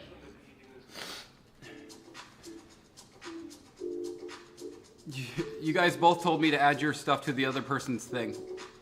I added both of them into the order that you had from earlier. And the last card, and you know, we get sappy around here sometimes. Let's turn the music down a little bit. The last card is another card that has a memory for me. It's not the best memory ever, but it is a very cool memory. If you remember, I pulled this card, and sorry in advance, this is going to be a members only card. This is going to be members only. If you remember, I pulled this card live on somebody else's stream. Anybody want to tell me what card that was? It doesn't mean you win it, but let's see how Vish lore nerdier we are before I show it to you. Damn, Liz got it. Liz is the historian of the Vish. This card is cool as heck. I pulled this card myself out of an XY Fates Collide pack, I believe. on Set Builders TikTok live. Very cool card. And I like to do cards like this every once in a while just to say thank you to all of you. Great. I know we've said it a million times tonight, but I couldn't be happier with the community that we're building here. I really thoroughly enjoy everybody participating, especially in the Discord. Even Abby. Yes, even you, Abby. And every stream, I like to kind of throw in a card that means something to me that might not be the most valuable card ever, but it looks cool as heck. I love the card. It's got a kind of cool memory. Pokehunt. Jeez, dude. I might be able to find the clip where I pulled it. Hang on, let me see if I can find it. It would be hard to find that now. Oh, hey, look, it's Yellowstone. You guys like Yellowstone? Short dramas. Whoa. Live. More. I don't know where I would even find it. How do I find TikTok clips from lives? They sent it to me once. Do I watch Yellowstone? On TikTok, I do. Apparently. We'll worry about that later. A lot of people look at what I do and they go, Vish, you're crazy. How are you giving away all this stuff? What are you doing? It's really easy to do when you feel like you're doing it for great people and a great community. I love giving cards away. I love that I have things that I can give to other people and make them happy. That's it. There really isn't anything else to it. And I know that's hard for some people to understand because a lot of people just look at this hobby and they think it's a personal fulfillment thing. It's not. It's really not. Most cards that I have don't have a lot of value to me outside of whatever they're worth. There are very few, like the ones back there, that are worth something to me. This one has some value, and I wanted to give it to you guys because I know that whoever gets it is going to really appreciate it, and they're going to hold it, and it's just going to be a memory for them. So, crappy hearts, obviously. Still pretty crappy. Good. I mean, I'm a little bit crazy, but also there's a lot of layers to what I do that most people don't see. It doesn't cost me as much money as people think. It does cost me money. I do make good money in real life, and I'm not putting myself in a bad position to do this. I would never put myself in a bad position to give away stuff. So I truly appreciate all the support from everybody. I genuinely enjoy doing what I do for you guys, and I just want to keep doing it. So I hope whoever gets this card takes it and they put it in a binder and they put it in their personal collection, or they do something with it other than sell it, because that card has a memory for me. So maybe one day you can show me that you still have it. It is not open yet. It is open now. Get on in there. And yeah, I love Sunday. Sunday's my favorite day of the week. It absolutely is. It's just crazy that, you know, we can do what we do and have as much fun doing it. I mean, how we've been streaming since, what, 4 hours and 11 minutes now. 4 hours and 11 minutes. Yeah. Yeah, that's a cool one. So if it goes in the PC, you're going to have it in the PC, and it's going to be a great memory. It's a great memory for me, but yeah, I can sign the sleeve, sure. Absolutely. I'll just do that now so whoever gets it gets a signed sleeve, so I don't have to, if you don't like it, just change the sleeve. See ya, Roro.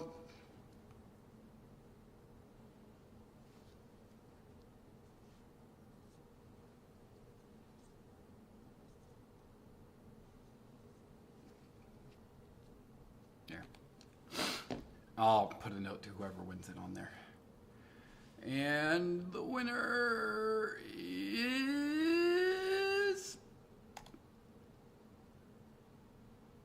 Parker Parker's dad. Parker's dad. I truly appreciate everyone that shows up, everyone that talks in the Discord, all that other stuff. I'm not gonna make him choose between an SIR and this one. It sucks, but that would be tough. That would be really hard.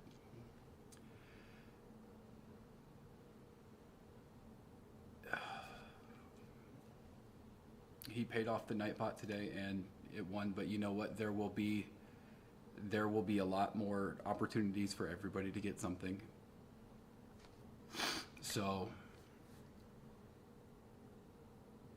most of you guys that know that have been around know that I've given away a ton of cards. If I had to put a number on it, I think we're across the $3,000 mark in giveaways now. But I have a way of sustaining the hobby, and a lot of people don't. So most of the profits that I would have made on eBay or whatever go back into this. So there will be more. There will always be more. So don't feel like you missed out. The actual value of that card is like maybe 20 bucks. That's going next to Parker Slagoo. That's signed by me. Oh wait, we gotta sign. Do you want me to put Parker's dad on there or your actual name? Yeah, and that's kind of what I was getting at with like the undervalued question is there are a lot of cards like this one specifically that I feel are undervalued. That's very hard to pull.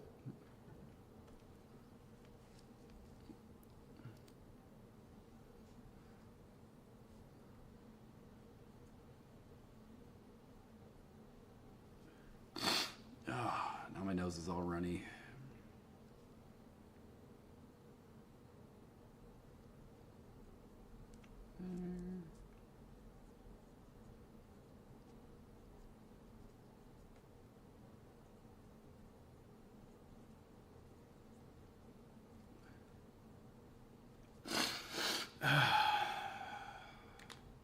Parker and Parker's dad. Housekeeping before, if you want to give away and you want not PWE shipping, you have to go to my website and purchase that. My nose was already running before, so now it's getting worse. Almost dropped it. But thank you guys all so much for coming out and watching every single Sunday. I appreciate it. Probably as much as you know now, but this is kind of like a dream of mine to be able to do this, and I want to make sure that we're building the right thing together. Now my brain's turned into mush. So on that note, thanks everybody. Crappy hearts in the chat. I'll see you next Sunday.